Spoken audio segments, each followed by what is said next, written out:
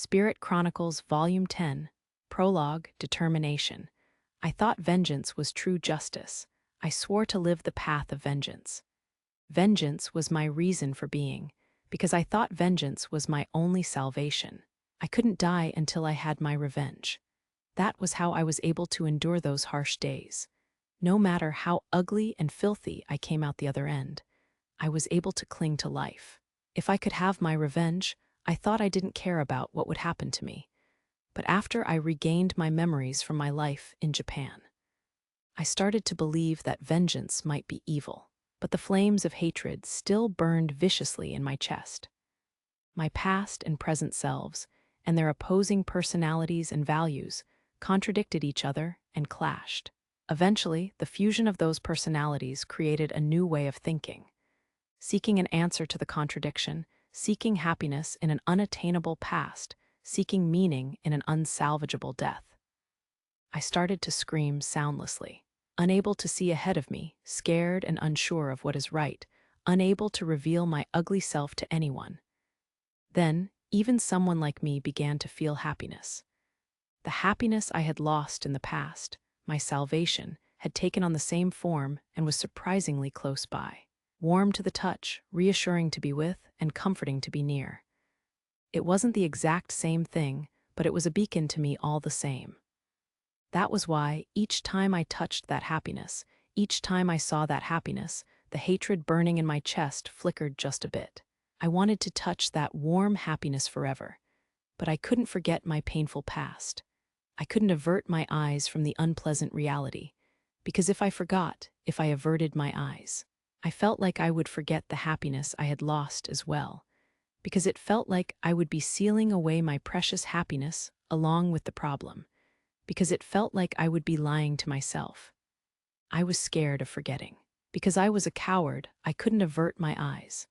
That's why I swore on that day in my parents' homeland. I could carry that contradiction with me. I could keep screaming soundlessly. In order to bring salvation to the past, I'd sacrifice the present and future. Until the day I had my revenge, I would dedicate my life to living this way. Even now, that hasn't changed. Even now, though the happiness that shines grows stronger each day, I have no intention of changing that way of living. Even if the flames of hatred burning in my chest flickered strongly, I couldn't change that. Even if there was no happiness waiting for me after my vengeance. It didn't matter if I couldn't be happy, as long as the one precious to me was happy instead. That would be my punishment for the crime I was trying to commit, and it would also be my justification. Thinking of it that way made things a little easier. However, that was a contradiction in itself. That was why my soundless scream grew louder. Both my happiness and the happiness of the one precious to me grew further out of reach. And yet, even then, Chapter 1, after the audience, in the audience hall of the Galar Kingdom, Haruto Amakawa. If I could please introduce myself as that from here on, Rio said resolutely to King Francois, in the presence of all the important figures from foreign kingdoms that were present. Amakawa, is it a word from another kingdom? I am not familiar with it. Neither am I. What kind of meaning does it hold? The unfamiliar family name didn't quite register with them, as whispers spread through the hall. At the same time, there were people with notable reactions present. Satsuki and the other 3 heroes who were summoned from Japan. Haruto Amakawa, Haruto, Rui muttered under his breath. When he flipped the order of the first name and last name around, it sounded like a Japanese name. Hey, isn't that a Japanese name? He said he was born and raised in this world, though. What's going on? Hiroki furrowed his brows in suspicion. Just who is he? Takahisa looked at Rio in confusion before immediately looking at Miharu, who had lived together with Rio up until now. Miharu continued watching Rio with bated breath. Satsuki stood right beside her. Amakawa Haruto, that's his Japanese name then? It sounds kind of familiar, though.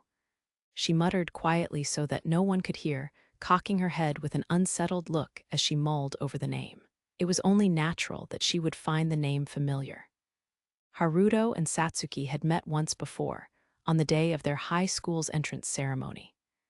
Having experienced 13 years' worth of time since then, Amakawa Haruto, no, Ryo had completely forgotten Satsuki's name, but for Satsuki, the event had occurred a few months ago.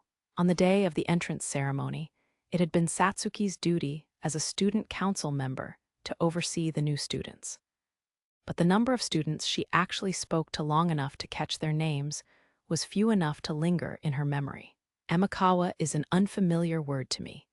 Would you explain why you chose this family name and what meaning it has? King Francois asked Ryo. It is a word used in the homeland of my departed parents, or so my mother told me when I was young. I do not know the meaning behind the word, but it is like a memento to me, which is why I thought to make it my family name, Ryo replied smoothly. Out of those present in the audience hall, the only ones who knew that Ryo had a past life were Miharu and Satsuki, as well as Lyslot, who was informed in order for them to attend the banquet. Her eyes widened slightly when Ryo suddenly said the name Haruto Amakawa out loud. But she watched the situation carefully with her attention on the man in question. The other heroes had contemplative looks on their faces, but they didn't seem to find it fishy. The royalty and nobility attending didn't have any particular doubts either. I see, a memento of your parents. Very well. I, Francois, give it my approval. There will be no overturning this rule later. Do you have any objections? Of course not. It would be my greatest delight. Ryo lowered his head respectfully. Then, henceforth, you are the Black Knight, Haruto Amakawa. We were interrupted by scoundrels last night, but thanks to Haruto and Shijikura's efforts, not a single life was lost. Security has been increased, and the third night of the banquet will commence. I shall formally announce the appointment of our new honorary knight there. Look forward to it, everyone, Francois said with a broad smile. Yes, your majesty. Ryo nodded as celebratory applause rang through the room at the birth of a new honorary knight. Though there were some people among them, including the heroes, who had different expressions on their faces. With this, the audience is dismissed. You may leave. Francois stood. His next schedule must have been approaching as he walked off quickly. Meanwhile, the royalty and nobility present stirred as they hesitated to approach Ryo. Haruto, Satsuki came up to Ryo first, Miharu in tow by the hand. Perfect timing. There was something I wanted to talk to you two about. Ryo replied to them with a soft but heavy expression. That's fine, but... Satsuki nodded, eyeing Miharu. Miharu was staring at Ryo's face. I'll tell you everything, including everything I have kept from Miharu until now. Even after announcing the name Haruto Amakawa, Ryo interacted with Miharu as the person she knew now. However, there was the possibility this was due to the people around them watching them. Okay, Miharu nodded slowly. That was when Miharu and Satsuki's friend, Takahisa, came running over. Right behind him was the Centistella Kingdom's first princess, Liliana. Miharu, Satsuki. Sorry, Takahisa. We have something to discuss with Haruto, Satsuki said to Takahisa apologetically. Then I'll come too, Takahisa invited himself in a fluster. Sorry, it's something important, Miharu said clearly, so that Takahisa would back down. Okay. Miharu's rejection must have been unexpected for Takahisa, as he lost his spirit and nodded. It was as if he had been told, I don't have time to deal with you right now, Takahisa. I'm really sorry. We'll try to finish up as quickly as possible and make time to talk to you too. Let's go, Haruto, Miharu. Satsuki urged them into moving before anyone else stopped them to talk, and the three of them departed. Takahisa clenched his fist. He watched Ryo leave sandwiched between Miharu and Satsuki as everyone else around them looked on. If they were back in Japan, he would have been the one in Ryo's place. There was another hero who was watching Ryo depart too. It was Shijikura Rui of the Beltram Kingdom. Beside him stood the first princess, Christina Beltram. Are you sure, hero? It seemed like you had something to say, Christina asked him. There was just something I wanted to ask. I'll talk to him next time I see him. They seem to be rather busy, Rui answered with a shrug. HMPH, I can't even tell who the star of this banquet is anymore. Restoration's hero, Sakata Hiroki, snorted with distaste as he watched how Ryo was flanked by Satsuki and Miharu. Next to Hiroki stood the Beltram Kingdom's second Princess Flora and Rona of Duke Fontaine's house. Flora was watching Rio's back with a frustrated look. Her older sister, Christina, secretly watched her. After Rio and the girls left the hall, they headed for Satsuki's quarters. "Hey, is Amakawa your family name from your past life?" Satsuki questioned Rio on the way there with an inquisitive look. "Yes, I was a university student named Amakawa Haruto." "Miharu, do you remember a person named Amakawa Haruto?" "Yeah." Instead of replying loud and clear, Miharu nodded. Rio's eyes widened faintly at that, which Satsuki seemed to notice as she looked at them questioningly. "What do you mean? Did you two know each other before?" she asked, tilting her head. "I'll tell you after we arrive. It would be troublesome if anyone overheard, and there are a couple of shocking truths involved, so you should prepare yourselves as we walk." Rio thought for a moment, but prioritized relocating first. Prepare ourselves for what? Satsuki tried to exchange looks with Miharu, but Miharu's nervous gaze was fixed on Rio's back as he walked in front of them. Sensing the strange air hanging between the two of them, Satsuki tactfully decided to keep quiet until they reached her quarters. Thus, after they relocated, the three of them sat down in the living room with Rio facing Miharu and Satsuki. "Here we are. I've prepared myself as much as I can, so explain just what is going on here. Why does Miharu know your past life? This is the first I'm hearing of such a thing." Satsuki began immediately, pressing Rio for details. "Of course it would be.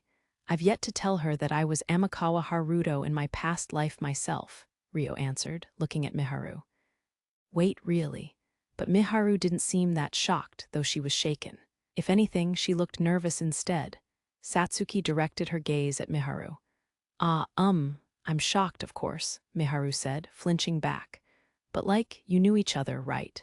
If someone you knew died without you knowing and lived together with you in their reincarnated form, wouldn't you be more surprised? It's like you already knew, or at least suspected as much." Satsuki stared at Miharu, her gaze sharp. That's why I said I'm shocked. I'm shocked, but his name is the same as Harukun's, so I had made the association before," Miharu answered falteringly, her eyes never leaving Rio. "Harukun?" asked Satsuki. It was a rather intimate nickname for another person. It's how I called him in the past." Miharu felt highly aware of Rio as she explained herself to Satsuki. Satsuki hummed in response and looked at Rio, who was awkwardly avoiding meeting either of their gazes. "This is a pretty basic question, but what kind of relationship did Amakawa Haruto have with you?" "It seems like the two of you used to be fairly close, from what I can tell," Satsuki asked, watching the two of them questioningly. Rio took a deep breath before speaking up. "Miharu and I were childhood friends. On top of that, Aki and I were siblings who lived together with her up until our parents divorced and I moved away. Miharu and I were 7 years old." "Miharu's childhood friend? And Aki's brother? Wait, why? And how could you both be 7 years old? Aren't you older than Miharu?" Satsuki asked, extremely confused. "That's why I told you I had some shocking things to say, so I hope you prepared yourself on the way here. Miharu and my past self were indeed the same age." Rio smiled bitterly at the reaction he had seen coming. "Is that true, Miharu?" Satsuki gulped. "Yes. Harukun was my childhood friend and Aki's older brother. We were the same age." Miharu nodded slowly, watching Rio. "Everything seems so confusing, but isn't there something wrong with the timelines there?" Satsuki wanted to clutch her head and groan. "There is something strange, yes. But my past self definitely died in university, and I regained Amakawa Haruto's memories in this world when I was 7 years old." In other words, Amakawa Haruto died in Japan 4 years after Miharu, and you wandered into this world. But the current me in this world regained Amakawa Haruto's memories 9 years ago. Which means you've lived roughly 13 years longer than we have, doesn't it? "We only arrived in this world a few months ago," Satsuki said, breaking down Rio's words to understand them. "I wouldn't exactly say that I've lived 13 more years, to be precise. The current me simply shares Amakawa Haruto's memories and personality. There shouldn't be a strict continuity or identity shared between the two." "What do you mean?" "The current me doesn't use Amakawa Haruto as a foundation for my being. I am simply Rio, as I was born and raised as such up until the age of 7, Rio declared. Rio. It's my name in this world. I've had to move under the name of Haruto due to certain circumstances, but my real name is Rio, Rio informed Satsuki. I see, yes. That is why I generally do not tell anyone my real name, so please call me Haruto. Got it. But what did you mean by there being no strict identity? Satsuki asked, watching Rio's face. It's as I explained just now. This body purely belongs to Rio, and not Amakawa Haruto. It's not as if Amakawa Haruto's mind overwrote the person that Rio used to be. It's more like the remnants of Amakawa Haruto's memories and personality blended into that of the person called Rio. You wouldn't call that being the same person as Amakawa Haruto, right? That might be true, but are you okay like that? I can no longer become Amakawa Haruto. And there's no definitive proof that the memories and personality of Amakawa Haruto within me are truly what they seem, Rio said, scoffing at himself somewhat dejectedly. Seeing that expression on Rio's face made Miharu bite her lip with a sorrowful expression. True, there's only a subjective connection, which makes things rather vague, but Satsuki said with a pout on her lips, not quite accepting those words. Let's not discuss that part any further, as it is all theoretical in the end, Rio said, bringing them back to the topic at hand before it derailed. What I really wanted to tell you was the reason why I stayed silent about my past life until now. To put it broadly, it's because I didn't want Miharu and the others to be even more disoriented after they'd just arrived in this world. Well, I can agree that it would be even more confusing to be told such a thing immediately after being summoned here out of the blue. Satsuki agreed with a sigh, having experienced it firsthand. On top of that, there's more information I haven't mentioned, Rio said with an exceedingly serious expression. Satsuki stiffened. What is it? Roughly 4.5 years after you were all transported to this world, Amakawa Haruto died at the age of 21, and at no point during that time had Miharu returned to Earth. Huh. Satsuki blinked blankly, her eyes round as she stared at him. Meanwhile, Miharu frowned in frustration, having received that information from Asia already. My past self, Amakawa Haruto, used his high school entrance as a chance to move back to the town he grew up in order to attend the same high school as you two. That's why I saw the commotion that occurred when you all disappeared on the day of the entrance ceremony firsthand, Rio explained calmly. But how would you know? That we hadn't returned to Japan yet, Satsuki asked, growing slightly more panicked. In the 3 years until my graduation, Miharu never returned to school. After I graduated high school and became an adult, I went back to visit my mother just once. That was when I asked if Miharu was still missing. So? Satsuki tried to ask something, opening and closing her mouth. Once she calmed herself down enough, she forced her question out. So in other words, we won't be able to return to Earth for over 4 years, or possibly longer. That's right. However, when I asked my mother about Aki, I recall her saying she was doing well. I imagine either my mother lied to keep me from worrying or Aki managed to return alone somehow. But there is no way for me to confirm the truth now, Rio said, recalling the faint memory of his conversation with his mother. If Aki had truly managed to return, then Amakawa Haruto's mother would have known that Aki had wandered to another world.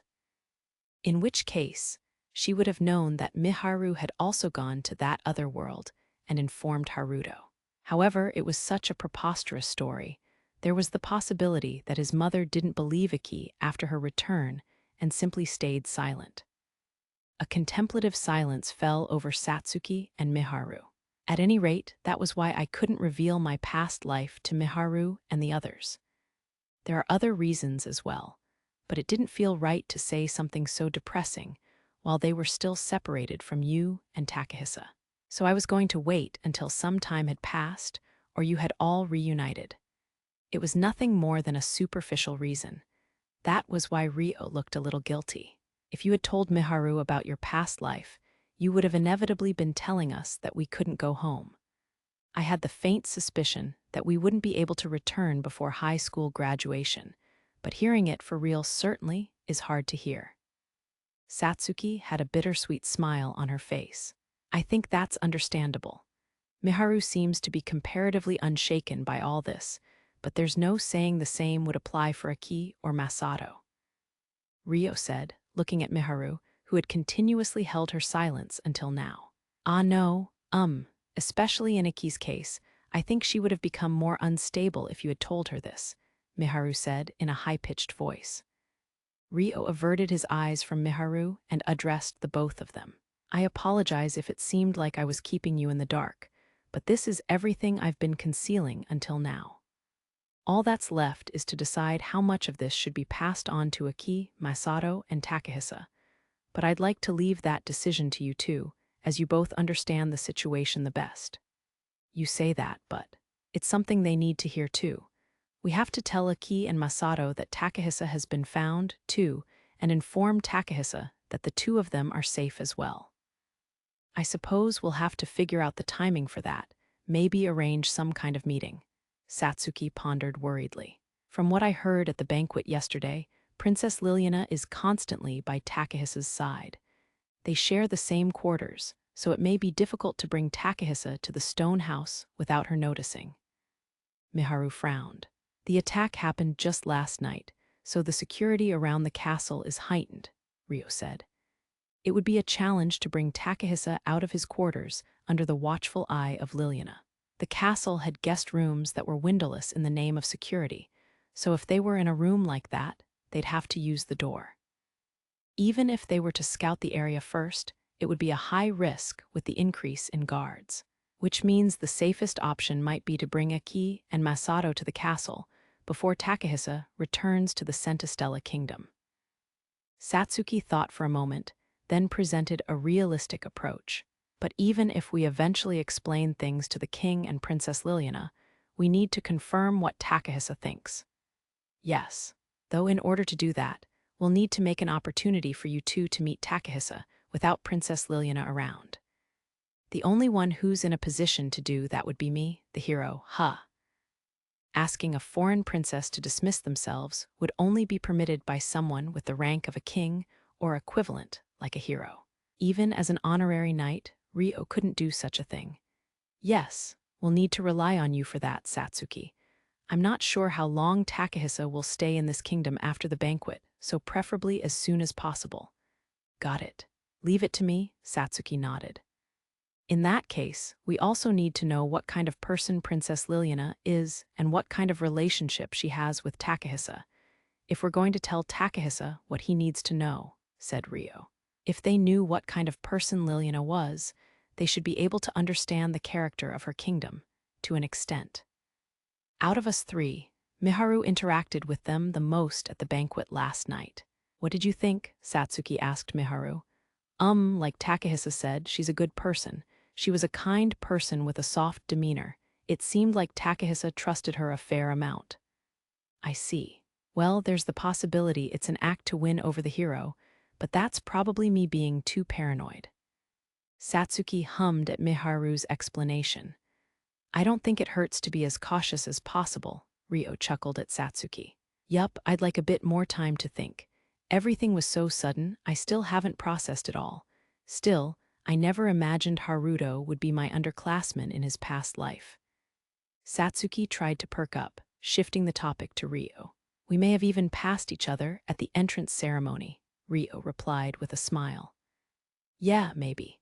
I was in charge of directing lost students in front of the notice board with the class rosters. Wait, maybe we actually met for real. Haruto, Amakawa Haruto. As Satsuki talked to Ryo, a lost memory of the entrance ceremony resurfaced in her mind, making her gasp. She racked her brains to dig that memory out. Really? Ryo's eyes widened. Even the quiet Miharu blinked her eyes wide open. Yeah, weren't you the boy that stood in front of the notice boards for a long time? I remember finding that odd and talking to you, and you had a name like that, I think. Do you remember? Satsuki peered at Ryo's face, not too confident in her own memory.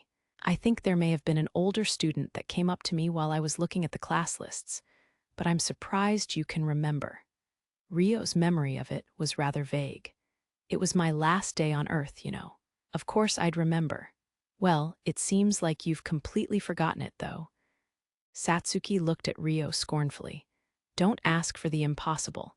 It's only one of the many things that happened to me before my death, Ryo said. After all, it had only happened to Satsuki a few months ago. I suppose that's true. But even if you were my underclassman on Earth, you're mentally older than me now. Should I think of you as an adult man? Satsuki asked, having assumed that he was a boy of similar age to her until now. Ryo shook his head in discomfort at the thought of Satsuki treating him differently. You can just continue as you have been.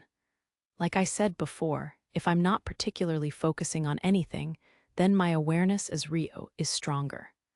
That's why I have a stronger sense of my physical age. Perhaps I'm being influenced by the feeling of my physical body.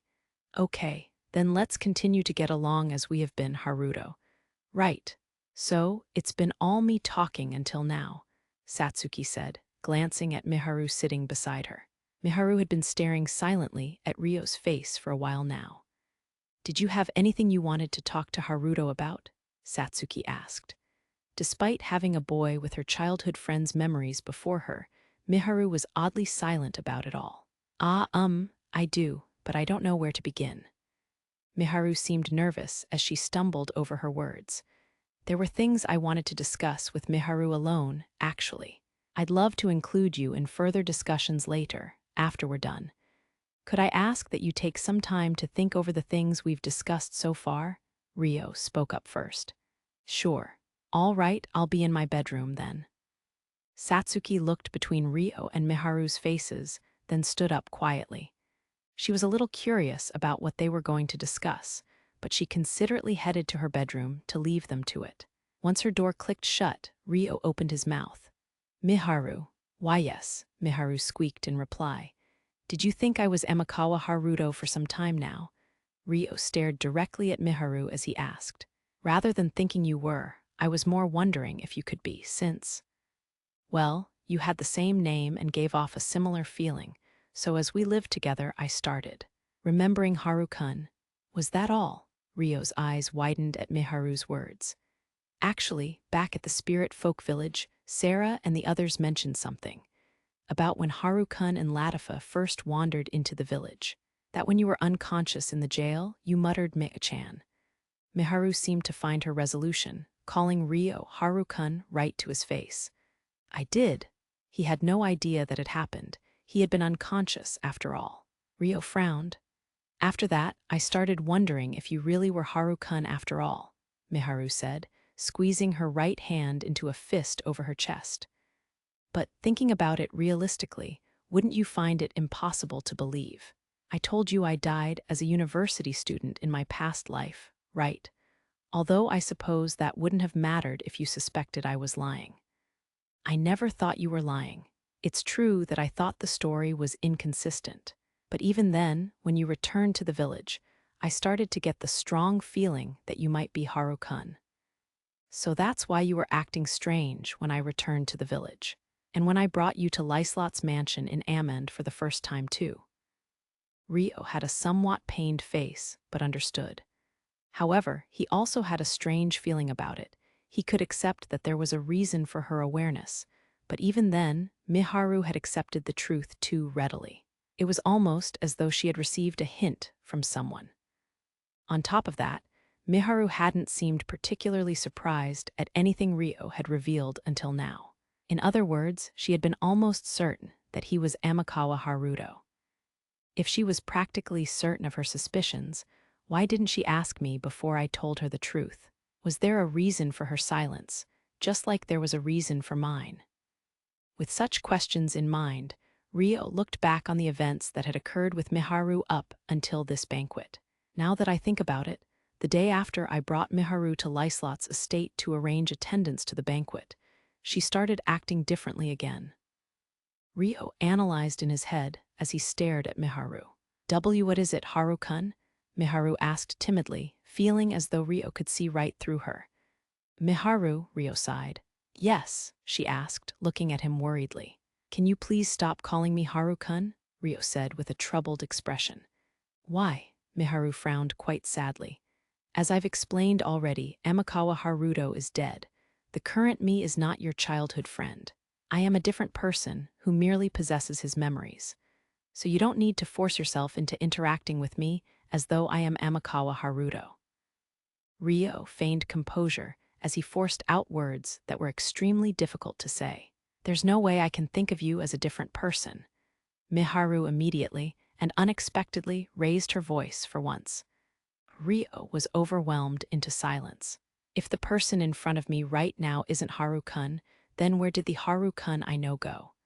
He no longer exists. At the very least, not on Earth. The remnants of his memories and personality have simply blended into the person before you right now.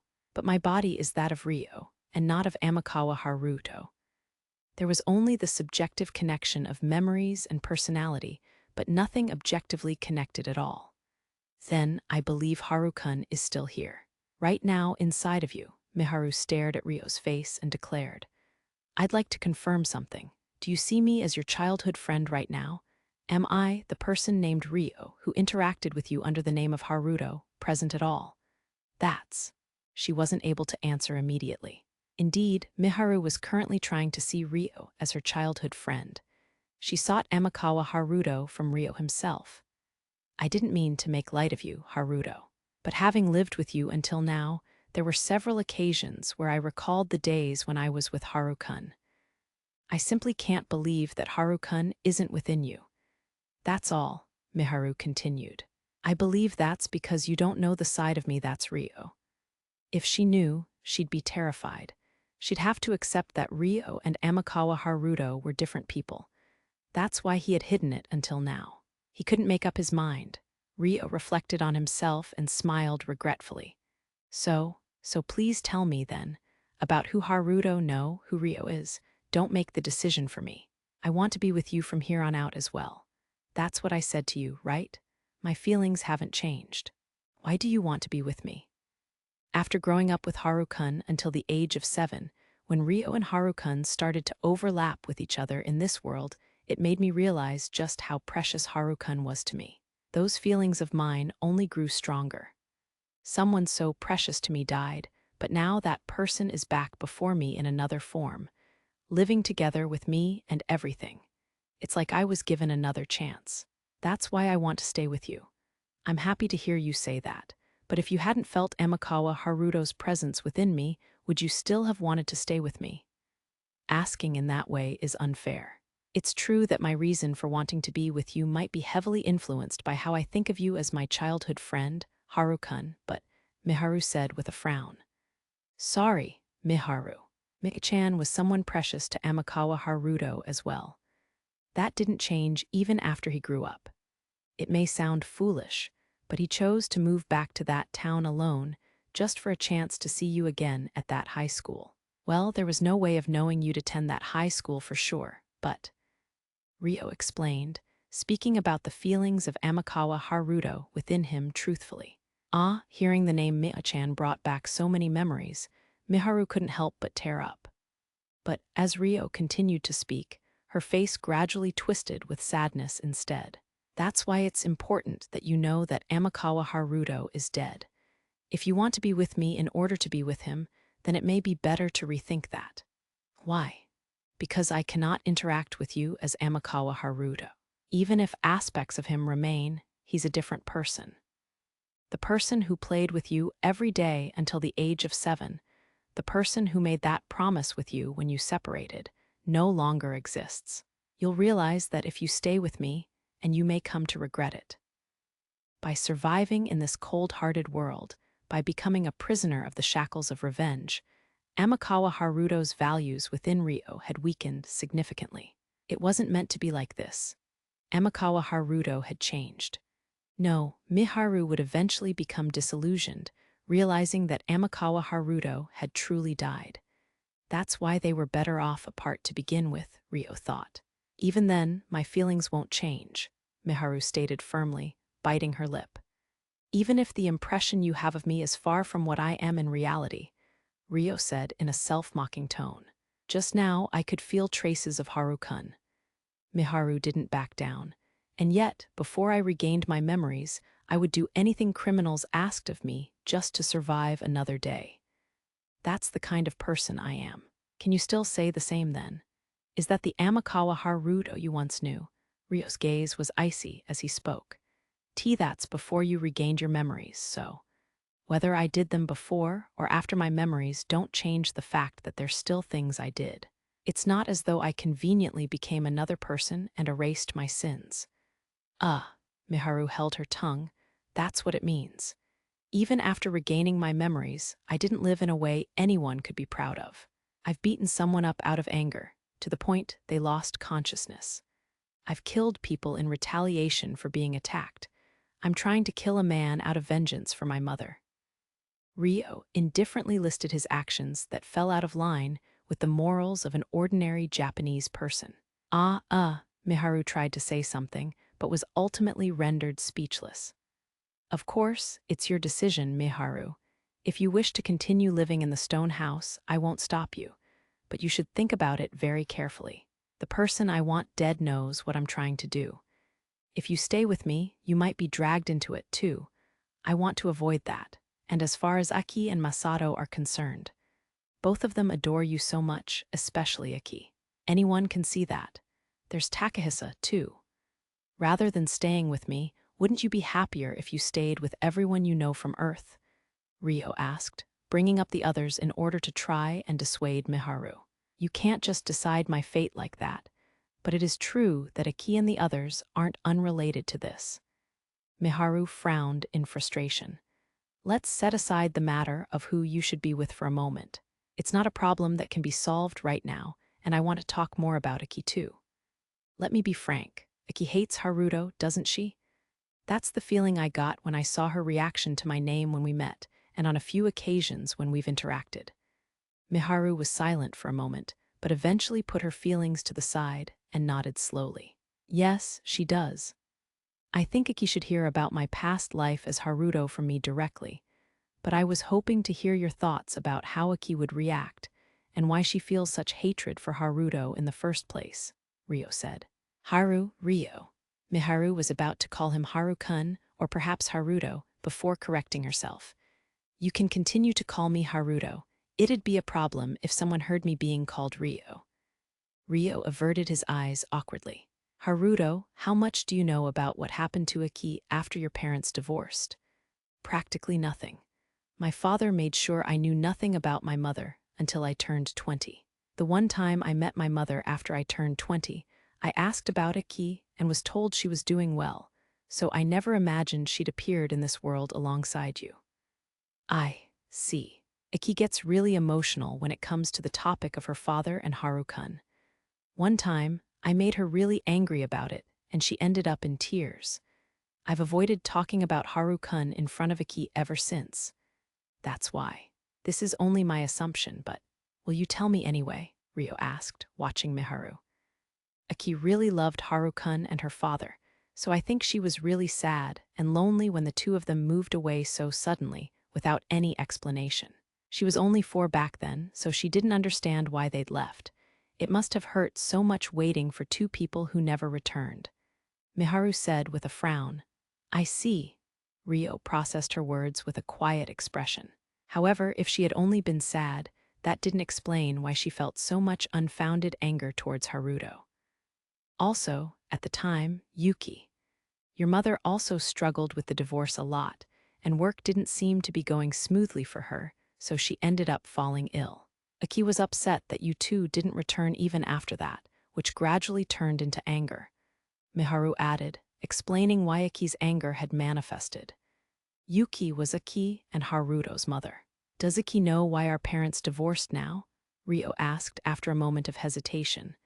Sorry, I don't know. The topic of the divorce has become taboo with her. Miharu shook her head apologetically. I see. But it's possible she hasn't been told, said Ryo. How can you tell? Miharu asked with wide eyes. I only heard from my father after I grew up, but they divorced because of my mother's infidelity. Aki isn't my father's daughter, Ryo said rather uncomfortably. He had hesitated telling Miharu, but ultimately decided it was better for her to be informed. Miharu fell speechless, eyes wide with shock. Haruto and Aki were actually half-siblings. That's why my father was so enraged that they divorced. I don't think my mother would have told that to Aki directly, though. The fault lay on the one who had been cheating, but Aki was born as a result. Aki could possibly end up blaming herself for her parents' divorce, so at the very least, it wasn't something that Aki could have been told during her younger years. I think Aki knows that the anger she feels for Haru-kun is baseless and illogical. She just can't control her emotions well, so I'm sorry. Miharu seemed to feel somewhat responsible as she hung her head gloomily. Why are you apologizing?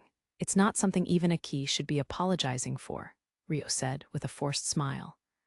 I've been acting like Aki's older sister, yet I couldn't do anything more than watch everything unfold. She had avoided the topic of Haruto out of fear of ruining her relationship with Aki, out of fear of making Aki even angrier. Miharu felt guilty. I'm not one to talk, having memories of Haruto, who never did anything relatively brotherly. But if I had been in your place, I would have only been able to watch as well. Thank you for being beside Aki, in place of the brother that left her. Rio's Haruto side showed through strongly as he thanked Miharu. Seeing that face on him made Miharu grimace with sadness. For a moment, Rio's appearance overlapped with that of the grown-up Haruto she'd seen in her dream. Moments like this was why Miharu couldn't help but overlap Rio with Haruto. The person in question insisted they were different people, but Miharu still hadn't accepted that completely.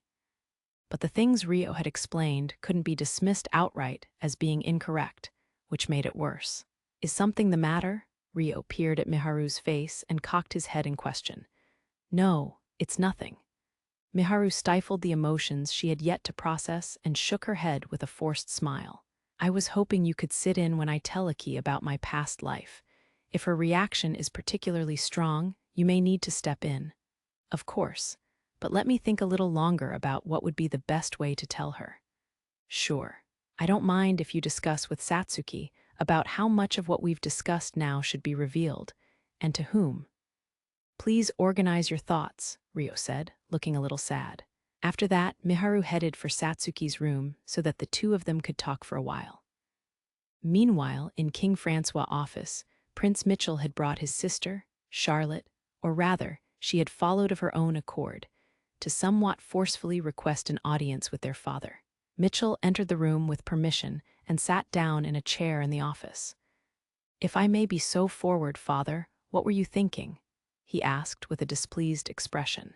My priority is the kingdom's well-being, Francois replied flatly, eyes not leaving the documents he was looking at. Mitchell shrank back at that. What are you saying? I could ask you the same. What are you trying to say? Francois finally raised his head, looking directly at his son. I simply stated that I cannot understand the reason why you would give that man of unknown background the title of an honorable knight, father, Mitchell admonished, his voice strangely high-pitched. It should be obvious. It was for the benefit of the kingdom, Francois said frankly. I cannot understand it at all. Though it may be a modern title, an honorable knight has the same social position as a count, while our customs do allow people of foreign nationality to be given status. That is a tradition assumed for nobles of our kingdom when they marry into a foreign kingdom. It's unheard of for a vagabond who isn't even nobility to be bestowed such a thing. You could have just given him money or goods. And on top of that, you let him stay multiple nights in Satsuki's quarters. Mitchell grimaced. Francois scoffed in amusement. What's so funny? Mitchell, I waited for you for several months to see if you could make Satsuki fall for you. But the result was clear, you couldn't. Day by day, Satsuki's mind was closing off more and more and focusing only towards the outside world. That is why I went ahead with the banquet. To help find Satsuki's friends and regain her good graces, Mitchell asked with a sullen face. That is another reason. But that was only the short-term goal. If we were to look at it from a long-term perspective, it would be more precise to say it was in order to tie Satsuki down to our kingdom. And if she cannot be tied with romance, then we simply have to explore the other options. The banquet was ideal for that. Should it not be our duty as royalty to secure the hero to the kingdom? That's why I waited for you. For several months at that. Satsuki is a woman with sharp senses. How do you think she would react if I supplied her with other royalty besides you at this point? B. But we'd also have a problem if all her attention is directed elsewhere. Even if he is the savior of Satsuki's good friend, I cannot understand the purpose of letting an unknown commoner get so close. If that were to be the case, then Are you against the idea of Satsuki growing close to men other than you, Mitchell? Francois scoffed once more, watching his son's face. Wah! Mitchell turned red as he scrambled for words. I believe I ordered you to catch Satsuki's attention and earn her trust. But instead of making her fall for you, you ended up falling for her instead. How adorable, Francois chuckled. That's not true. Did you think you could fool me? Your thoughts are perfectly clear to me. The fact that Satsuki isn't drawn to you at all is too, but you are aware of that yourself, no? Mitchell was unable to refute that. A hero is a symbol of religious belief, but at the same time, they are an extremely powerful political stimulant. Thus, integrating the hero into the kingdom's politics smoothly can produce wonderful effects, but doing so improperly can bring the kingdom chaos. You are more than aware of this too, no? Yes, Mitchell nodded sternly. A successful marriage is one way of tackling this in a way that can give the greatest results, but the other side is a hero. It would be absolutely forbidden to force her into an undesired political marriage, like any other daughter of royalty or nobility. More than anything, Satsuki herself doesn't seem to accept the concept of political marriages that ignore the will of the people involved. It is more desirable to have Satsuki align herself with our kingdom on her own, Francois said, while thinking. Well, it would have been a different matter if Satsuki had been a man, Francois thought. If there's no hope for you, back away before you're shunned. A man who cannot give up will be hated, understand. I'm sure you've realized what kind of person Satsuki is from these last few months, Francois added, taking a stab at Mitchell's pride. I am aware. Mitchell seemed to calm down a little at those words, swallowing his emotions as he nodded. That is good to hear. Having said this much, I'm sure you understand that my actions, until now, were made with the purpose of keeping Satsuki within this kingdom by way of her own will. Of course, I have no objections to that goal. But you don't approve of the means. Though you understand this much, you still seem to place too much emphasis on social statuses. Heroes are disciples who embody the might of the 6 wise gods. For us, people who maintain power through that might, their existences are far outside the standard. It would be the poorest plan of action to forcefully control them. The norms aren't always the correct answer. If there is an effective way to entrap Satsuki, then you need to throw away your pre-existing notions and values and use those methods aggressively. So that's why you orchestrated the banquet and the resulting appearance of Miharu and Takahisa, as well as Haruto, father? When Mitchell said the name Haruto, his face twitched slightly. That's right, Francois replied immediately. However, I do not understand what the connection is between keeping Satsuki within this kingdom and having Haruto stay in Satsuki's rooms, going as far as to give him the title of an honorary knight. Wouldn't it have been enough to keep Miharu here too? Mitchell asked. Miharu appeared from the same world as Satsuki. Though she isn't a hero, Miharu has a long-standing relationship with her. But that doesn't mean we can deem her to be unrelated to the 6 wise gods and treat her lightly, no, because that would only upset Satsuki. So that's why you focused on Haruto. Haruto was of remarkable character to begin with. Even without his relationship with Satsuki factored in, it would have been difficult to pass that up. It seems like Satsuki has also taken a fair liking to Haruto, too. Isn't that right, Charlotte? It was at this point that Francois finally addressed Charlotte, who had been listening in silence. Yes, Lady Satsuki has been a different person these last few days.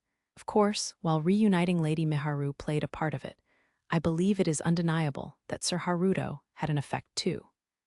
Lady Satsuki herself has said he was like a friend of many years, and while it was cancelled due to the intrusion, she wasn't against the idea of a dance with him. Charlotte happily reported on the things she'd observed carefully from Satsuki during the banquet. There you have it, Francois smiled with delight. I understand.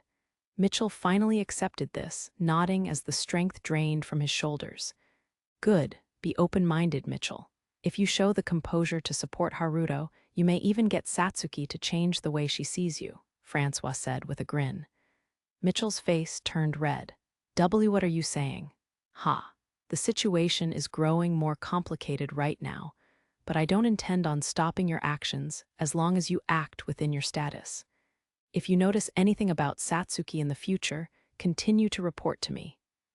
Why, yes, I understand. I shall excuse myself now. Let's go, Charlotte. Mitchell nodded with a strained voice before turning and leaving with Charlotte. No, Charlotte, you stay. I have something I wish to discuss. You may leave, Mitchell. I understand. See you later, then, Charlotte. Mitchell nodded before departing. He was a little curious as to what Francois had to talk to Charlotte about, but he could always ask her later. Thus, father and daughter were left alone. Wonderfully handled as always, father. You understand how to mobilize my brother perfectly. The way you worded it leaves him no choice but to accept Sir Haruto, Charlotte said with a giggle. He lacks the flexible thinking that comes with more experience. As long as he is shown the right way, he is able to think logically. I shall follow your example. Ha, you jest. Francois smiled smugly. So does the reason why you called me back have something to do with Lady Satsuki after all? I reported to you last night about the relationships surrounding Lady Satsuki. She was referring to Miharu and Haruto, of course, but also Takahisa, who had joined them as of last night. This is a result of my thoughts about that report. If someone as cautious as Satsuki could open her heart to Haruto so rapidly, then we simply must make use of that connection. The once deadlocked political situation has finally begun to move, even though the hard-headed nobles will surely disapprove. So that was what the title of a new honorary knight was for, Charlotte said with a knowing look. With such notable achievements, those stubborn fools won't be able to object. Though he was building upon his existing feats, Haruto showed us just how splendid his military exploits are at the banquet. Francois grinned. In other words, his goal was to use Haruto as the intermediary connecting Satsuki to the Gallic kingdom. Yes. Then am I right in assuming my role from here on out is to indirectly push Lady Satsuki towards Sir Haruto, consequently forming a connection of trust with our kingdom? Charlotte beamed happily. That is correct. However, it is Satsuki you are dealing with. Hasty actions will only trigger her to become cautious. Restrain your actions only to what is natural so that she moves freely of her own will. I shall leave the method to you. Oh, Charlotte's eyes sparkled even brighter at that. I wouldn't leave this in the hands of someone like Mitchell, who values tradition and status. Well, in contrast, you have a tendency to be too flexible. But I acknowledge that you are the most capable, and you have gained Satsuki's trust to a certain degree. I'm honored by your words. There's just one thing I'd like to ask about this role, father. Just how close of a relationship do you want Lady Satsuki and Sir Haruto to have, until they exchange vows? She was speaking of marriage vows, of course. Charlotte seemed to enjoy asking the question, as though she knew the answer already. With no hope for Mitchell at all, the other option would be to have Haruto placed under the influence of our kingdom by tying him with Satsuki, then eventually marrying their child with our royalty. The thought briefly crossed Francois' mind. We shall wait and see. There's no guarantee that Satsuki will feel that way. Continue observing their relationship and report immediately if anything changes. I will give you instructions to have the best outcome for our political situation, he ordered Charlotte. I understand. The relationship between Lady Miharu, Sir Takahisa, and Princess Liliana may be fortuitous to us, so it would be one possibility to approach it that way. Which means, my oh my, whatever shall I do? There's so much to think about, Charlotte said, smiling happily. Francois watched his daughter with slightly exasperated eyes, but smiled as he considered their plans for the future. Roughly 1 hour later, in a different location, the Centistella Kingdom guests, Takahisa and Liliana, resided in the living room of the guest quarters of the Gallic royal castle. Do you think Miharu and Satsuki are still talking to him? Takahisa was pacing around the room restlessly as Liliana was seated on a sofa. It wasn't a question Liliana would know the answer to, but he was probably aware of that and asked anyway. If they haven't arrived to see you yet, that is most likely the case, Sir Takahisa, Liliana replied in a calm voice. Right, of course. Takahisa slumped into the sofa heavily and began shaking his leg restlessly instead. Seeing him like that made Liliana speak up. Sir Takahisa, time will pass faster if you take a nap. You must be tired from all the traveling and attending the banquet these last few days, so how about you get some rest in your room? I'll call you immediately if Lady Miharu and Lady Satsuki arrive. Really? Fatigue builds up without notice. If you lie down on your bed, you may find yourself asleep in a matter of moments, and it would be good to rest before the banquet tonight anyway, Liliana explained, persuading Takahisa for his own well-being. Right, okay, then I'll do just that. Takahisa smiled weakly and stood up with a soft sigh. He was probably aware of his own restlessness. Lying down was a good suggestion, and he could at least use the time to calm down a bit. Rest well? Yeah, I'll be back later. At that, Takahisa walked off. When the door to his bedroom clicked shut, Liliana was left seated on the sofa, accompanied by her mid-teen attendant Frill and Hilda, who was in charge of her guards. Hilda, can you ask Kiara to remain on guard outside the door and call Alice here? Liliana said. Understood. Hilda bowed her head respectfully before heading outside the room. She opened the door and spoke to the two female knights who were on guard, calling the younger Alice inside. Did you summon me, Princess Liliana? Alice tilted her head and asked in a slow voice that still held a touch of innocence to it. She was 14, which was slightly young to be a knight guarding a member of the royal family, even when compared to Kiara, who was 17. This was partially because many young female knights retired for marriage, and partially because of Alice's special talents. Those talents were what had made her enlist as a knight, even though she was the daughter of a duke. Alice, you said there was a tremendous amount of magic essence naturally flowing out of Sir Amakawa's body at the banquet last night, correct? Just how much is that? Asked Liliana. Indeed, despite the fact that Alice was a human living in the Strahl region, she could visualize magic essence. This ability had awakened in her when she was 12 years old, upon which she had been scouted to guard the first princess. Around the same amount as our hero, I believe. But honestly speaking, I'm not certain. The amount of essence flowing from your body can be controlled, and he seemed to be able to do that extremely well, too. I've never seen anyone wrap themselves in magic essence so cleanly and efficiently before. It's possible that he has less essence than our hero, but it's also possible that he has more. Alice pondered over her answer, tapping her fingers to her lips. Humans who could use magic had varying levels at which they could detect and manipulate magic essence. But it was unheard of for people to go a step further and visualize essence. This was a required skill in order to use spirit arts, which made humans naturally unsuitable for learning spirit arts. Of course, it was possible to learn to visualize essence with enough practice over time. But unfortunately, the much easier-to-learn technique of magic had spread too far through the Strahl region, leaving no one with knowledge of spirit arts. However, there were exceptions to this even among humans, and Alice was one such genius who had high compatibility towards spirit arts. Though she couldn't use spirit arts, she could utilize her ability to visualize magic essence to feel for its flow and protect her charge. Furthermore, she could tell how much magic essence a person had by seeing the naturally emitted essence from their body. For the record, in terms of perception and manipulation of magic essence required to use magic, Celia was overwhelmingly more talented, but in terms of visualizing essence alone, Alice was better than Celia.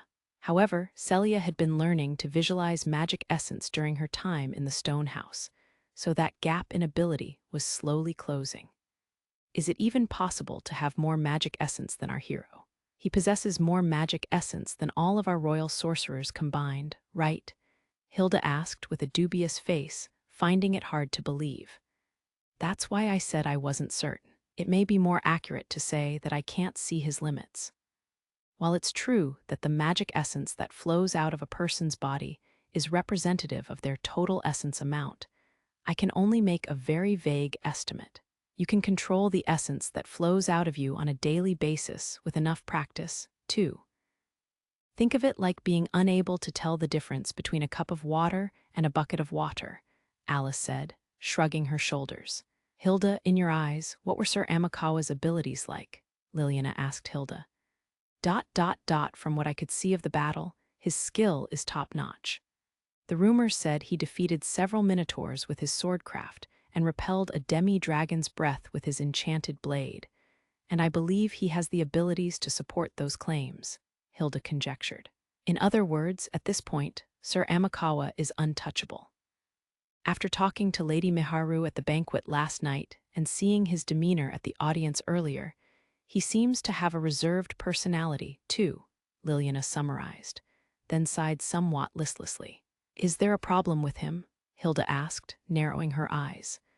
As the head guard, if there was something to be suspicious of, then she needed to be aware of all factors that could affect her duty. That's not what I meant, said Liliana, but her expression still showed signs of worry. There isn't a problem with Sir Amakawa himself. He's been the talk of the town, after all. Rumors about him have spread everywhere, yet all of them only speak highly of him. If there was a problem, then, it would be how Takahisa seemed to feel a sense of negativity toward Haruto. Every time rumors praising Haruto reached his ears, he would frown.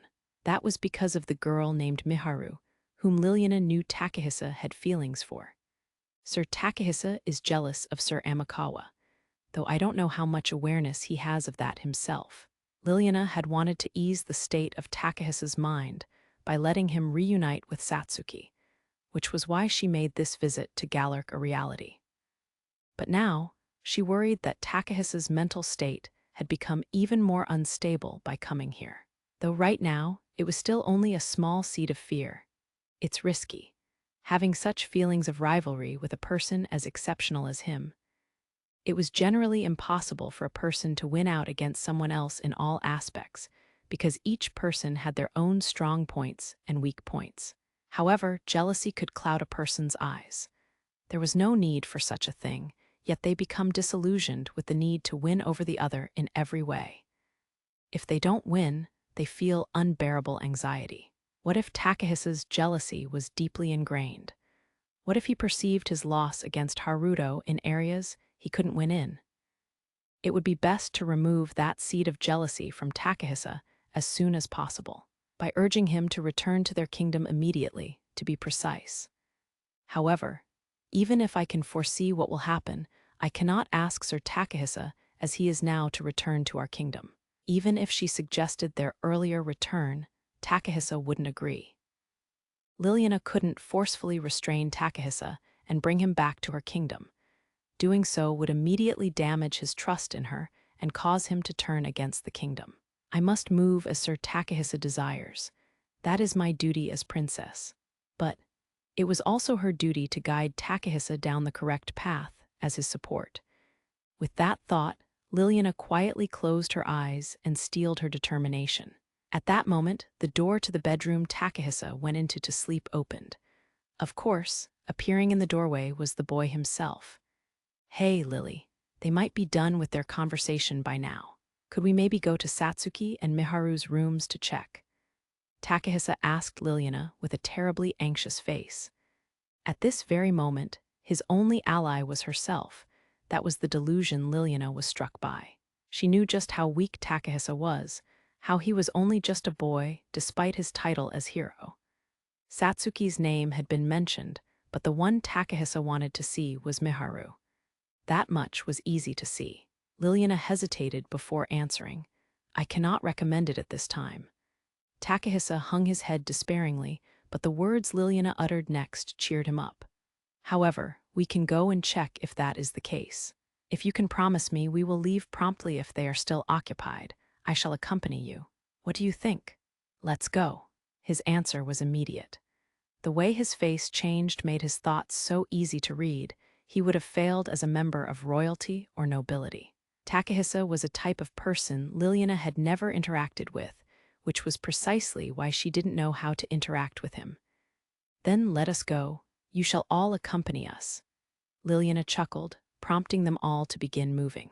She could feel a thorn-like pain prickling her heart. Roughly 1 hour had passed since Ryo had told Satsuki and Miharu about his past life and discussed what to do about the future. Miharu finished discussing things alone with Satsuki and returned to Ryo, then planned out their points of information for what was to come. In other words, how much of the truth they could reveal to Takahisa, keeping in mind the presence of Centistella Kingdom's Princess Liliana, and how much about his past life as Amakawa Haruto should be shared with Aki and the members of the Sendo family. Miharu's explained it all to me, but the bottleneck in telling the 3 Sendo family members the truth will be Aki, won't it? She despises Haruto, but she doesn't know about your past life yet. That makes everything complicated. By putting the situation into words, Satsuki could feel how complex the issue was and smiled wryly. "Sorry," Ryo said. "I was unable to do anything out of fear my relationship with Aki would change, too." Miharu hung her head apologetically. "No, the 2 of you shouldn't be apologizing, but, Satsuki cocked her head, wondering what could be done. "I believe Aki's emotions are illogical, but if it was something that could be explained in words, then it wouldn't drag on for so long, you know. That's why it was hard for Miharu to talk to Aki about it. If she revealed Haruto's past life to Aki, she could have recoiled and twisted the conversation off course." "Yeah," Miharu nodded bitterly. "It's just, if we tell them, we won't be returning to Earth for the next few years at least. We'll inevitably need to tell them about Haruto's past life. And Takahisa needs to know Aki and Masato are safe, and the reverse applies, too. It would be cruel to keep the truth of our return to Earth hidden." Satsuki organized the information she had received accurately and pondered. "Then, how about this? We don't want the discussion to go off topic, and there's also the concerns about Princess Liliana, so first we'll tell Takahisa a little information as we can. Just that Aki and Masato are both safe. Then, for Aki and Masato, once Aki is aware that Takahisa has been found safe and sound, we'll tell her about Haruto's past life. Now that Haruto's named himself with the last name Amakawa, Aki will realize the truth as soon as she arrives at the castle, which would be too late. I have nothing to argue about there." Ryo placed a hand against his mouth and agreed with Satsuki. He thought it was the most reasonable plan in order to prevent the conversation from getting more complicated. "Really, if you have any objections at all, speak up." "No, I believe that would be for the best. You're very skilled at this, Satsuki." "Ahaha, I guess I was a leader before, or rather, a student council rep. I tend to voice my opinions without hesitation during a discussion. And when it comes to Aki, I can provide an objective opinion as a third party, I guess." "Well, what do you think, Miharu?" Satsuki said shyly, before turning to Miharu for her opinion. "I don't have a problem with that, either." Miharu nodded. "The only other problem would be whether or not it would be okay to bring Aki and Masato to the castle if the 3 of them agree to meet, I suppose." "Do we have an answer for that?" Ryo asked. Satsuki exchanged a look with Miharu and nodded. "I discussed it with Miharu, and we think the only option is for them to meet at the castle once they all agree to the risks involved." "Got it. In that case, I'll leave the explanation for Takahisa to you 2, and I'll sneak out of the castle tonight to explain things to Aki and Masato myself." I'll go too," Miharu offered immediately. "Okay, then we'll leave this place to Satsuki.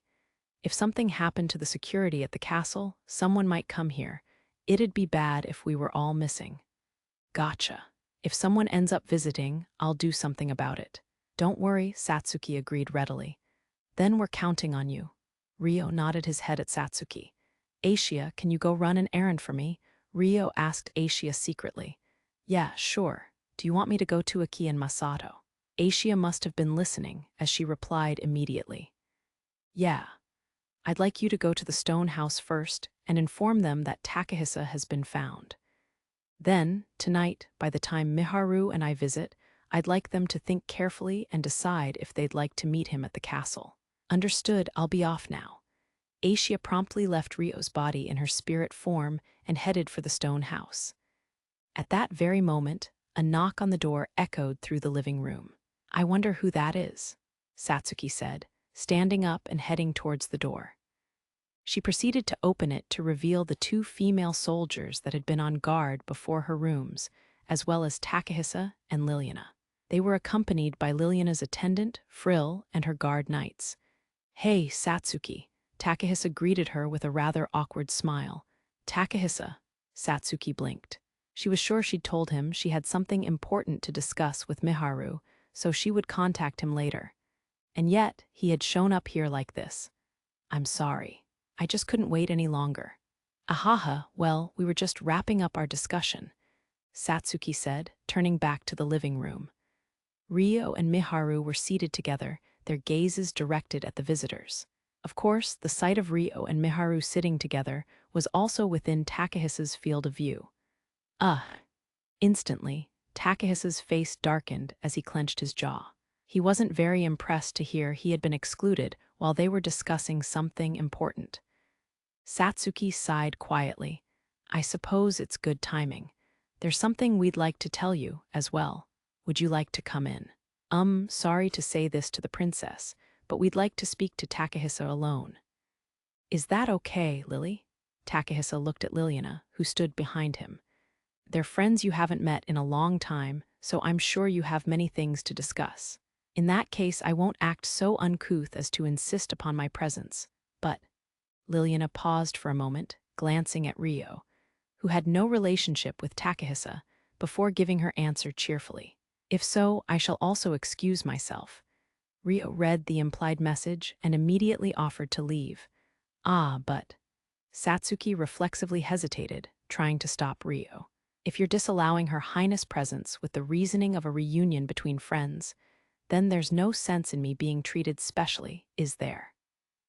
I'm sure that position-wise, Princess Liliana would prefer to remain with Takahisa as much as possible, too," Rio explained, showing consideration for Liliana. It couldn't be easy for the Centistella Kingdom to let go of their hero. They would want to keep him within their field of view as much as possible. After all, especially when he was going to be in the presence of an unknown, newly appointed noble. It was all the more unfavorable for Liliana from her position. If anything, they should be wary of it. It was also the nature of their closed-off kingdom.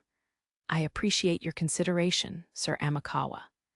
Liliana spoke the family name Rio had announced at the audience with the king, having clearly remembered it. "Not at all. It is an honor to make your acquaintance," Rio said, showing respectful humility. Thus, Takahisa took Rio's place in the discussion with Satsuki and Miharu as Rio left the room. After leaving the room, Rio and Liliana descended the tower staircase together. Liliana's attendant, Frill, and the female knights Hilda, Chiara, and Alice took up the rear. "They're watching me. Are they wary of me? No, that's not it." Rio felt their gazes on him and casually glanced backwards. Alice was staring intently at him. It was a bit too blatant to be a look of caution. It seemed more like she was staring out of curiosity. Just then, Liliana spoke.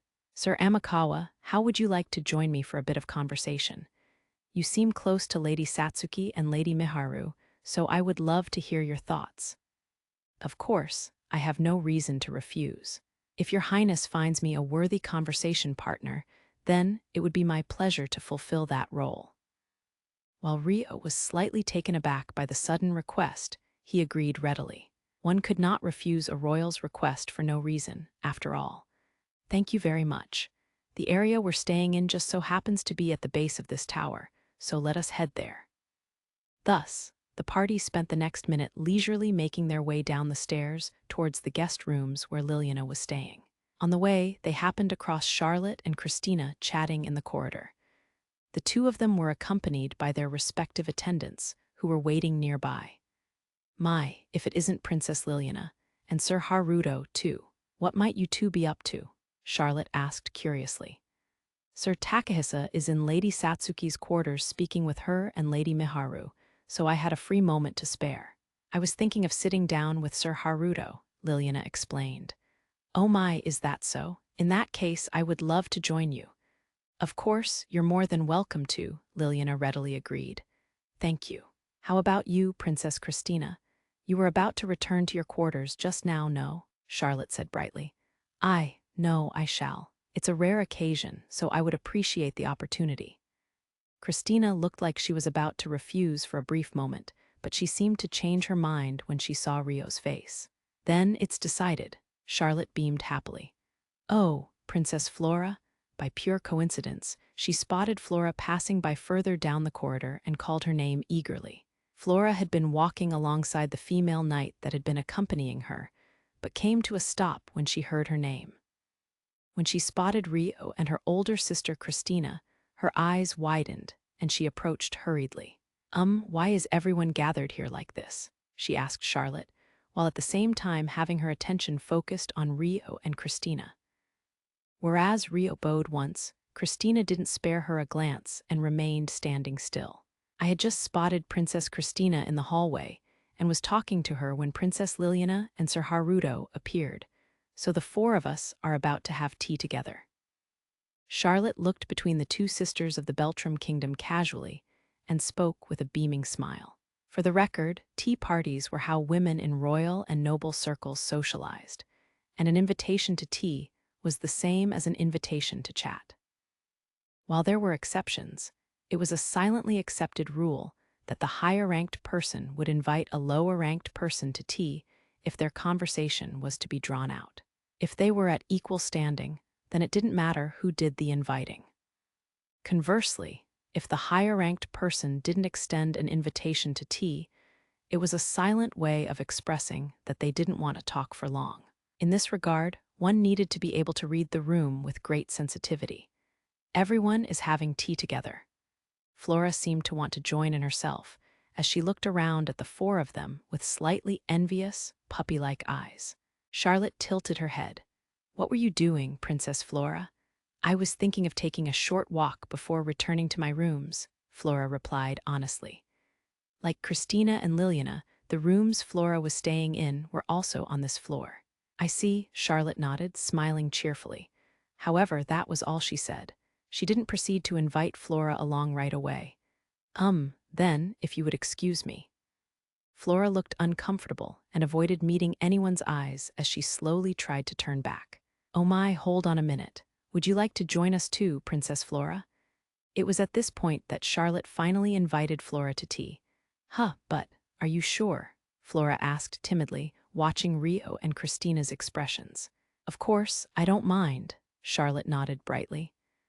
I would be happy to have you there too. I rarely ever have the chance to have tea with princesses from other kingdoms, Liliana also agreed cheerfully. I also have no reason to refuse, Rio added. From a social standpoint, Rio wasn't able to refuse like the rest of them. This left her older sister Christina, who was currently here as an ambassador for the kingdom of Beltram, as Flora's sister, who was the representative of the Restoration, which was rebelling against her kingdom. They were in opposing factions. However, as she had already agreed to joining them for tea, changing her mind so blatantly would be seen as an act of disrespect towards Charlotte and Liliana. I don't mind either.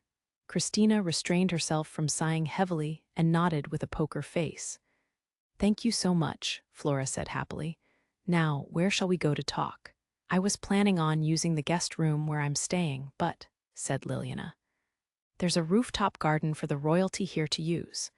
Allow me to lead the way, Charlotte immediately suggested, and began to move. And so, Rio ended up going to a tea party with the four princesses of Galark, Beltram, and Centistella, representing the three large kingdoms spanning from the west to the east of Strahl. They were surrounded by their respective attendants, making for a rather large party. Naturally, just walking through the castle that attracted much attention. The people they passed by in the corridors would be drawn to the four beautiful princesses first. Then most people would widen their eyes and freeze, before snapping back to their senses and hurrying down a side corridor to avoid them. The next one to catch their attention would be Rio, the lone man among them who had just been appointed as an honorary knight. The sight of these four people gathering to have tea was so unheard of, it was likely that it would never happen again. There was no way they weren't conspicuous. I'm going to wear myself out before the third night even begins. Just how did things end up like this? While any other boy of the royal family would have been envious and enthusiastic over such a situation, Ryo's face twitched silently instead. Some time before then, in Satsuki's quarters, an explanation was being given to Takahisa. Satsuki had emphasized how the things they were about to say were to be kept strictly between them, before informing Takahisa that Aki and Masato were safe. Aki and Masato, they're safe. Takahisa parroted Satsuki's words in shock. Yes, Haruto took them in along with Miharu, and they are currently living in a safe place. The only ones who know this are Haruto, Miharu, and myself. And now you, Takahisa, make sure you keep that in mind, Satsuki explained. Haruto did, Takahisa said, looking slightly conflicted. The two of them wandered into this world with Miharu, so they were saved along with her. Wait just a second. If that's the case, then why weren't they brought to the castle too? They couldn't be sure of how they would be treated at the castle. That's why Miharu came with Haruto on their behalf first. You said they're in a safe place. Is that place really safe? They've been safe until today, haven't they? Satsuki pointed out to calm Takahisa. But if the two of them are safe, I'll take them in. And Miharu too, Takahisa blurted out in frustration, unable to take it any longer. Miharu was about to say something reflexively, but Satsuki stopped her with a hand. That wouldn't be you taking them in, but the Centistella Kingdom, no. If they came to the castle, they could be used in a political way. They might lose their freedom to act, too. And while it might be your responsibility to look after Aki and Masato as their older brother, that's not the case for Miharu, no, she said with a sigh. But the castle is definitely safer. Lily is trustworthy, too. If you're insisting that much, then I'll believe she isn't a bad person at heart. But that doesn't mean we can trust her. I don't know what kind of person Princess Liliana is, and I don't know what kind of kingdom Centistella is, either. Even if the princess is a good person, the kingdom could be different. Would Princess Liliana be able to go against the interests of her kingdom to act on Aki and Masato's behalf? Does she have the power to do so? Takahisa tried to object, but struggled to find his words. You can't say for certain, right? Even I don't trust the Galar kingdom completely. That's why I can understand your desire to stay with your little brother and sister, and I personally would like to stay with you too, but I'm worried. Satsuki added, frowning. You say you're worried, but I'm more worried not having them beside me. I just can't sit still and wonder if something might happen to them. I've already experienced that enough in these past few months. The pain of not having the people I care about beside me, not being able to protect them if something happens. I believe they'll be safe as long as they're under Haruto's protection, though. Satsuki realized that just like how Liliana was for her, Haruto was someone Takahisa probably couldn't trust either. It seems like you trust Haruto quite a bit, Satsuki, Takahisa said with a slightly biting tone. Well, Haruto does have the track record of protecting Miharu from the moment she came to this world. He even brought her to us, even though he wouldn't have gotten anything out of it, helping a stranger. Helping strangers like Miharu and your siblings, you know. And when I actually sat down and talked to him, he seemed like a really sincere person. Satsuki looked at Miharu as she spoke of Ryo's accomplishments and personality. They weren't entirely strangers, so she fumbled a bit with her words, but Takahisa didn't seem to find that particularly strange. Then you should trust me too, and you should trust Lily, who's been supporting me until now. Do you not want to believe me, Satsuki? Takahisa objected heatedly. Of course, I believe your feelings about Aki, Masato, and Miharu are true. I also believe you have a responsibility over Aki and Masato as their older brother, and that it would normally be the right thing for you to do. We don't deny that and won't stop you from meeting them. In contrast, Satsuki spoke calmly to Takahisa. Then, Takahisa seemed to have taken Satsuki's words as something encouraging as he smiled in relief. However, he looked sullen once again because of what Satsuki said next. But if you're going to meet Aki and Masato, I want you to promise that you won't ignore their own intentions. While I know you must have been anxious being alone this entire time, that doesn't mean you can just push your opinion onto others, you know. Not everyone might think the same way as you. Furthermore, you don't have the power to decide Miharu's actions for yourself, Takahisa. Sorry for sounding so bossy, but when I look at you right now, all I see is your anxiety. There's no guarantee that Aki and Masato think the same way as you, and if that were the case, I don't want you to force your opinions onto them. I'd be happy if you didn't think of this as me lecturing you, but rather a request from an upperclassman. Satsuki looked a little guilty as she spoke to the silent Takahisa. Right, Takahisa pouted and nodded. Then, I doubt I need to ask again, but do you want to see Aki and Masato? Yes. The two of them are currently living outside the castle. As heroes, we won't be able to leave the castle with no explanation to the king, and even if we explained it, they'll just tell us to call them here.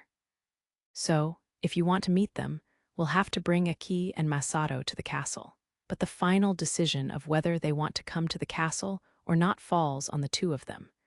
How long do you think you can stay in this kingdom, Takahisa? They figured we'd have a few things to catch up on, so we'll be staying for a few days longer. Then it shouldn't be a problem. Haruto will visit the two of them as early as tomorrow to explain the situation. If the two of them agree to come to the castle, he should be able to bring them right over. Can you wait until then? Of course. Takahisa suppressed his desire to see them right away and nodded sullenly. That settles it. Are you okay with this, Miharu? Satsuki exhaled, turning to Miharu. She nodded slowly. Yes. Sorry I left all the explaining to you. It's fine, this is my job as your upperclassman, Satsuki boasted a bit, shrugging her shoulders. Thank you. So all that's left is to wait until Haruto returns. Was there anything else we had to say? Miharu smiled softly and relaxed, which probably caused her to accidentally call Haruto Haru-kun. She immediately corrected herself into saying Haruto, but Satsuki and Takahisa both heard her clearly. Takahisa looked like he wanted to say something in response to the intimate nickname. What's the plan for Haruto? Takahisa asked, but he couldn't ask about the nickname Haru-kun. Haruto's staying in these rooms too, Satsuki answered. What? Takahisa's expression fell in shock.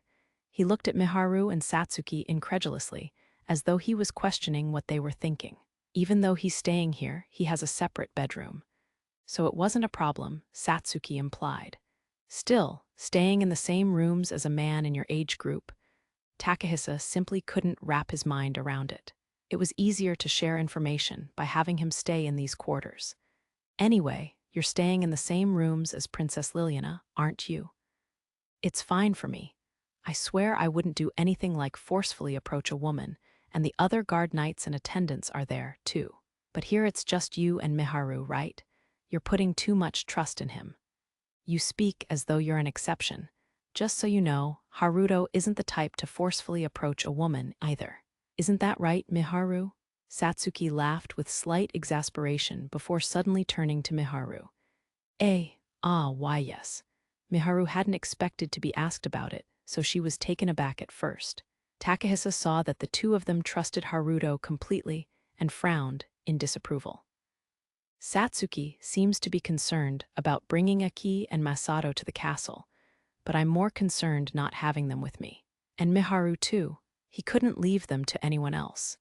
If anything bad happened to them while they were away from him, he'd regret it. Aki and Masato will definitely come to see me. Then the three of us will be together, and we can finally settle into a steady life. No, Miharu has to be by my side, too. I will protect her, and I'll regret nothing. That's why I need to tell her once Aki and Masato arrive. Takahisa silently decided with determination. The conversation continued for a while after that, but before long, they had finished explaining everything they could to Takahisa. Satsuki suggested they go look for Ryo, hoping that Takahisa could learn more about him. Meanwhile, some time after Satsuki and Miharu had finished their conversation with Takahisa, only a small number of people, including the royal family and their attendants, could access the Gallic Castle rooftop garden. Ryo found himself seated there with 4 beautiful princesses: Charlotte, Flora, Christina, and Liliana. Tea and sweets were prepared promptly, and the tea party commenced. The attendants and female knights of each kingdom stood around Rio, creating a situation where everyone apart from Rio was a woman. They all stood silently as the princesses chatted brightly amongst themselves. The content of their discussion focused on Rio, who was currently the hottest topic of the castle. First, each princess offered him words of congratulations for his promotion to an honorary knighthood. The way you fought at the banquet was wonderful. You drove back the invaders with truly incredible skill, especially that final moment where you cut down the photon bullets with your dagger, Charlotte said, commending Rio openly. It was a splendid sight. I'm impressed that you were able to cut down those countless bullets of light magic flying at such rapid speeds. Were you able to see the trajectory of all those lights? Christina asked, admiration in her voice. Yes, somehow. Rio nodded rather awkwardly, as the eyes of everyone present were focused solely on him. Such a feat cannot be accomplished by just anyone, you realize, even those who were trained to fight. Would you be able to do it, Vanessa? Christina asked, turning to question the female knight in her 20s. Vanessa was standing a short distance away from her. She thought for a moment before answering. I do not believe so. To be honest, I wouldn't even think of attempting it. Everyone on the upper floor behind Sir Amakawa was at risk of being caught in the crossfire, though I believe he had no choice but to do what he did in that situation. Vanessa. When Rio heard the name, he felt a faint tug on his memory. He had heard it before and glanced at Vanessa's face out of curiosity. Not only her name, her face was familiar too. Ah, is she perhaps the female knight that was in the slums that time? Along with Professor and Christina, Rio recalled Vanessa in the recesses of his memory. She was the one who had forced Rio to go to the castle, stating the need for questioning. That had left an impression. What about you, Hilda? Liliana turned around to question the oldest knight that was guarding her. Hilda was similar in age to Vanessa. If I could enhance my physical body with an enchanted sword, I believe I would be able to grasp the basics, but I'm not so confident I would be able to actually see all the trajectories and counter them. It would definitely be impossible with regular physical body enchantment through sorcery or magic, Hilda replied. That just shows how superior Sir Haruto's skills are, I suppose, Charlotte said brightly. I do have a little confidence in my kinetic vision, Rio admitted somewhat shyly. Well, I am enhancing my physical body with spirit arts too, after all, he thought, looking back on the battle. He had suppressed his abnormal power a fair amount, so that no onlookers would suspect anything. But even then, Rio had moved in a way that exceeded the normal physical limits that sorcery and magic could enhance up to.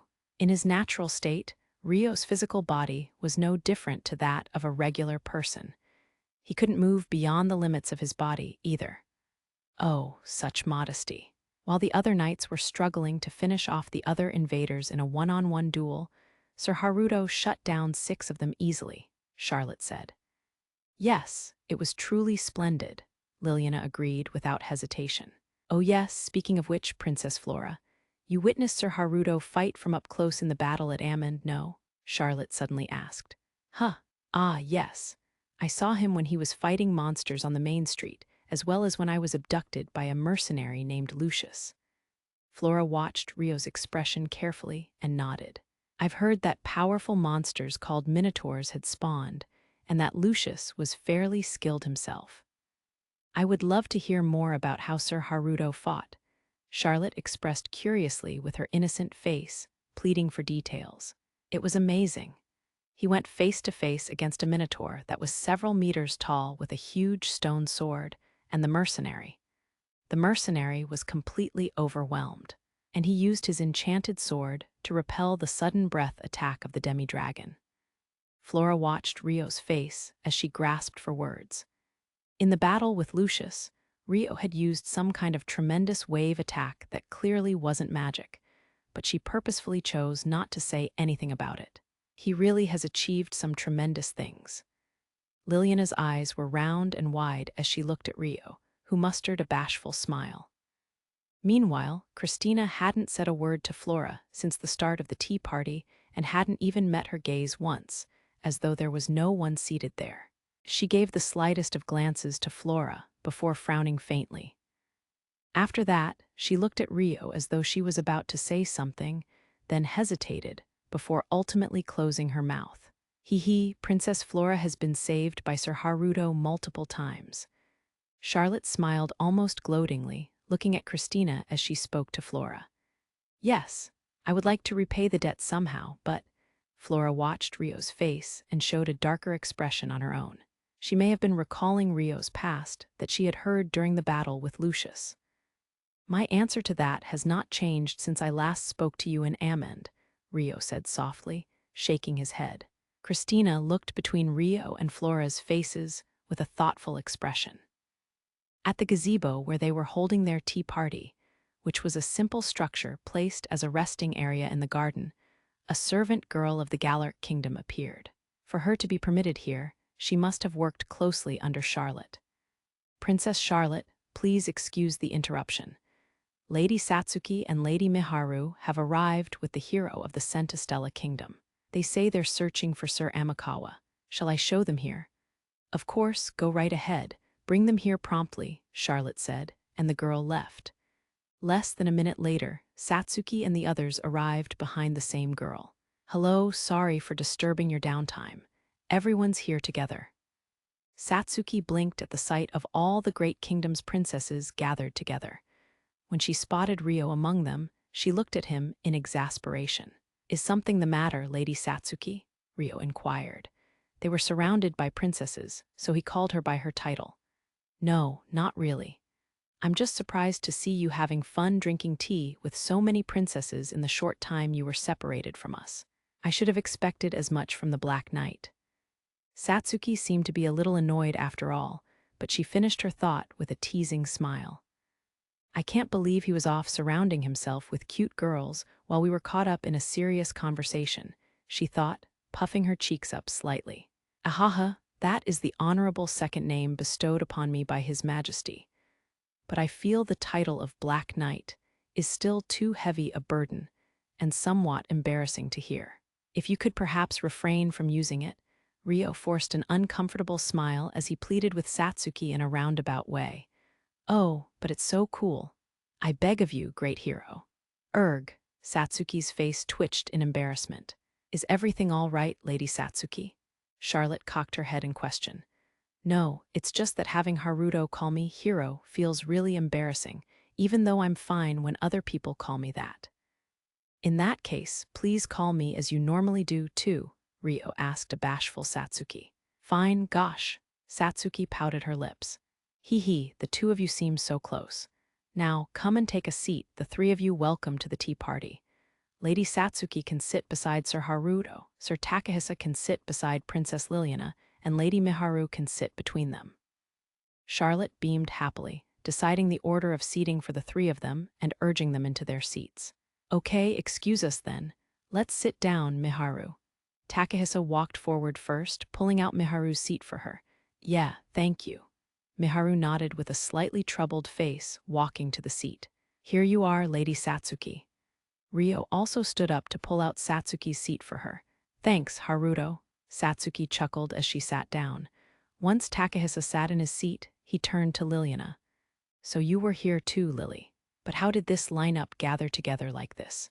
Even Princess Christina and Princess Flora are here. Ah, I was a little curious about that too. Only 30 minutes have passed since Haruto left the room with Princess Liliana. Satsuki immediately jumped on that topic. After Sir Haruto and I descended the tower staircase, we ran into Princess Christina and Princess Charlotte talking together. That was when we decided to have tea, Liliana answered with a gentle smile. We were just talking about Sir Haruto right now, Charlotte explained to Satsuki and the others. About Haruto, you say? Satsuki looked at Rio sitting beside her with interest. Are you interested? Charlotte giggled mischievously. Well, yes, aren't you too, Miharu? Satsuki wasn't entirely against the idea, nodding before looking at Miharu beside her. Yes, I am curious. Miharu nodded firmly, staring closely at Rio on the other side of Satsuki. But Rio seemed to be feeling a little awkward, as he avoided Miharu's gaze. Satsuki and Miharu's interest was drawn towards Ryo, whereas Takahisa looked a little bitter and unamused. When Liliana noticed that, her widened eyes welled with slight anguish. At the same time, Flora seemed to be concerned by Ryo and her older sister Christina as she was glancing between them. Christina seemed to have noticed her little sister's gaze, but purposefully chose to look the other way. Charlotte carefully observed all of it. I had a hunch Sir Takahisa was besotted with Lady Miharu at the banquet last night, but it doesn't seem like Lady Miharu returns those feelings. But Lady Miharu is in love with Sir Haruto, and although Sir Haruto has noticed this, for some reason, he is trying to distance himself. No, perhaps he's worried about it. And finally, Princess Flora seems to hold some feelings towards Sir Haruto, but Sir Haruto thinks nothing of it. Oh, how I look forward to tonight's banquet. Charlotte's mouth twitched faintly. Chapter 2, Banquet Day 3.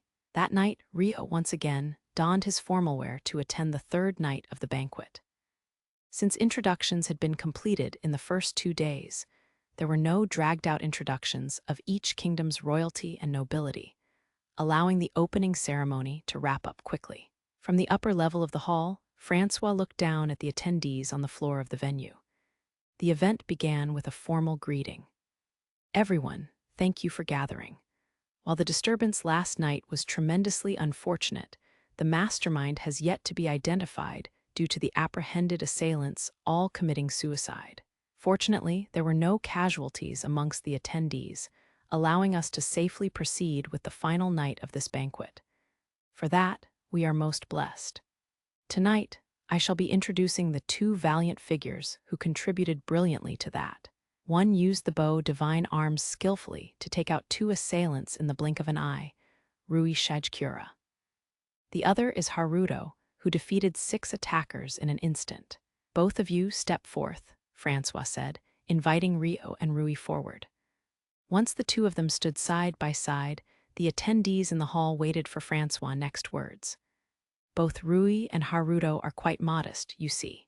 Rui insists the star of last night's roundup was purely Haruto, and accepted a meager medal for his reward.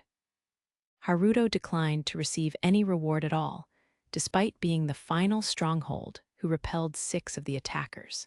He refused me so bluntly, even I was taken by surprise. Francois chuckled at that, causing the venue to snicker along with him. However, we eventually settled on something. Considering his great contributions to the defense of our kingdom's key city, Amend, as well as the rescue of the Restoration's Princess Flora and our own kingdom's Lyslot Kresha, I have awarded Haruto with the title of an honorary knight. The hall buzzed immediately. Among them were people who had attended the audience where Ryo was appointed as an honorary knight, those who had heard of the rumors quickly, and those who were unaware. But it was still shocking news to all of them. They couldn't help but talk about it amongst themselves. Silence, silence, please. The voice of the male knight leading the ceremony echoed through the hall, promptly silencing the chatter. Allow me to introduce him once again. The man who has been appointed an honorary knight of our kingdom as of today, the Black Knight, Haruto Amakawa. Francois raised his voice louder and introduced Ryo, who was standing beside him, to the royalty and nobility in the hall.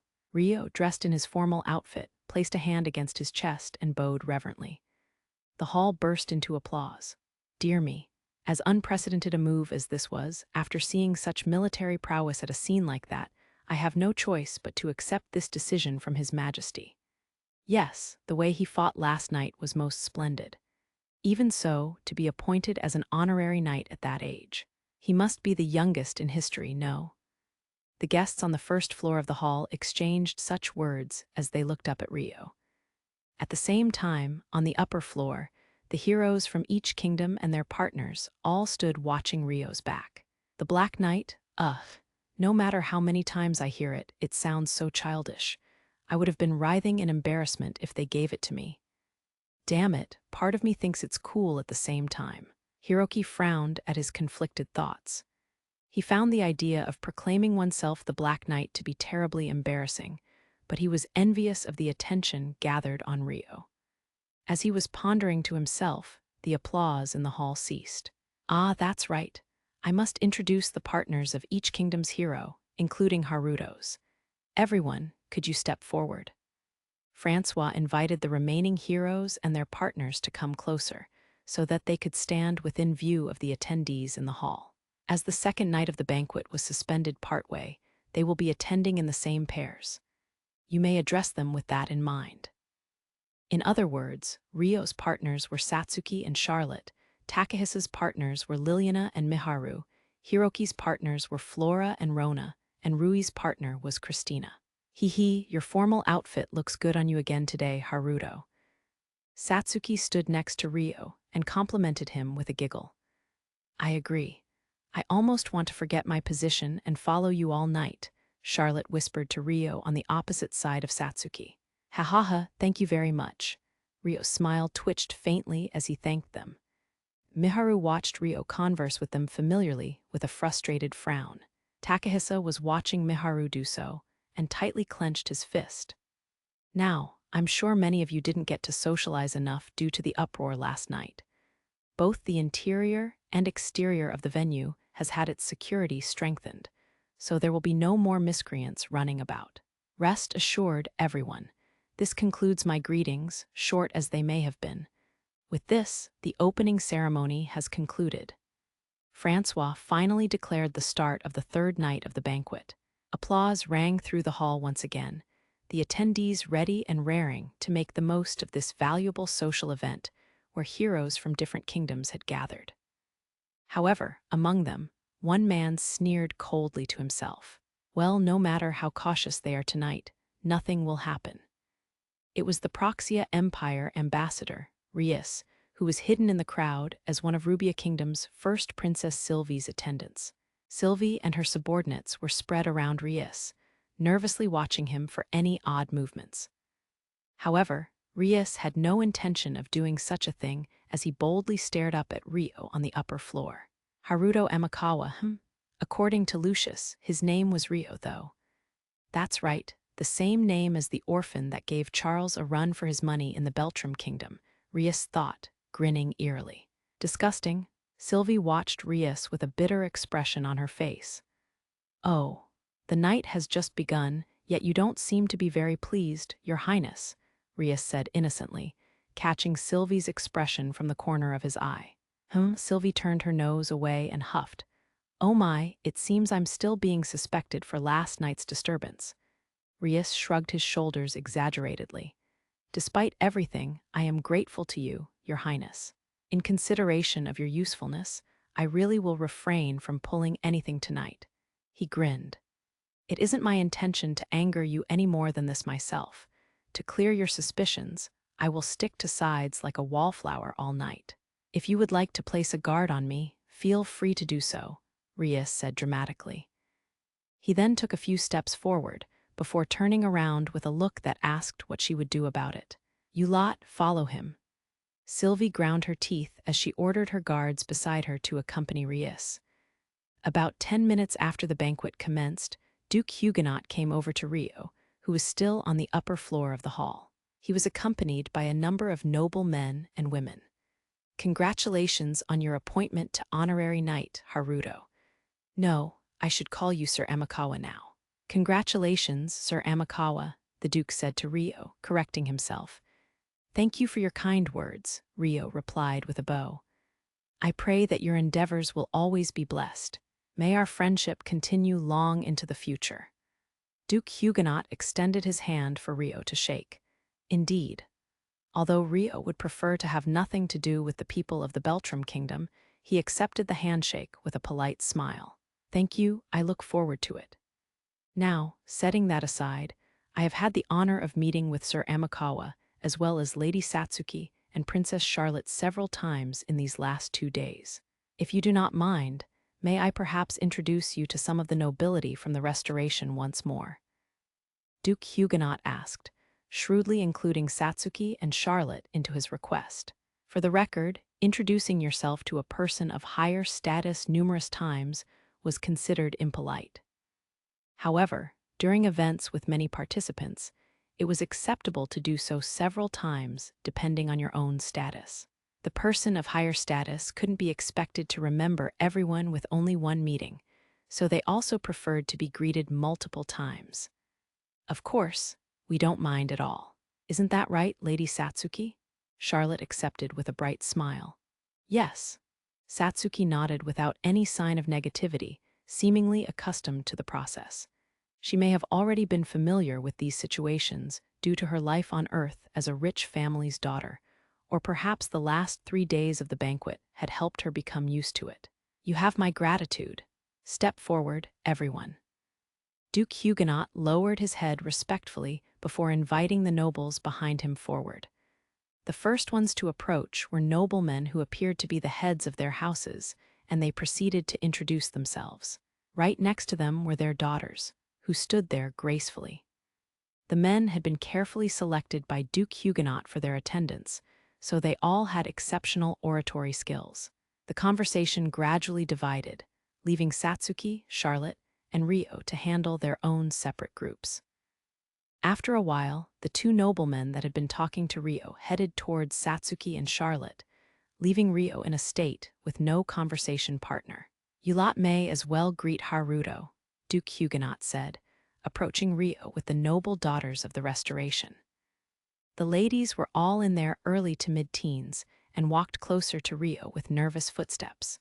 Pleased to meet you, I'm Haruto Amakawa. It's an honor to make your acquaintances. If you would like, could you please introduce yourselves to me? Rio felt a little uncomfortable under the gaze of the group of girls, but he greeted them with a friendly smile on the surface. The two girls from the highest-ranked houses spoke first. Nice to meet you. I am Elise of the house of Count Brandt. I'm Dorothea from the house of Count Albert. These two. The names and faces of the two girls before him gave Rio a sense of déjà vu. Of course they would. They were his former classmates at the Royal Academy. Elise had even been in the same squad as him in the outdoor drill in their 6th year. However, in the nearly 4 years that they hadn't seen each other, they had lost a lot of their childish facial structure, maturing into adult women. Neither of them seemed to realize that Haruto Amakawa was Rio. Pleased to make your acquaintance. Once Rio realized where he knew them from, his expression stiffened for a brief moment before he replied with a friendly smile. After that, the other girls continued to give simple introductions of themselves to Rio, who received them all sociably. All of the girls, including Elise and Dorothea, stared at Rio intently. They were all beautiful women that moved with elegance and spoke with modesty.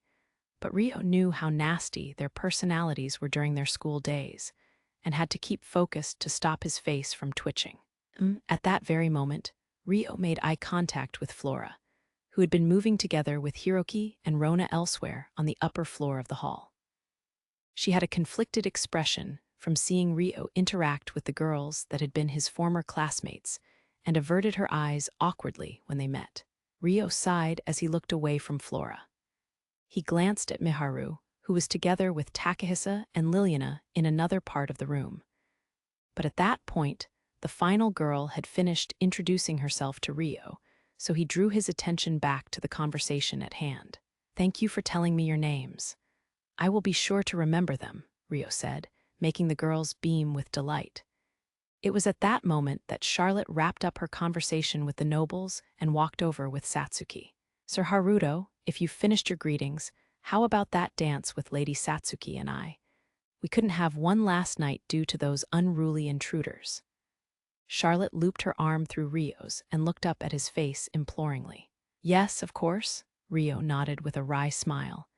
He was feeling a bit downcast after dealing with his former classmates, so he was grateful for the excuse to leave.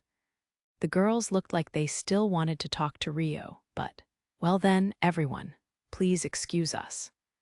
Charlotte made use of her position as a princess and gave a firm farewell to Duke Huguenot and his people, pulling Rio away easily.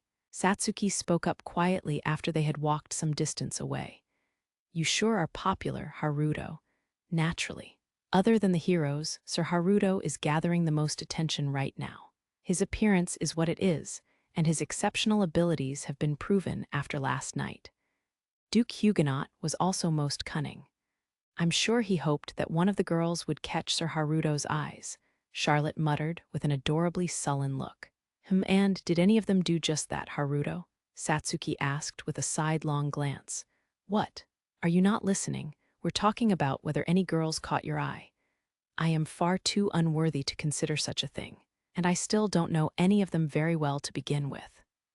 Ryo chose his words carefully. It would be a lie to say that there had been, but being foolishly honest by replying that there weren't could make him seem shallow and worsen their relationship. Hee, what a Haruto-like answer. Satsuki seemed to find that amusing as she giggled to herself. Haruto cocked his head in confusion, unsure of what would be considered typical for him.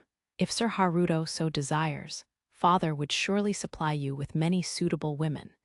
So if you need some assistance in the marriage department, just say the word.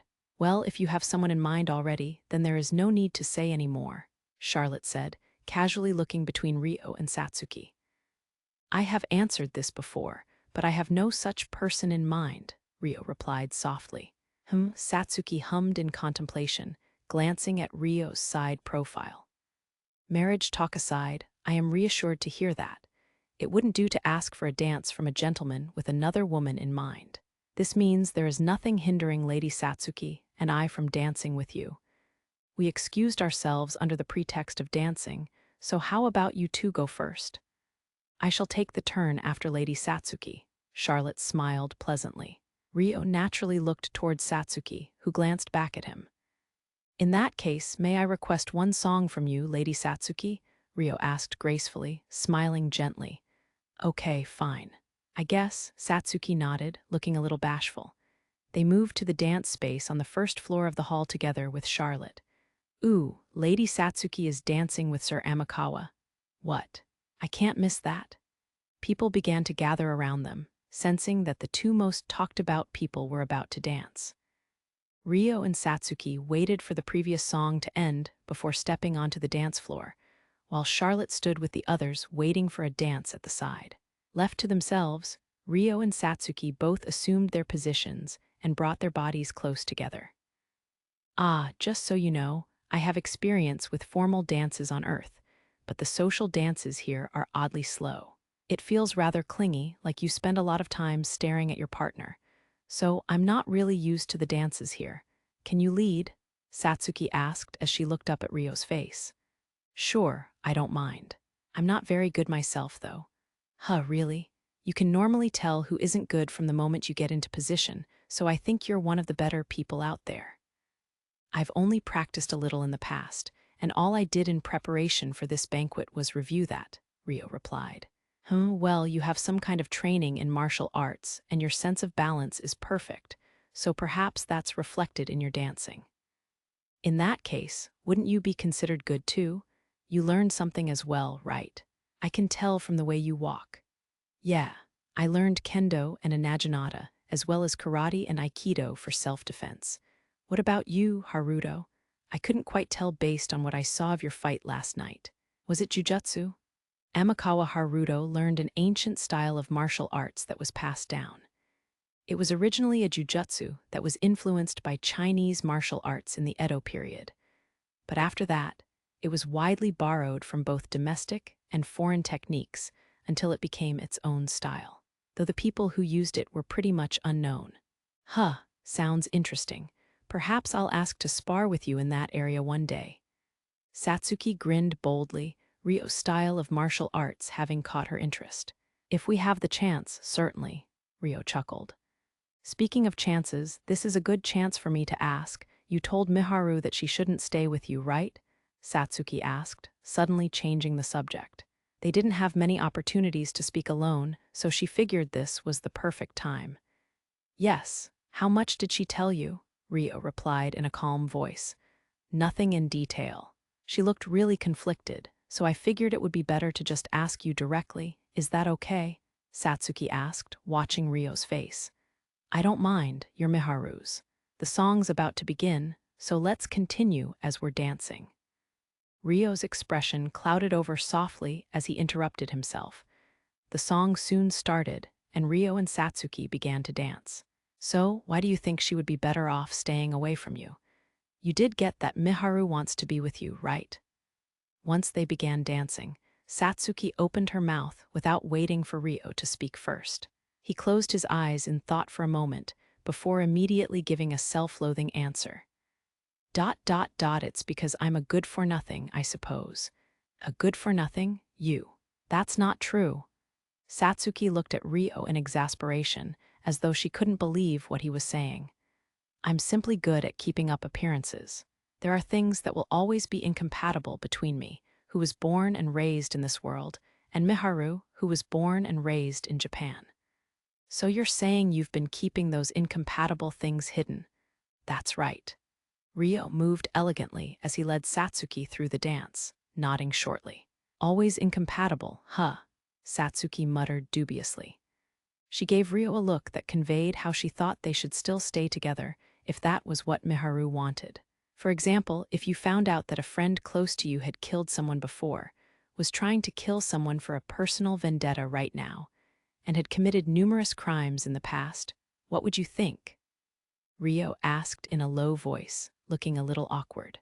Are you referring to yourself? Satsuki gasped. Her body nearly stiffened in response, but her limbs continued to move due to his lead. She should think of me as a different person. Amakawa Haruto is dead. Even if Miharu seeks the Amakawa Haruto within me, I won't be able to be that man. She'll surely compare the two of us, even if she isn't aware of it herself. And wouldn't that just be painful for the both of us? Was what Ryo was implying. He may have been bound by the thought that Amakawa Haruto was the only one worthy of standing beside Miharu. That's why you think she's better off away from you. Satsuki took a shaky breath and asked, her voice trembling slightly.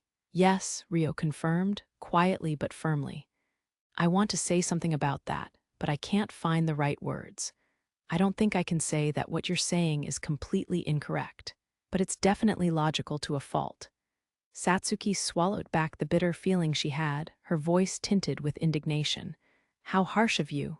Ryo's reply was somewhat evasive. Obviously, this isn't a topic to discuss here, so I won't pry any further. But I don't think there's anything incompatible between you two, so don't go deciding things for others so hastily. Satsuki suddenly brought her face close to Ryo's, threatening as she stole the lead of the dance. They remained in that pose for a moment, staring at each other. Ha! There was a slight shadow over Ryo's face as he chuckled. The way you won't obediently say yes shows how stubborn you can be, too, huh? Satsuki glared at Ryo reproachfully. Perhaps, by the way, Ryo acknowledged her words before looking around at their surroundings. What? Satsuki frowned, looking suspicious.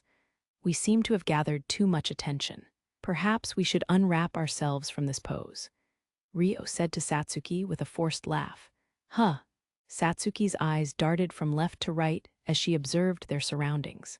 My oh my, how passionate. Yes, Lady Satsuki can be quite bold at times. What an interesting sight. The gallery of royalty and nobility gathered around the dance floor were watching Ryo and Satsuki curiously because of how close Satsuki had brought her face to Ryo's, as though they were about to kiss. It must have been a sensational sight. Wah! Satsuki was rendered speechless, turning bright red. The next moment, she hurriedly distanced her face from Ryo's. The song's still playing, so let's finish the dance. Ryo figured suspending their dance at this point would only be more suspicious, so he resumed leading Satsuki in the light footwork. Why Haruto? In a quiet but shrill voice, Satsuki objected with all her might. Still, her arms and legs followed Ryo's, moving along with him. Stopping the dance here would just attract more attention. GG's. Satsuki still seemed to be feeling a little embarrassed, keeping her head tilted slightly downwards as she entrusted herself to Ryo's lead. I didn't expect you to be the reckless type, Ryo said with a chuckle. Meanwhile, you're the overly careful type that ends up doing nothing. Satsuki turned her nose away in a huff, cheeks still red. Perhaps, Ryo nodded, giving his reply in a relaxed voice with a humble smile. Satsuki wasn't happy with that answer, pouting as she looked up at Ryo. After that, Satsuki had much less to say out of embarrassment. However, the more she danced, the more she seemed to be having fun simply moving, and her expression gradually softened. Before long, the song was over and Ryo, and Satsuki came to a stop with a finishing pose. Ha, that was fun. Thanks, Haruto, Satsuki said with an earnest smile. Agreed, thank you, Satsuki. Let's return to Princess Charlotte. Ryo took Satsuki by the hand and escorted her back to Charlotte. Charlotte was grinning brightly as she welcomed them back. That was a wonderful dance, you two. Lady Satsuki appeared to be enjoying herself a lot, showing such a bold and daring display of courtship. Oh, that's right. Everyone seemed to be interested in seeing you two dance, so I invited them over to have a better view, Charlotte said, looking around her. In the vicinity were Miharu with Takahisa and Liliana, Hiroki with Flora and Rona, as well as Rui and Christina. All the heroes attending the banquet had gathered. That wasn't an attempt at a kiss, so it's not like it was a display of courtship or anything. Don't get the wrong idea. Okay, Haruto? Satsuki tried to explain the misunderstanding in a fluster. Yes, I know. Ryo had to pull back from Satsuki's overwhelming force to nod. Hiroki, who had been watching that exchange from the side, was so shocked that he had to take a moment to close his eyes. No way, a real life, tsundere. And it had to be that brazen woman of all people. Hiroki grimaced, frustrated at himself for finding charm in Satsuki's actions for even a brief moment. On both sides of him stood Flora and Rona, who had overheard his muttering, but were confused as to what a real-life tsundere was. Hee, you don't seem that against the idea, though. I think you two would make a lovely match. Wouldn't you agree, Sir Takahisa? Charlotte smiled cheerfully, before suddenly turning to address Takahisa. Yes, they do suit each other. Satsuki looked like she was having the time of her life.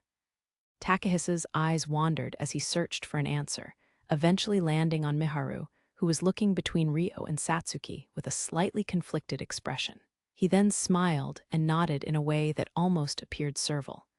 Does Satsuki have a crush on Haruto, perhaps? Forcing down his guilty conscience, he put up an air of composure as he whispered a question only Miharu could hear. Miharu immediately averted her eyes from Ryo and Satsuki. She didn't respond to Takahisa's question. See, even Sir Takahisa, who knows Lady Satsuki very well, is saying that. Charlotte was happy to receive the approval she sought from Takahisa. Enough already. Come on, Char. It's your turn to dance with Ryo next. Get going already. Haruto, you stop standing around and escort her properly. Satsuki jabbed her finger at Ryo and urged him to get moving. Ryo nodded. May I be so bold as to ask for the honor of having a dance with your highness? Of course, it would be my pleasure. Charlotte nodded cutely. Hey, Miharu, shall we also? Miharu. Takahisa had just resolved himself to ask Miharu for a dance when Satsuki's voice cut clearly through his speech, drowning him out. Yes, what? Miharu cocked her head at Satsuki. There's something I want to talk to you about alone. Can we do it while Haruto and Char are dancing? Preferably somewhere where we won't be disturbed. Satsuki requested a moment to talk to Miharu alone. I don't mind, but Miharu nodded her head as she looked at Satsuki's face. Really? Then I'll be borrowing Miharu for a moment, Takahisa. Right. Although Takahisa's mouth twisted slightly, he managed to muster a smile and nod. Satsuki immediately departed with Miharu in tow. Ryo shot a somewhat conflicted glance at their departing backs. Oh no, that won't do, Sir Haruto. You're about to dance with me, so you should only look at me right now. Charlotte didn't let the slightest look escape her notice, winding both her arms around Ryo's left arm and looking up at him with an adorable pout. Pardon my actions. I shall now escort you to the dance floor, Ryo said, offering his free right hand to Charlotte. It would be my delight. Charlotte copied Ryo's movements, taking his hand. Ah, right. I didn't dance these past 2 days either. Well, I guess this is another one of a hero's duties. Shall we go for a spin? Hiroki dramatically announced. In that case, please go with Princess Flora, Rona urged. Sure thing. You're up next, Rona. Hiroki smirked with satisfaction. Sir Takahisa, would you like to dance with me? Liliana asked Takahisa, who was gazing after Miharu with a lingering attachment. All right. Yeah, okay. Let's go, Lily. Takahisa snapped back to his senses and responded to the invitation with a forced smile. If all the other heroes are dancing with their princesses, it would be rude of me not to offer here. "May I ask for one dance with you, Princess Christina?" said the hero affiliated with the main Beltram kingdom, Shajkura Rui. "Yes, of course," Christina agreed with a friendly smile. After that, the heroes and princesses of each kingdom took to the dance floor, and the number of spectators increased further. Those who had been waiting for the next dance on the sides refrained from approaching, leaving only 4 pairs on the floor: Rio and Charlotte, Takahisa and Liliana, Hiroki and Flora, and Rui and Christina. Good grief, we're not some exhibit on show. Hiroki looked around at the nobility surrounding the edge of the dance floor and gave an unruly smirk. However, whether Flora heard his statement or not, she kept Rio within her field of view as she got into position with Hiroki. Rio, in the meantime, had done just that with Charlotte. Hee. I wonder what Lady Satsuki and Lady Miharu are discussing right now. Charlotte pressed her body close against Rio's and looked up at his face, grinning as she questioned him. Not sure. Who knows? Rio slowly tilted his head, giving a most natural response. Oh, you don't know either, Sir Haruto? Charlotte gazed at him teasingly. Yes, I haven't heard anything from Lady Satsuki, Rio replied immediately. But Lady Satsuki went to speak to Lady Miharu after she spoke to you, no? You were talking about something secret, Something secret, you say? Charlotte's observations were truly sharp, but Rio brushed them off with a poker face. Yes, something secret. Charlotte beamed from ear to ear. Any healthy youth would have inadvertently felt their heart skip a beat at her adorable charm, but behind her age-fitting appearance was a glimpse of a hidden seductress. I am unable to offer anything of use based on just that. Just as Rio said that, the next dance song began.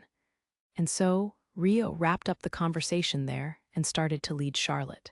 There's something reassuring about the way you lead, Charlotte said, changing the subject. Thank you for the compliment.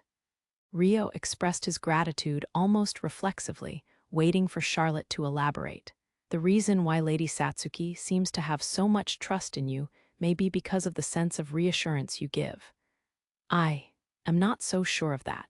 I believe a lot of the trust was because Miharu had been there. Rio had a doubtful expression as he stepped smoothly. I don't believe that. While the trust Lady Miharu has in you may have played a large part, whether you could win over Lady Satsuki's trust from there is entirely reliant on your own personality, Sir Haruto.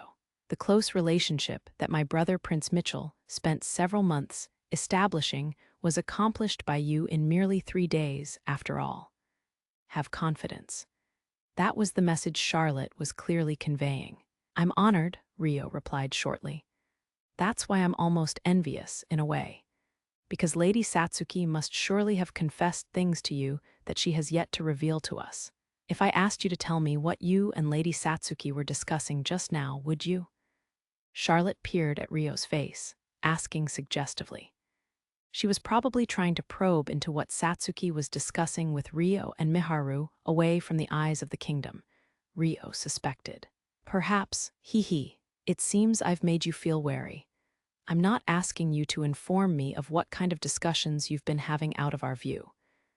I admit I am a little curious, but if I asked that of you, it would pretty much become an order. My insistence would only trouble you and anger Lady Satsuki, Charlotte said, revealing her intentions. You're being very blunt about this. Regardless of where this topic suddenly came from, it was being discussed with very little reserve. Yes, I thought I had a fairly good understanding of what kind of person Lady Satsuki is during these last few months. And I knew that her thoughts were still preoccupied by her hometown. That's precisely why I am more than aware that she doesn't completely trust us. And now that Lady Miharu has appeared, I understand she has fears surrounding that too, Charlotte said with a truly suggestive tone, smiling impishly. What could she possibly want by talking about this? That's why I believed it would be appropriate to explain our stance to you, as someone who rapidly grew closer to Lady Satsuki. While he had thoughts about that, Rio couldn't possibly question the princess himself, and he didn't want to interrupt her words either, so he remained silent as he waited for Charlotte's next words. To put it simply, we are fully aware of all of Lady Satsuki's fears and wish to form a favorable relationship despite them. Ideally, We want to be able to lay things bare between us, like how you and Lady Satsuki are right now. In order to accomplish that, we're willing to go through many lengths for her happiness, Charlotte declared brightly.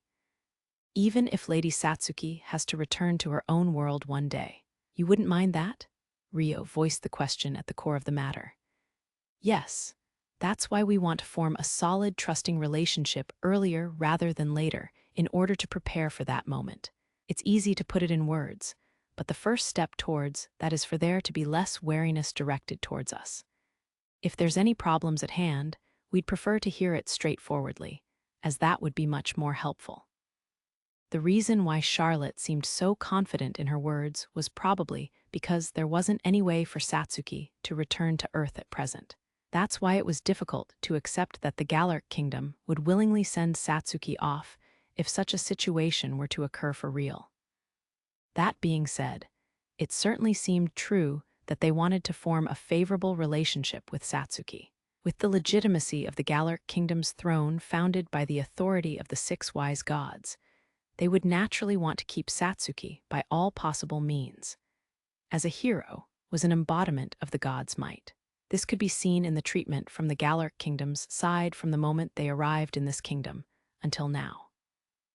At the very least, as long as Satsuki doesn't express a desire to affiliate herself with another kingdom, they won't do anything openly to lose her trust, and they won't threaten her to stay with the kingdom either, since she went out of her way to mention Miharu. It doesn't seem like she has any intention of using Miharu as a hostage for negotiations at the moment, either. As she was declaring this out loud, it seemed like she had no intention of overturning that stance and losing Satsuki's trust as long as they could form a favorable relationship. I think that's a very reasonable and constructive approach, but what do you want me to do about it? After all, Ryo believed these words should have been directed at Satsuki, not him. Nothing in particular. I would be delighted if you could casually mention this to Lady Satsuki, as you are in a much more favorable position in her eyes, but I shall leave it to your own judgment. Instead of having a Galark person pass on the message, if it came from Ryo, Satsuki was more likely to be convinced. Ryo thought for a moment before closing his eyes and nodding. I understand. I shall pass on the message. Thank you very much, Charlotte said happily, pulling Ryo's body closer as though hugging him. Then she brought her face close to Ryo's cheek and ear. By the way, I think very favorably of you, too. Not as a princess, but personally, she whispered. When Charlotte closed in on Ryo's cheek, the sound of people gasping echoed around them noisily. That being said, it didn't have as much impact as when Satsuki had closed in like she was going for a kiss earlier, and she soon backed her face away. So the attention only lasted for a moment. Thank you for the kind words. Ryo sighed lightly, showing a glimpse of his mental fatigue. Meanwhile, Miharu and Satsuki slipped out of the banquet hall to stop by a balcony that was being used as a resting area. There were 5 security guards beside the door that connected to the venue, but other than that it was deserted. The night was a little chilly, and with the heroes and royalty of multiple kingdoms in attendance, the banquet was the perfect event to form personal connections, assuring that no one would visit such an isolated place. I spoke to Haruto. I asked why he thought you were better off away from him. He really is helpless, isn't he? And so stubborn. Satsuki sighed tiredly. Miharu blinked. What had they talked about? She was a little curious, but too scared to ask, leaving her at a loss for words. He said there were things that would always be incompatible between you two, because he was born here while you were born in Japan. He thinks you would be better off thinking of him as a different person, because he cannot be the Amakawa Haruto that you seek. Satsuki pouted, her words tinted with faint anger. Miharu remained silent, biting her lip. Miharu, you told Haruto you wanted to stay with him before he revealed his past, right? Do you still feel the same? Satsuki asked, watching her carefully. Yes, Miharu thought for a long moment before nodding, forcing the words out. Her desire to stay with Haruto was still true. Satsuki thought she was worried. Then, let me ask you one thing. Is the person you want to be with the man that used to be Amakawa Haruto, or is it the man he is now? Satsuki asked, looking straight at Miharu. That's. Miharu's eyes darted around with uncertainty. You don't know your own feelings? Satsuki looked at Miharu with a gentle expression. I know, but I'm not sure whether it's right, Miharu said softly. What do you mean? Satsuki tilted her head curiously. It's both. The Haru-kun I know and the current Haruto. I can't think of them as separate people. But that would mean I'm seeking Haru-kun from Haruto, and Haruto says that's impossible for him. Miharu said in a stiff voice, as though she was swallowing something bitter. PFF, hehe, ahahaha, I see. Satsuki's eyes widened in surprise before she burst into laughter. What are you laughing at? Miharu asked in a fluster, wondering if she said anything weird. I'm sorry. It was just a little different to what I was expecting. You took me by surprise. What you were expecting? Well, you decided to stay with the current Haruto without knowing anything about his situation, right? So I figured you made your choice from the start, whether Haruto was Amakawa Haruto in his past life or not. But I see now. I had split them two into separate people, but to you, he's the same person, huh? Yup, I think that's really good for you. You should have confidence in yourself and tell him. To Miharu, the current Ryo was both her childhood friend Amakawa Haruto and the Haruto who saved her in this world. That was all there was to it. With that, all of Satsuki's worries had cleared up. She beamed brightly at Miharu. Are you sure? Wouldn't seeking the Haru-kun I know from the current Haruto be forcing my own selfishness onto him? Ryo had made it clear that he wouldn't be able to respond to Miharu as Amakawa Haruto. And so, wouldn't it only torment Ryo for Miharu to continue to seek Amakawa Haruto from him? That was the fear Miharu held. Because of that, she wondered if the right thing to do was to see the current Ryo and Amakawa Haruto as separate people, and tell Ryo she still wants to stay anyway. What's wrong with that? That much selfishness is fine. You're prepared to accept every side of him you see from here on as both the current him and Amakawa Haruto, aren't you? Without comparing the two. Yes, Miharu nodded with determination. Then you shouldn't hold back. You need to show him clearly that his fears are all unfounded. Satsuki pointed sharply at Miharu. Okay, Miharu nodded with a gentle smile. That's right. Ai-chan told me the same thing. I have to tell Haruto that I want to stay with him clearly, because Haruto is a very kind but very cowardly person. She recalled the conversation she had with Aishia before. Miharu wasn't able to connect with Aishia telepathically on her end. She needed Aishia to connect them first. Satsuki was still unaware of Aishia's identity as a spirit, and there were practically no opportunities for Aishia to materialize in the castle. So they hadn't had any chance to talk these last few days despite being in close range. Still, Miharu wanted to talk with Aishia once more, properly. I'll try to talk to Haruto one more time and make myself clear. I'll tell him what I feel, Miharu decided. After Ryo finished dancing with Charlotte, they retreated from the dance floor with the other three pairs. Oh, that's right. I had something I wanted to ask you, Shajikura Rui said as he approached Ryo. Sure, what is it? Ryo replied in a casual tone. It's about your family name, Amakawa. It sounds very similar to the language of our former homeland. You said it was a word used in the land of your parents, right? Do you know where that is exactly? Rui asked out of curiosity. Their conversation reached Hiroki and Takahisa, who listened in out of interest as well. Do you know of a land called the Yagumo region, located to the far east of here? I was told that my parents were born and raised there. Ryo didn't bother to hide any particular information, answering honestly. Yagumo, if I recall correctly, to the east of the Strahl region is a vast area of wilderness. Yagumo is the land located even further beyond there, I believe. I see. I thought the word Yagumo had a Japanese sound to it too. So that's where your parents are from, Rui noted, displaying his extensive knowledge in his understanding. You've heard of it? Asked Ryo. Such a place exists. Apparently this was new knowledge to Takahisa. Ah, that's another common trope used in other world fantasies. Anyway, I've heard of that place myself before, and it caught my interest a little. Wasn't it some remote backcountry that didn't even have proper diplomatic relations? Hiroki joined the conversation too, his interest piqued. Actually, as the easternmost point of the Strahl region, our Galaric kingdom formally communicated with a place in Yagumo named Rokuren via emissary for a few decades, Charlotte said, in reference to the diplomatic relations between kingdoms. Rokuren, Ryo reacted quietly. That was the kingdom that once quarreled with the Karasuki kingdom that Ryo's grandparents governed, causing his parents to leave their homeland.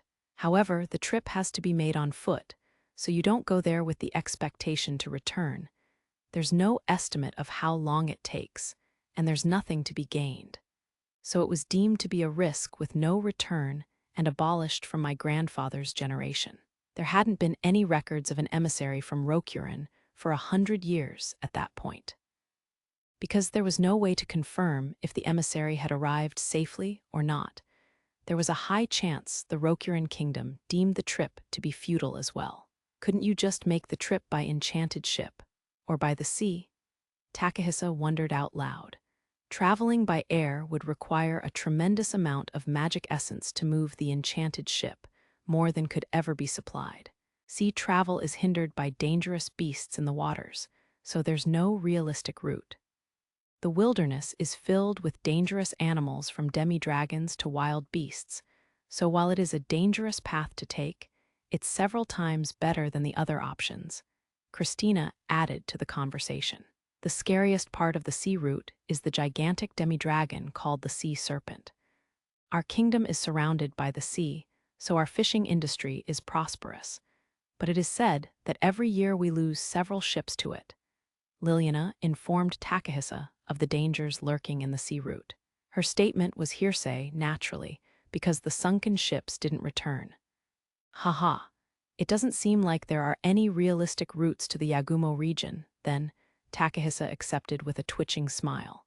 Well, it is considered an act of suicide. The fact your parents made it here is impressive. Hiroki said to Ryo, giving a small shrug. I agree.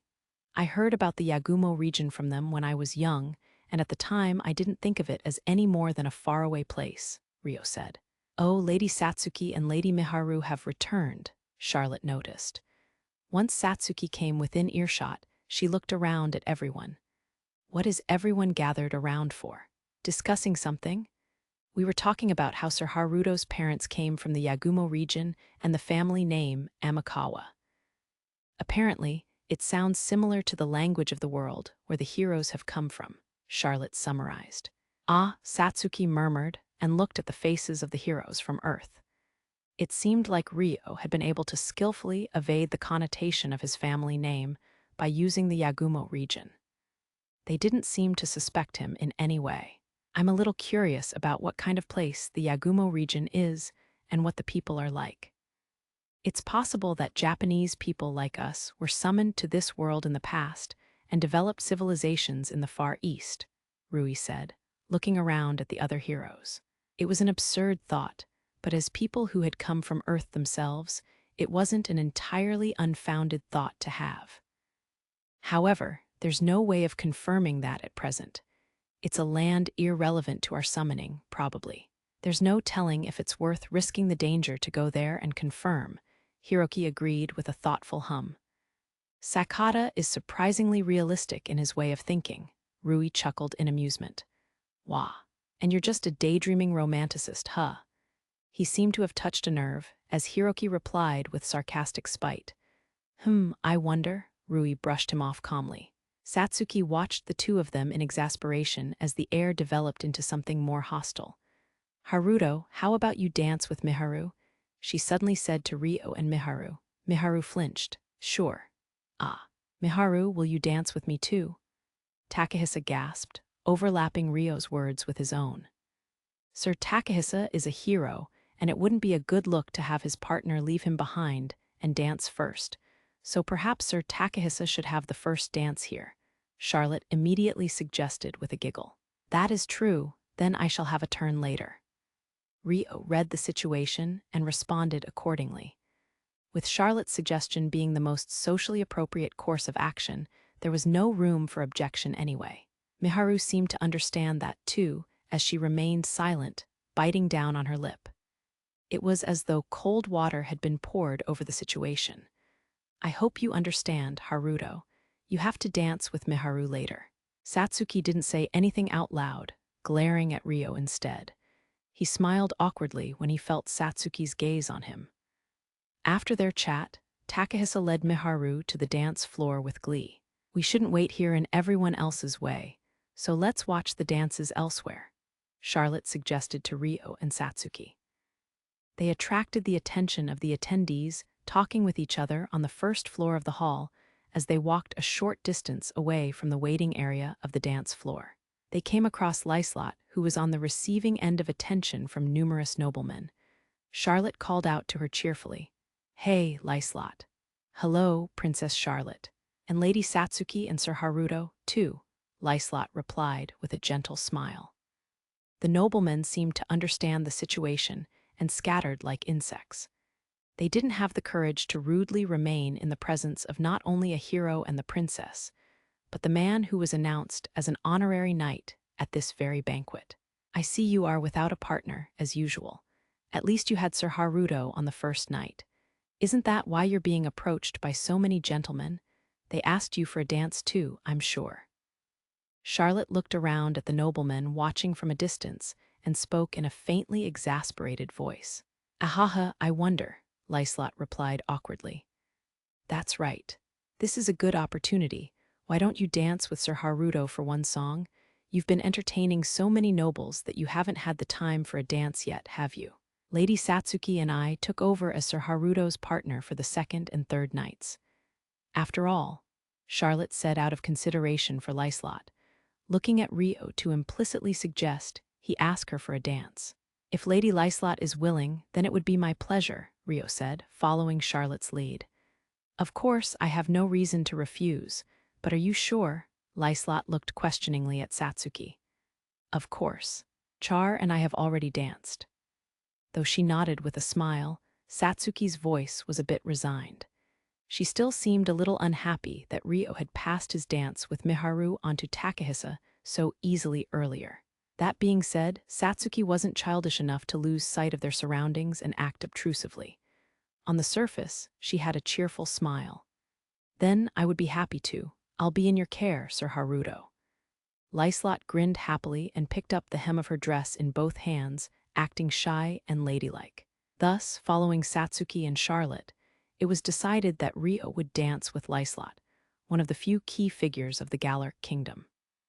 Ryo and Lyslot headed for the dance floor together, passing by Takahisa and Miharu just as the previous dance ended. "Ah, Haruto." When Takahisa spotted Ryo escorting Lyslot, he raised his right hand and called out to them. He looked as satisfied as he'd ever looked all day, probably because he had just finished dancing with Miharu. Meanwhile, contrary to Takahisa, Miharu's expression was a little gloomy. "The two of you were gathering all the attention of the hall," Ryo said to Takahisa. "Haha, no way. Will you be dancing with that woman next? If I recall, we met on the second night. Lyslot, was it?" "Yes, have you heard of her? She greeted me on the second night. Miharu also told me that Lyslot has been a great help to her." It seemed like they were acquainted. "I'm sure you met many nobles, so I'm honored that you remember my name and face, Sir Takahisa," Lyslot giggled with a charming smile. "Ahaha. For some reason, I've always been good at remembering girls. Oops, I shouldn't hold you two up any longer. Let's go, Miharu." Takahisa's face relaxed shyly before he quickly changed the topic and tried to leave with Miharu. However, Miharu didn't move from her spot, instead addressing Ryo. Will you have time to talk later, Haruto?" Ryo paused for a faint moment but nodded. "Yes, of course. Let us go, Lady Lyslot." "Okay," Lyslot nodded, heading with Ryo to the dance floor. "After Lady Satsuki and Princess Charlotte is Lady Lyslot, huh? If that isn't the top selection of our kingdom's beauties." "Ha, His Majesty certainly regards him very highly. He apparently spoke of Sir Amakawa with quite a bit of spunk. It is most likely the dawn of the youngest honorary knight in history." The nobles beside Takahisa and Miharu were chatting amongst themselves. Miharu watched Ryo depart with a frustrated expression as she listened in on their conversations. "Come on, Let's go, Miharu. Takahisa frowned slightly before inviting Miharu along with a bright tone. It was Ryo and Lyslot's turn to move to the hall's dance floor. Ryo offered his hand with a gentle expression, which Lyslot took by softly placing her hand over his.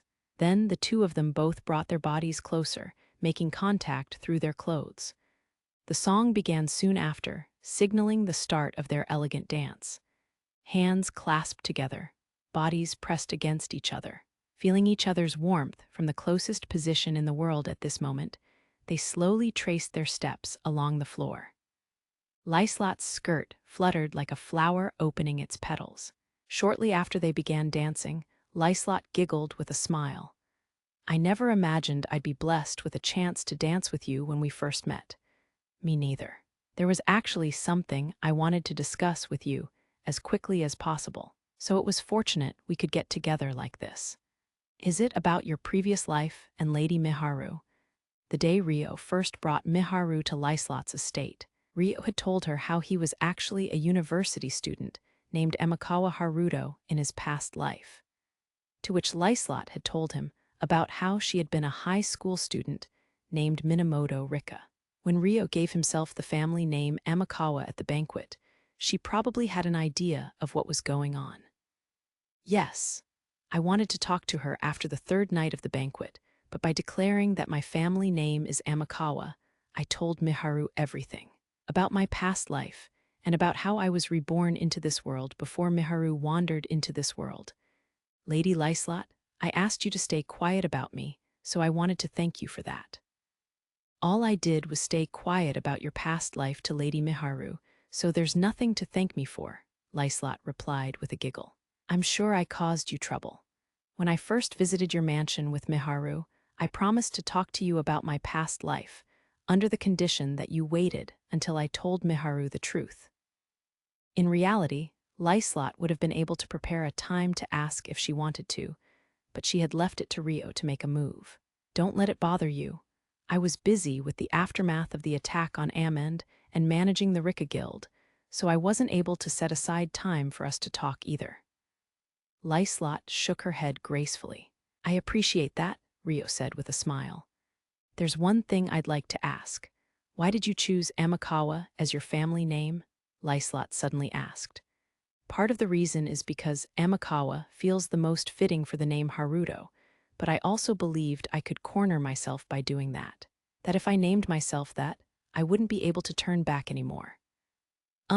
What kind of relationship did you have with Lady Miharu in your past life? Lyslot asked nervously. We had been childhood friends since we were babies. Although we were separated when we were 7 because I moved away, I managed to get into the same high school as her by chance, but Miharu wandered into this world on the day of the entrance ceremony. We never met again before I died in my 2nd year of university, Ryo said a little stiffly, forcing the bitter memory out. Is that so? A faint light of surprise beamed in Lyslot's eyes. You said you were a high school student called Minamoto Rika in your past life, right? And that we never actually talked directly. Ryo inquired. Yes, the university you were attending had several affiliated high schools, if you recall. I was a student that went to one of the high schools on your campus. Amakawa Haruto's high school was also one of the affiliated high schools, and he had chosen to enter the university internally. Oh, that's why you were on the same bus then. The bus stop was a little far from campus, so there weren't many people who used it. Maybe that was why he had left an impression on Rika, Ryo thought. Yes, pretty much the only ones who used it at the same time as me were you and another girl in elementary school. I wonder if that girl was reborn into this world as well. Rika smiled nostalgically as she spoke of the elementary school girl riding the same bus, Latifa in her past life, with a faraway look in her eyes. Are you curious about what happened to her? Asked Ryo. Yes, we've never talked before, but that girl on the bus left a strangely strong impression on me. Lyslot partially closed her eyes at the memory and peeked at Ryo's face. Ryo thought for a moment before speaking up. To tell you the truth, that girl was reborn in this world too. Really? Lyslot's eyes widened in surprise. I know where she is, and I can let you meet her if you're interested. Would you like me to take you to her, as long as she agrees to it? If they used a magic artifact, they could disguise her werebeast features. Yes, please, Lyslot replied happily. But you really do have an impressive memory. You've remembered such minute details of your past life. Rio could remember the events and people that had left strong impressions on him, too, but everything else he only remembered vaguely. We were riding the same bus so often, I unintentionally started observing you all. I noticed things like you all being in the same seats again one day, or he's staring out the window again today, or she's getting off at the same stop again today. I guess it just kind of burned itself into my memory over time.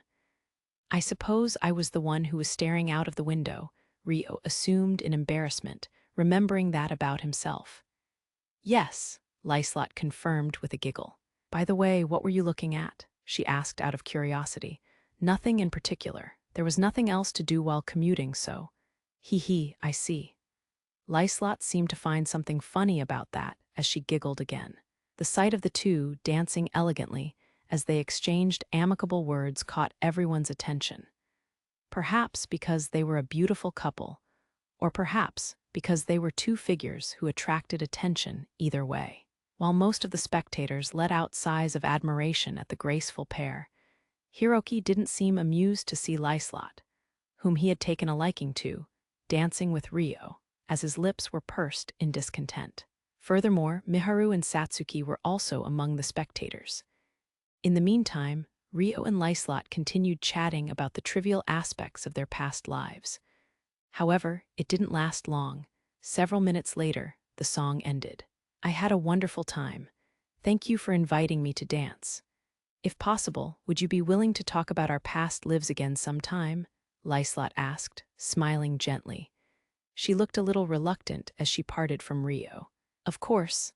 When I think about how we may have never spoken to each other on Earth, I'm glad to have met you after being reborn here, Rio replied with a kind expression.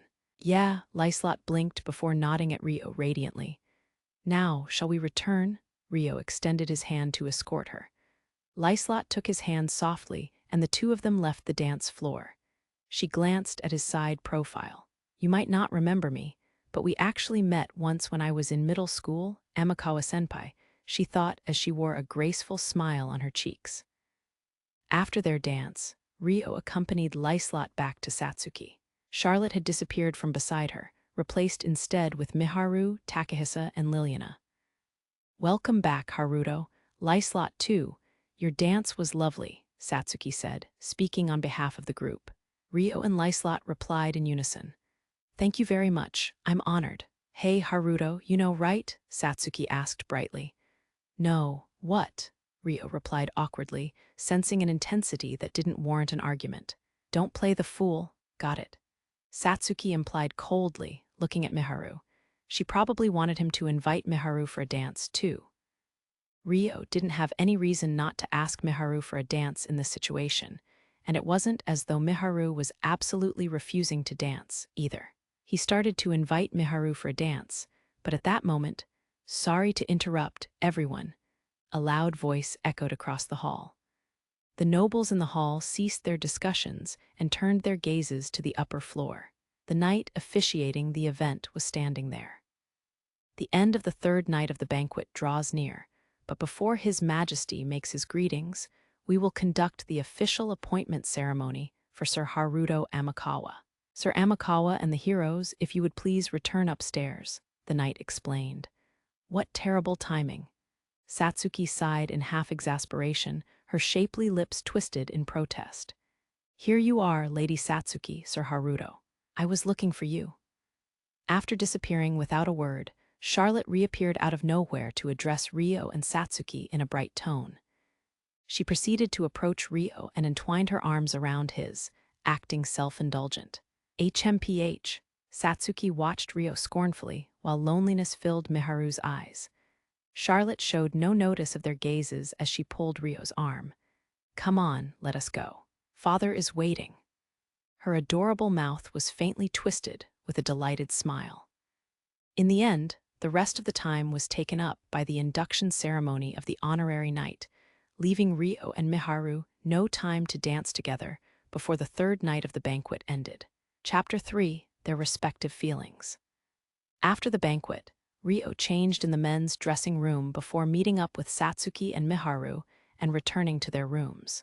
Satsuki had been a little upset until the end of the banquet by how Miharu was the only one Rio didn't dance with. But Miharu insisted she was fine, since it was embarrassing anyway. Rio brought up what he'd spoken to Charlotte about during their dance, prompting Miharu to listen with a serious face. I see. Satsuki placed a hand on her mouth in thought. To summarize Charlotte's statements, it was understandable that Satsuki was wary of the Galar kingdom. The kingdom was also aware of why she would feel wary. However, they were hoping to form a trusting relationship in spite of that.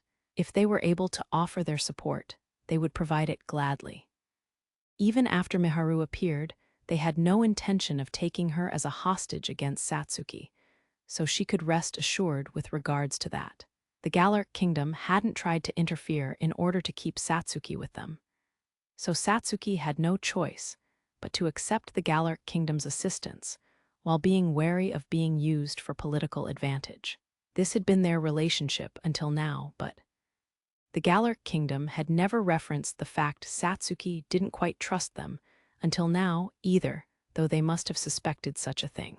Perhaps it was because they took it as implicit understanding, but they didn't aggressively pursue Satsuki to win her over. How do you see it, Haruto? Satsuki asked. First, I believe that Princess Charlotte's words were most definitely the words of King Francois. Right. If everything until now had been a lie, that itself would destroy Satsuki's trust.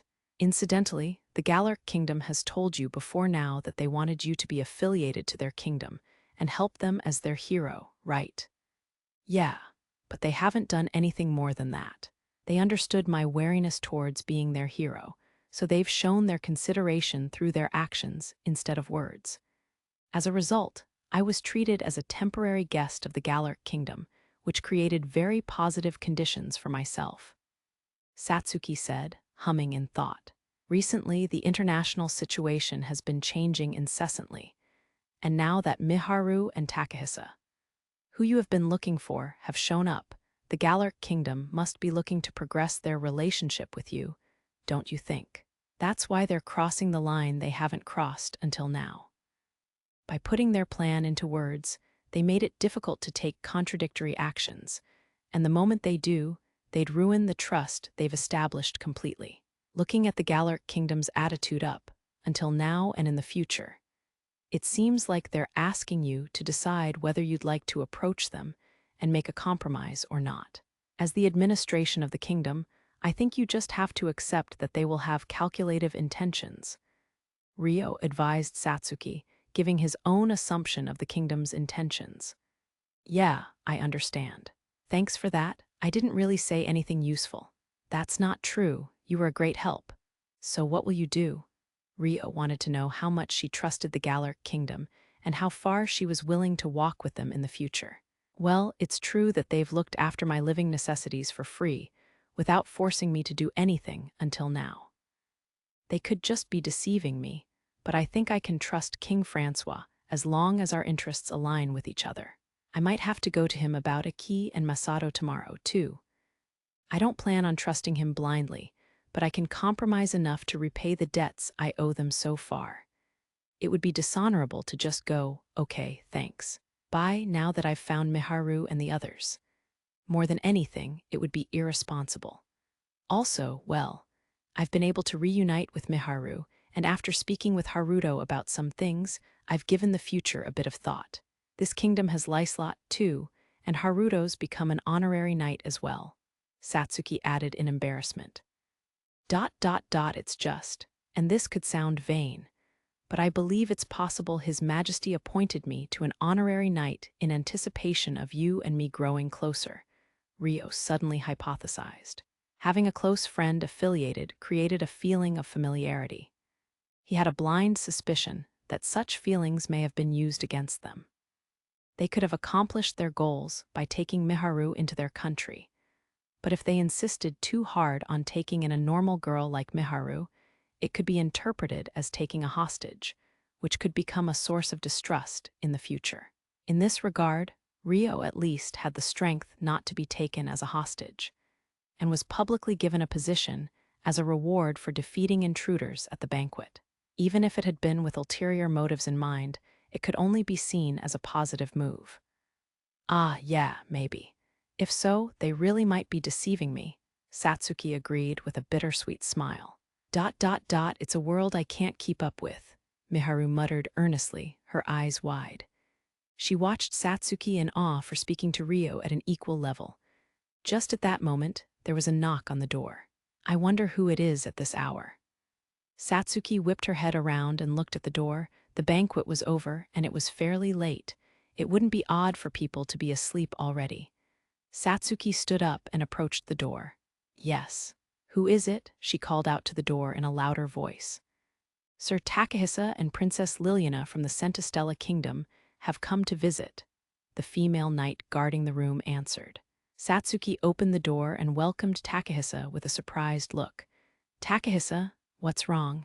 It's kind of late. I pleaded with Lily to stay in Galark for a little longer, but I was hoping to talk to you before you went to sleep. Takahisa said nervously. I'm sorry, I tried to stop him since it was so late, but, Liliana added apologetically.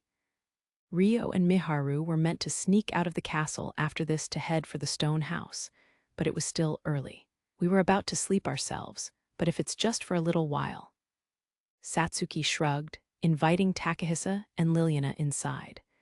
They continued to chat over tea for another hour or so before Liliana urged Takahisa to return to their rooms. Late that night, once it was too late to expect any more guests, and the castle had quieted down, Rio departed for the stone house with Miharu. All right, see you later. Satsuki saw them off as Rio carried Miharu into the night sky. The two of them melted into the darkness in no time at all, making it difficult to follow them from the ground. For the record, Asia was already waiting at the stone house, so they were completely alone. But they did not speak for a while after they departed as they snuck through the skies above the castle. Are you cold? Rio finally asked. No, I'm fine. Haruto? Miharu squeezed her hand in Rio's clothes and nodded, before taking a deep breath and raising her head. Yes, Rio replied a little stiffly. I've been thinking ever since we had our talk, about who I wanted to be with. Right, Rio responded shortly, waiting for her to continue. The one I want to be with is you, Haruto. I want to be with you, Miharu expressed in a strong tone. I am not Amakawa Haruto, Rio replied darkly. To me, you're both Haruto and Haru-kun, Miharu shook her head and stated bluntly. Amakawa Haruto is dead, but Haru-kun is within you. The normally reserved Miharu refused to back down an inch. But right now, I am a person of this world. Even if I have Amakawa Haruto's memories and values, those aren't my memories and values. Do you still believe Amakawa Haruto is in me? Rio didn't back down either. Yes, Miharu didn't hesitate at all, nodding firmly. Rio was completely taken by surprise. He wanted to dismiss her promptly, but the words didn't come out. I want to be with both Haru-kun and the person that Haru-kun was reborn as. Miharu repeated in objection, emphasizing that she definitely did not take Rio to be Amakawa Haruto. What will you do if you stay with me? There's nothing I can do for you. I'm living in order to fulfill my revenge. Rio felt a pain in his chest, his voice coming out in a rare tremble. If Miharu had asked him to give up on his vengeance here, he may have given up. That doesn't matter to me. I want to stay anyway. When Rio tried to reject her through the reasoning that he was living in a shameful way, Miharu responded with her emotions, even though she didn't know what that was or what was waiting in the future. You might regret it one day when I turn out not to be the person you thought I was, Rio spat out. I will not. But I would definitely regret leaving your side, Miharu refuted with resolution. Rio's eyes trembled with hesitation. He didn't know what expression to make, his chest squeezing in pain. Why? Why would she want to be with someone like me? He asked himself. Or, would you prefer if I wasn't there? You have Ai-chan, Celia, Latifa, Sarah, Orphea, Alma already. There are so many people around you supporting you, and I'm not even as smart as Satsuki. So if you don't want to have someone as powerless as me around, Miharu asked Rio, expressing her anxieties. That's not true, Rio denied in a bitter voice. Then do you think that way about everyone else, that they shouldn't be with you? Miharu's expression twisted and crumpled as she asked. Rio neither confirmed nor denied it. Miharu took that as a silent confirmation. Then why have you helped us out so much? Why did you save Celia, who was about to be married off against her will? Why did you adopt Latifa as your little sister? Miharu raised her trembling voice. If he thought she would be better off away from him, then he shouldn't have saved her from the start. However, Rio had saved Miharu and the others. He had allowed them to stay beside him. They had lived together. Was that nothing more than a temporary measure? Rio fell silent once more, furrowing his brows and averting his eyes. He wasn't able to come up with a logical answer. After looking after us so much, after becoming so familiar with us, living together like a family, there's no way I can accept you distancing yourself like that. That's so. Selfish, Miharu's voice trailed off weakly, which made it sound all the more like a scream to Rio. However, Rio hadn't decided upon his revenge with half-hearted resolve either. He was aware his path would be a bloody one and prepared to go forward. He said nothing. He couldn't. It's just like Ai-chan said. The Haruto of this world had shut his heart. That was what Aisha had told Miharu on the night she experienced the dream where Amakawa Haruto died. And now that Miharu was telling him her feelings like this, Rio was maintaining his negative stance. He would most likely remain stubborn no matter what she said. Keenly experiencing Aisha's words coming to fruition, Miharu looked up at Rio's face with terrible sadness in her eyes. However, Aisha had also said this. If Miharu really wanted to stay with Haruto in the future, then she couldn't run away. That's why Miharu didn't give up. If she couldn't convince Haruto completely here, she would cling to him with everything she had. Haruto, when we came to the capital, you promised me on the deck of Lyslot's enchanted ship, right? That you'd respect my will. Yes. It seemed like he still remembered. Rio nodded at a strange angle. I want to stay with you. I want to stay. With you, with Haruto, with Haru-kun. At Rio's silence, Miharu simply repeated herself. Haru-kun, she repeated again. Rio had a clearly bitter expression on his face when she called him by that nickname. I understand, he sighed, nodding. Thank you. Miharu's face brightened with happiness. There's no need to rush into an answer, so take your time deciding. We'll still be together for the time being, Rio said, suggesting a compromise. Yup, okay. Miharu nodded with a plain, gentle smile. Rio watched her face, then looked away from the radiance. Also, please stop with the Haru-kun, he added with a sullen face. Even if she called him by that name, he wasn't able to respond to her as Amakawa Haruto. Roughly half an hour later, Rio and Miharu had arrived at the stone house and were seated facing Aki and Masato in the living room. The other residents were also present around them. Over half a day had passed since Aisha had explained the circumstances to them. Now, it was time to see if their resolution stood firm. As you have heard from Aisha already, we've found Takahisa. He's currently in the Galaric Royal Castle and knows you two are safe. He very much wanted to see you, but we first need to ask. What do the two of you want to do? Rio asked, getting right to the point. I'll go. I want to see my brother. Aki looked at Rio and Miharu, answering immediately with no sign of hesitation. That was the answer they had expected. Rio proceeded to look at Masato for his answer. What about you, Masato? I want to see him, I think, especially if he wants to see me. Masato hummed as if he was considering his feelings one last time. Got it. Also, as we expected, Takahisa is saying that he wants custody over the two of you. What do you want to do about that? Rio asked. I want to stay with my brother.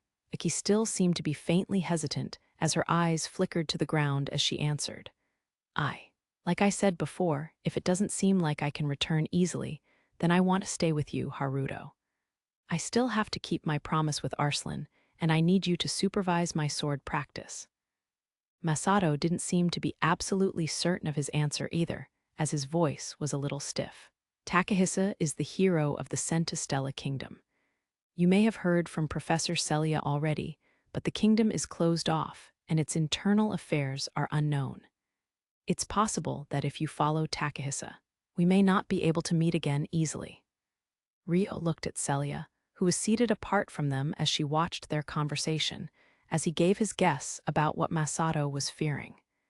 It was an explanation directed towards Aki. Aki seemed to have a few thoughts about that, as she pressed her lips together firmly.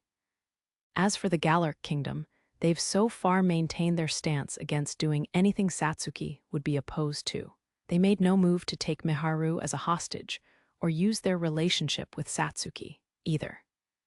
That being said, there's no guarantee the same would apply for the kingdom of Centistella, though it did seem like they were prioritizing Takahisa's will over anything else. "The rest we don't know for sure," Ryo explained, looking at Aki and Masato again.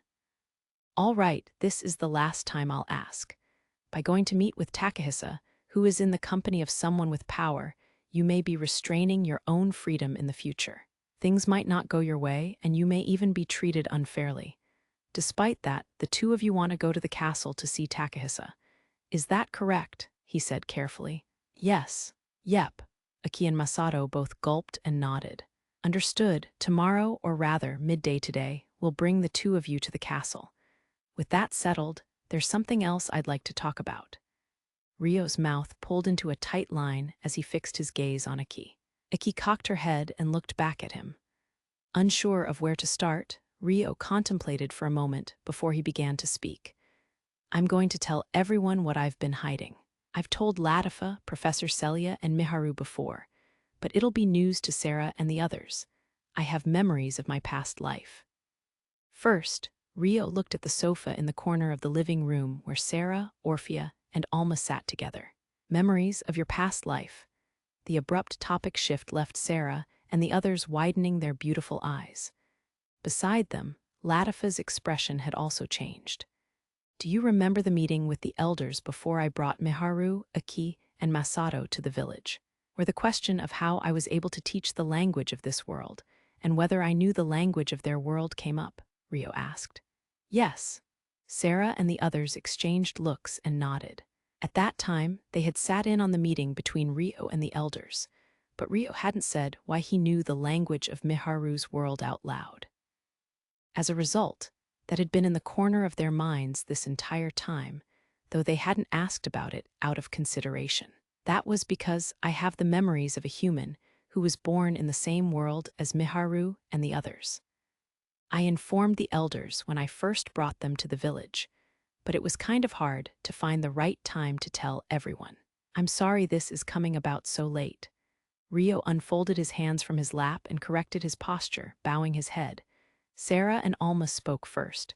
"No, there's no need to apologize. Yes, we understand there were circumstances at play. We should be thanking you for telling us, really," Orphea added with a smile, agreeing with the two of them. Ryo nearly smiled with joy to hear that, but the truth he was about to reveal made him bite his lips instead. "Thank you. And so, moving on to the main topic at hand, this is something I had kept hidden from even Miharu until just the other day." Glancing once more at Aki, Ryo's tone was a little evasive as he spoke. Imagining how Aki would react made him feel a bit scared, but he had to say it. "Is it really something you should tell us, Ryo? You don't have to force yourself for our sake." Celia seemed to see the shadow on Ryo's face and voiced her worry for him in a gentle voice. However, Ryo had already made his decision and nodded before he began to speak again. "This is tangentially related, but on the second night of the banquet, there was an incident where some intruders made it inside. I assisted with driving back the attackers and was appointed to the position of an honorary knight by the Galaric king." "Did you just say, an honorary knight?" The revelation left Celia, a former noble, horrified. However, it didn't seem to register for the others, who looked confused instead. "Is that an impressive role?" Sarah asked Celia curiously. "Why, yes. It's a prestigious title bestowed upon someone with remarkably outstanding military exploits and gives them a position with special rights, but no duty to the kingdom. They're seen as the same rank as counts and other high-ranked nobility. So rarely is anyone ever appointed," Celia explained, staring closely at Ryo.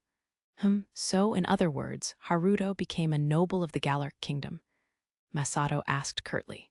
Well, basically, it's not like I'm serving the kingdom, so I don't have to do anything in particular. But what does becoming an honorary knight have to do with his past life? Alma tilted her head to the side. I was allowed a family name upon my appointment as an honorary knight. Haruto was my name from my past life, but for several reasons, I made my family name the same as my past life as well. As Rio spoke, Aki's expression froze as she stared at him. Her heart thumped incessantly with a sense of foreboding. What was the family name, Onyai-chan? Latifa noticed the change in Aki's expression at the same time as she guessed what was happening, so she interrupted with a question to connect the dots. Amakawa, Haruto Amakawa. That is my name as an honorable knight. It's also the name I had in my past life, where I was Miharu's childhood friend and Aki's older brother. Rio fixed his gaze on Aki and spoke to her solemnly. For a moment, everyone other than Aishia, Latifa, and Miharu, who were already in the know, looked shocked.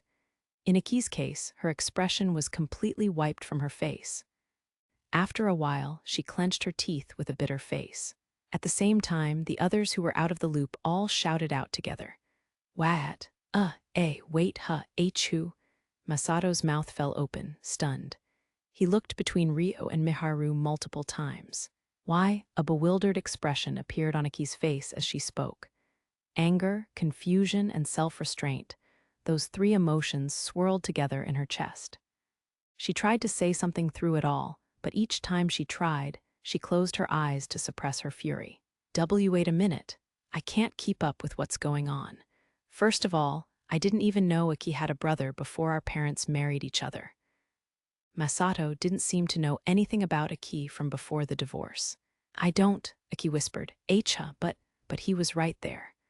With no idea as to what was going on, Masato looked at Rio and Miharu. She does. Aki has an older brother named Haru-kun. As their childhood friend, I can testify to that. Miharu had been holding her tongue so that Rio could explain things in his own words, but she interrupted him at this point. I do not. My older brother isn't named Amakawa Haruto. He's Sendo Takahisa. I'm Sendo Aki right now. I don't know anyone who never contacted us, even when Mom was crying alone and fell ill from overwork. Aki yelled back, her voice thick with emotion. Aki, listen to what Haruto has to say. Haruto wasn't. Miharu objected to Aki in frustration, but was interrupted. It's fine. It doesn't change the fact that Amakawa Haruto never did anything brother-like for Aki. Now he's dead, and I'm not Amakawa Haruto, so there's no reason for me to act like an older brother now. I can't say anything selfish like that, Rio said, stopping Miharu calmly. Rather than dark clouds hanging over them, it was more like a sudden typhoon had struck the room, leaving the girls unrelated to the situation to watch in silence. They exchanged glances to check whether they should interrupt, but decided it was best to let their thoughts clash for a little longer. Why are you revealing this now? If only I didn't have to know. That you were that person. She wanted to respect him as the person who saved her. She was happier being unaware of the truth. He should have just stayed silent about it. That's what Aki was silently expressing to Rio in her glare. However, Rio stared at Aki quietly. He was objecting in return with his eyes and expression that there was a need for it. Because there was something I hadn't told you. Because I felt like it was something you should know. I had a feeling that you hated Amakawa Haruto based on our time living together. That's why I knew you would get angry if I told you about my past life, but I also thought that I had to tell you properly. Something I should know? Aki asked in a voice laced with anger. Yes, I've told you that Amakawa Haruto, my past life and my memories, died as a university student, right? The moment the name was brought up, Aki grimaced, leaving Rio to clarify before continuing on. It was true, he had said that. Aki seemed to recall it, but she didn't nod. Miharu wandered into this world when she was 15, in her first year of high school. I was born the same year as her and died at the age of 21, in the summer of my second year of university. However, even though I died later, I was reborn in this world before everyone wandered here. Don't you find that strange? Rio explained. Ah, even Aki, whose blood was boiling, realized the abnormality in the timeline. When I entered high school, I returned to the town I grew up in to live alone. That was when I entered the same high school as Miharu and knew about the incident when Miharu went missing. Immediately after I turned 20, I also visited my mother for the first time in 13 years. You met Mom. After we disappeared, Aki's eyes were filled with surprise. Yeah.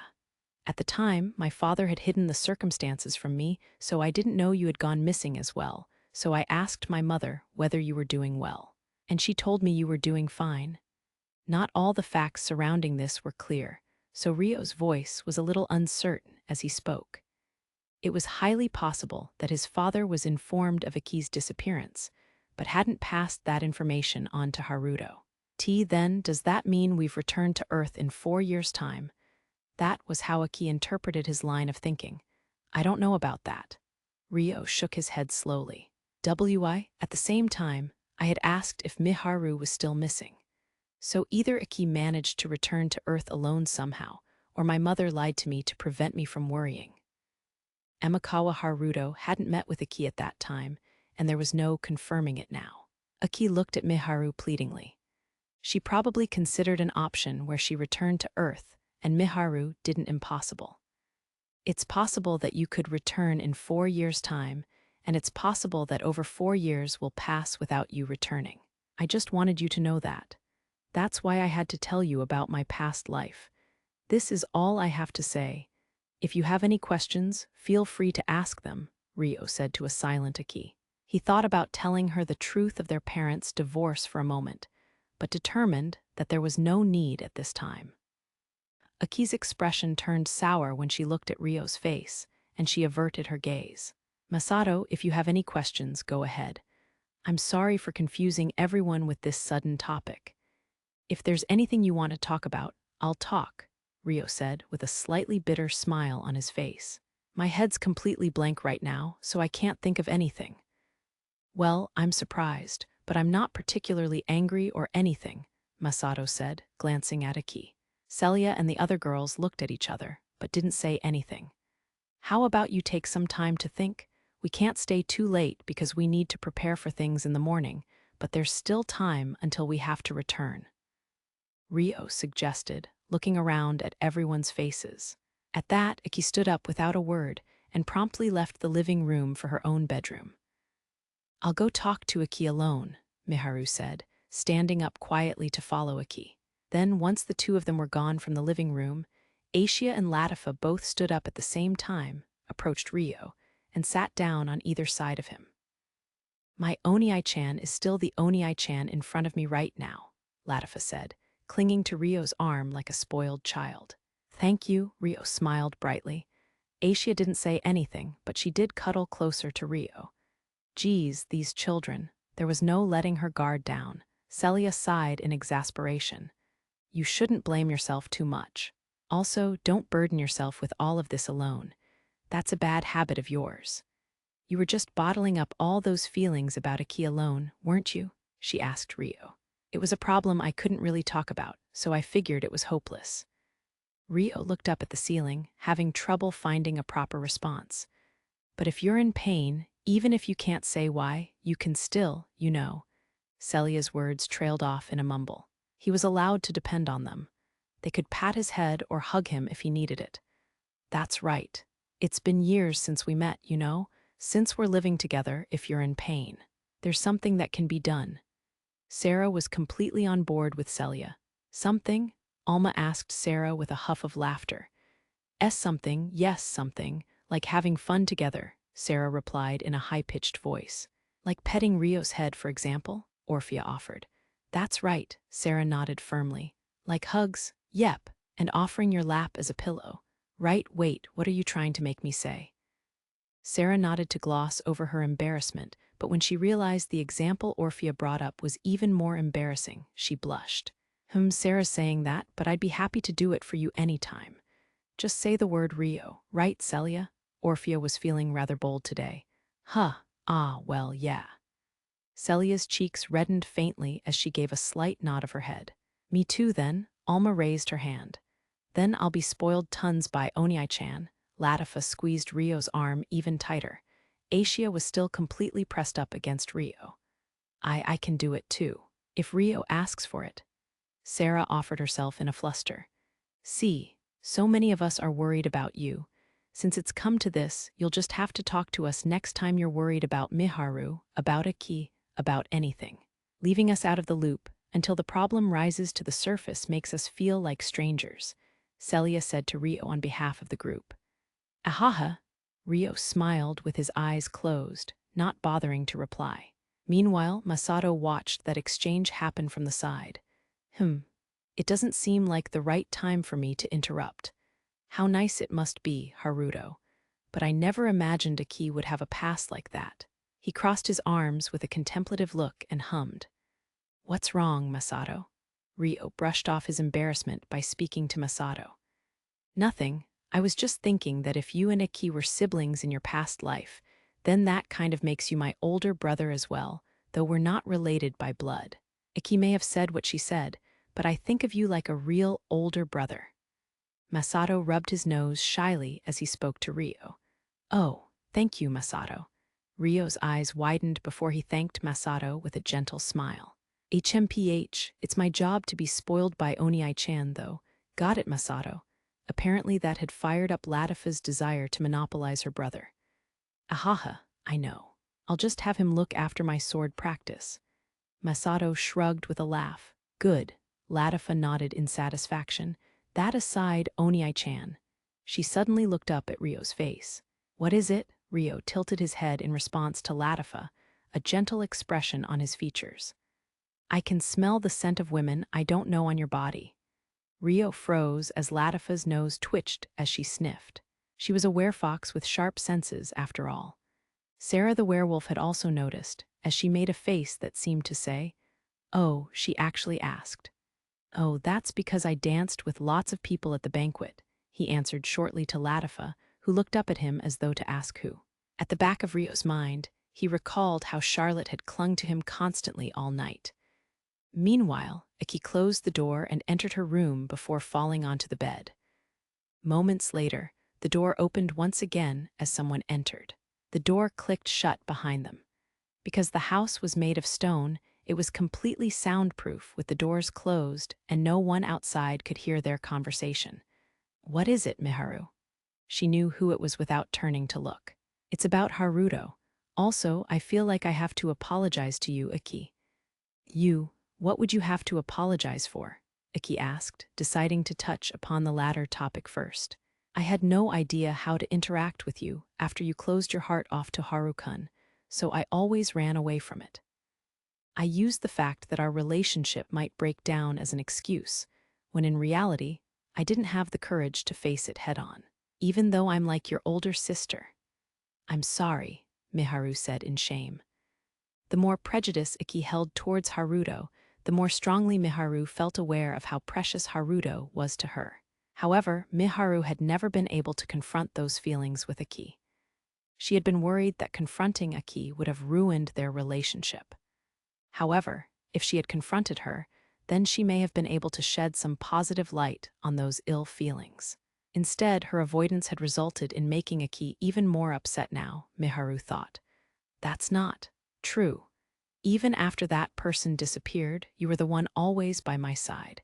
You didn't run away at all. You stayed with me. So don't apologize. What are you apologizing for? There's nothing to be sorry about. Despite being on the verge of tears, Aki mustered a smile and poured her heart out. No, I have to apologize. I will no longer run away, Miharu said resolutely. No longer run away? Aki asked in a tearful voice. Yup, I've decided I'll voice my own opinions from now on. Until now, I've always yielded to you whenever my opinion utterly clashed with yours. But I've realized that doing so wasn't benefiting you, and most of all, it wasn't benefiting me either. Aki bit down on her lip so hard she nearly drew blood. Do you hate this Haruto, Aki? The one I hate is Amakawa Haruto. Those are illogical emotions. You know that yourself, don't you? That Haru-kun was just a child like us at the time. If anything, he tried to return to us when he entered high school, Miharu said, expressing the feelings she had kept pent up until now to Aki. Aki fell silent, her expression bitter. But that means you don't hate Haruto then, Miharu said, sounding slightly relieved. I don't know, Aki muttered. You don't know, Miharu asked carefully. Haruto is our savior, and I've respected him until now as a wonderful person, so I can't hate him. But I hate Amakawa Haruto. That's why I don't know what to do. Whether I like him or hate him, I just don't know. That's right, it's illogical, I'm illogical, but I can't help it. Even the mention of his name pisses me off. Anger rose in Aki as she spoke, causing her to start yelling. Aki, Miharu's face clouded over with sadness. I'm sorry. Please leave. I don't think I can speak calmly even to you right now, Aki spat out in a prickly tone, as though she was suppressing the simmering rage within her. Miharu had said what she needed to say, but she gave pause anyway, wondering if there was something more she could say. Get out, please, Aki yelled, her anger exploding. Will you talk to me again after you've calmed down? Miharu asked softly but firmly. Fine, Aki's response was near hysterical. Without saying another word, Miharu turned on her heel and left the room. I want to see you soon, brother, Aki muttered to herself sorrowfully once she was alone. The first thing Miharu saw after leaving Aki's room and returning to the living room was Ryo being pressed against Asia and Latifa, who was sniffing his body as she clung to him. Miharu's eyes widened in shock. It was the usual warm, pleasant scene of their daily lives. However, it was a scene she couldn't see while they were at the castle. Even though they had only stayed in the castle for a few days, she had missed seeing this so much. Ah, if I lived apart from Haruto, I wouldn't be able to see this anymore, either. Miharu watched the ordinary scene unfold before her, cherishing the sight of it. Her mind had been so occupied with the problem between Ryo and Aki, she had forgotten how precious everyone here was to her, too. She knew that, realistically, it would be difficult to stay with everyone forever, but she didn't want to lose the life she had here. Miharu felt strongly about it. Miharu, are you done already? Sarah noticed Miharu standing at the edge of the living room and walked up to her. Yeah, what was that commotion out here? Miharu watched Ryo and the others with a smile. Latifa suddenly brought up how the scent of unknown women was hanging on Ryo's body. According to Ryo, they were just his dance partners at the banquet. Sarah sighed tiredly. Ahaha, if it's an unfamiliar scent, it might be Princess Charlotte's. She was sticking fairly close to Haruto the whole night. Miharu remembered how she hadn't been able to dance with Ryo at the banquet and smiled a little sadly. I see. More importantly, this is something everyone told Ryo just now, but we'll always be here to listen to your worries. Don't be a stranger and lean on us too. We're a family after all. Sarah made use of all her natural leadership to appear dignified and reliable to Miharu. Yeah, thank you. Miharu broke into a happy smile, nodding obediently. Good. Now shall we go back? Yup, Miharu replied. Sarah brought her to the middle of the living room. Miharu, Sarah, come sit here. As usual, Orphea took the initiative to beckon them into seats nearby. Having just had that exchange earlier, they were feeling strangely conscious of each other, so they were very grateful to carry on without worry or awkwardness. A normal interaction, it was a very precious thing. Then once Miharu and Sarah sat down, Miharu, how did it go with Aki? Ryo asked. He must have been worried. Whether that worry came from Haruto or whether it came from Harukan, Miharu still didn't know. Right. I said what I had to say, but her heart hasn't adjusted to it all yet, so she'll talk to me after she calms down. I'll try to talk to her again later, too. The issue would be solved one day for sure, Miharu decided, as she informed Ryo of Aki's state. Ryo gave a slightly weak smile as he bowed his head at Miharu. I understand, thank you. After that, they discussed how they would bring Aki and Masato to the castle the next day. Aki refused to look at or talk to Ryo, up until Ryo and Miharu returned to the castle. Chapter 4. A Family Reunion. The next day, Ryo followed the plan they had arranged the night before and received permission to leave the castle in the morning. Asia and the other girls had brought Aki and Masato to the capital already, but they couldn't go to the castle quite yet.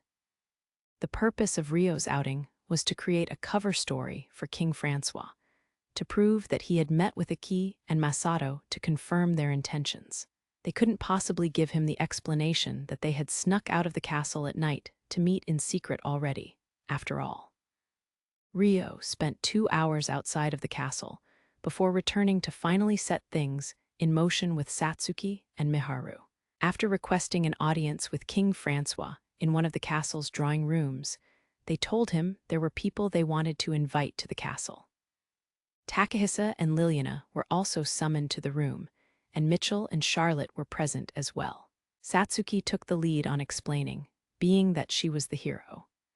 She spoke of how Rio had been looking after Aki and Masato together with Miharu, about how they wanted to see Takahisa, and as a result, they wished to summon the two of them to the castle. They weren't brought to the castle in the first place because the two of them were too young to attend the banquet. I understand. You may invite them to the castle immediately.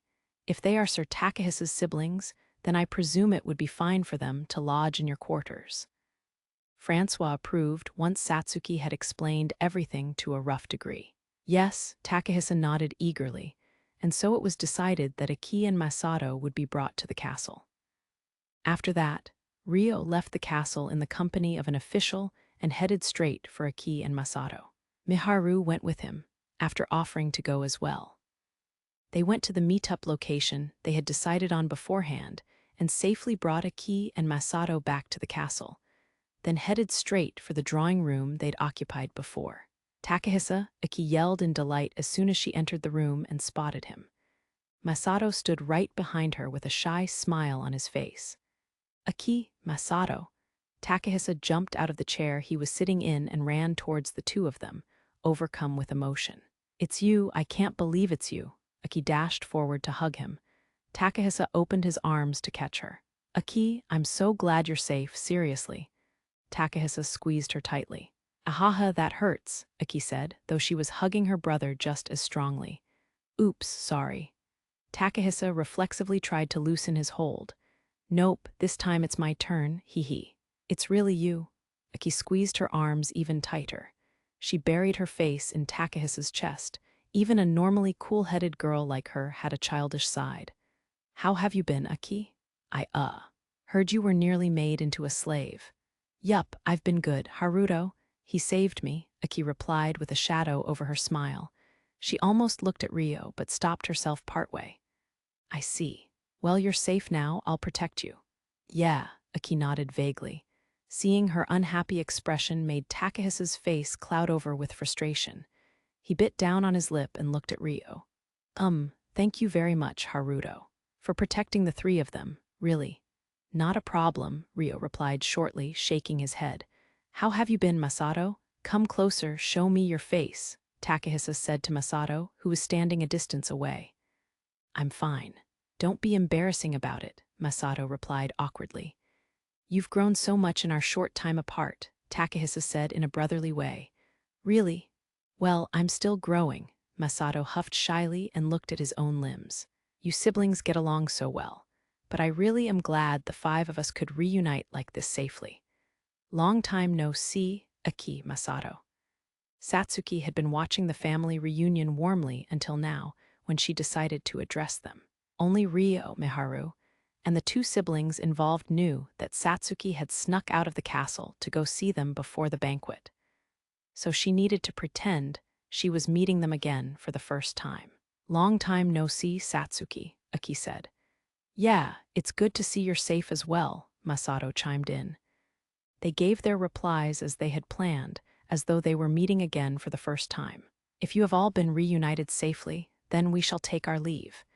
It would be impolite for us to intrude on such a long-awaited reunion, Francois said, looking at Liliana. Yes, we shall give our proper greetings at a later time, Liliana agreed immediately. If you don't mind, Sir Haruto, could you please accompany me? Charlotte suddenly asked Rio. Of course. With no reason to refuse the request of a princess, Rio nodded readily. Thus, everyone other than the 5 people from Earth left the room. The door clicked shut, leaving the 5 of them alone. How about we all sit down first? Miharu, you can sit next to me, Satsuki suggested. Right. Takahisa nodded happily, guiding Aki to the sofa for them to sit together. Masato sat down on a sofa a slight distance away, while Miharu seated herself beside Satsuki. I know we finally reunited and are in high spirits, but we already have a general idea of each other's circumstances, and it's quite difficult to find time for the five of us to be together. So how about we discuss the things that need to be said first? Satsuki said, looking around at everyone's faces. Sure, but what do we need to discuss? Takahisa looked at Satsuki and cocked his head. The serious matter of our future. Everything's really complicated right now, right? Neither Takahisa nor I can leave our kingdoms easily, and will probably be separated again in the future. Looking at things in the long term, shouldn't we decide on what to do in order to return to Earth? Satsuki said, summarizing the agenda succinctly. That's true, Takahisa nodded, glancing over at Miharu opposite him. There's something you should know involving Haruto first. It's heavily related to our future, too. I've received permission to tell you about it, but you have to keep what I'm about to say an absolute secret from anyone else. Can you promise me that? Satsuki looked directly at Takahisa. If you're talking to just me, then the others. Takahisa looked around. They know already. If you can promise me you'll keep it a secret, then I'll tell you too.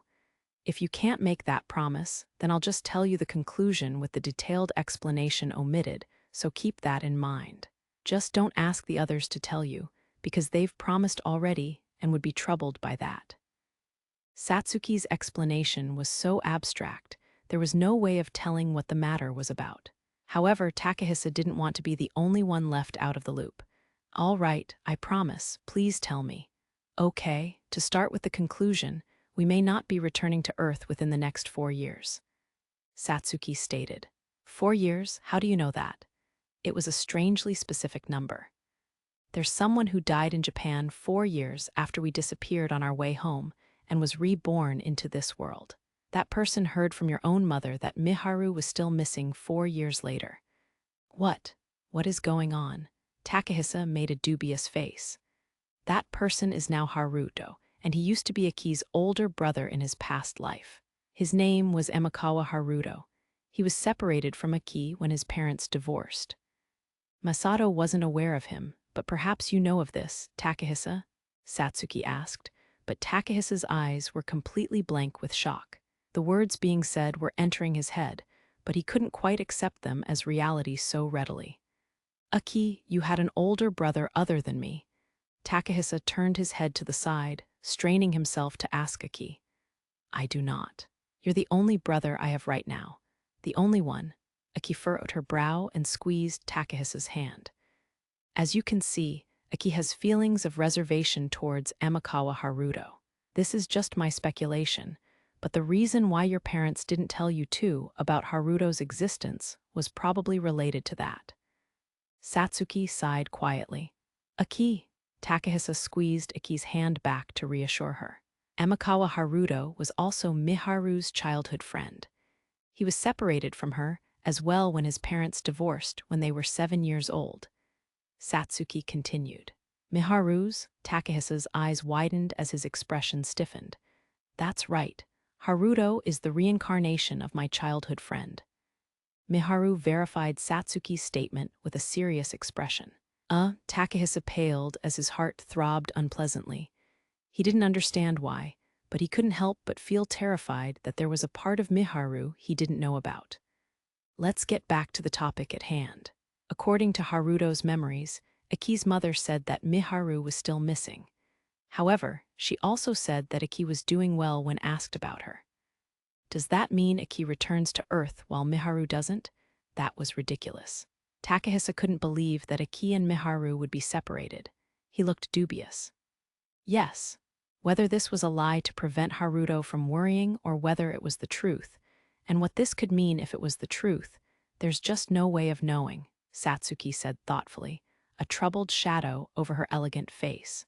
Wait a minute, I can't believe Aki and Miharu would be separated.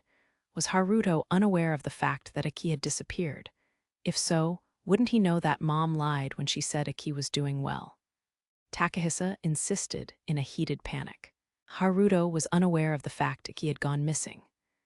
After his parents divorced, Haruto's father completely cut off any information about Aki and their mother from reaching him.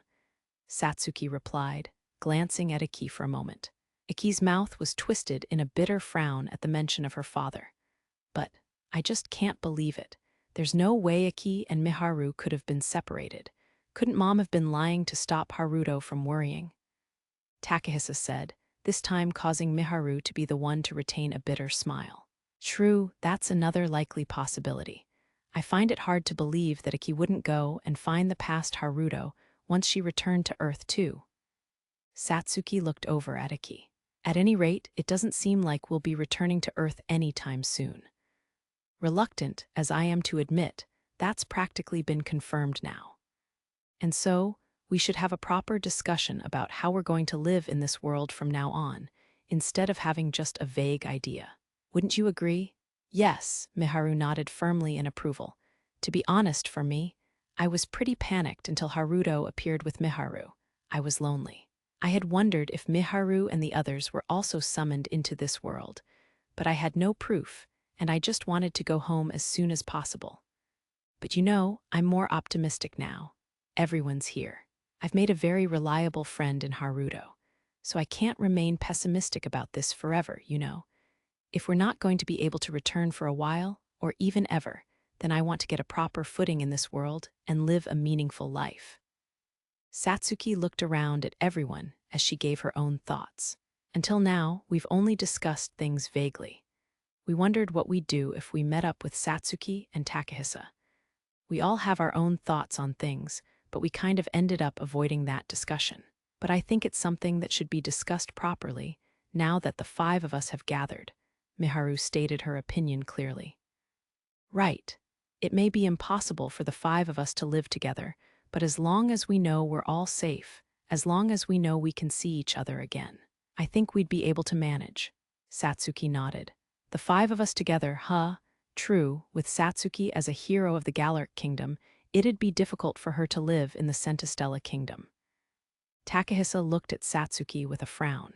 Well, yeah, Satsuki nodded awkwardly. Are you going back to Centistella right away? Aki tugged at Takahisa's sleeve and asked. Yeah, I'll probably be able to come out again, but I don't think I can stay for long. That's why I thought about what I wanted to do all night. I want everyone to come with me. I want to stay with you all forever. I'll protect you.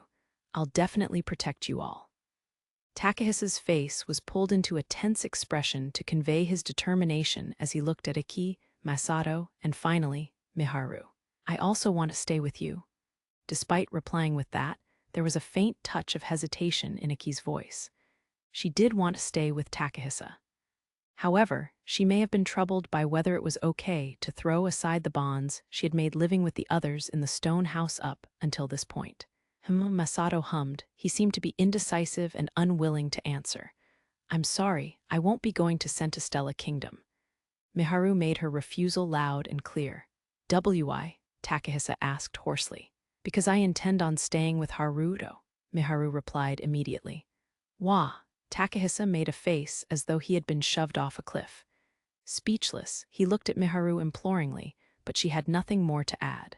Meanwhile, when Aki heard Miharu's clear intention to stay with Haruto, her mouth twisted reflexively into a sullen frown. I also want to stay with Haruto, I think. I wavered a bit, having you in front of me, but I still want to stay with Haruto for now, Masato stated. But why?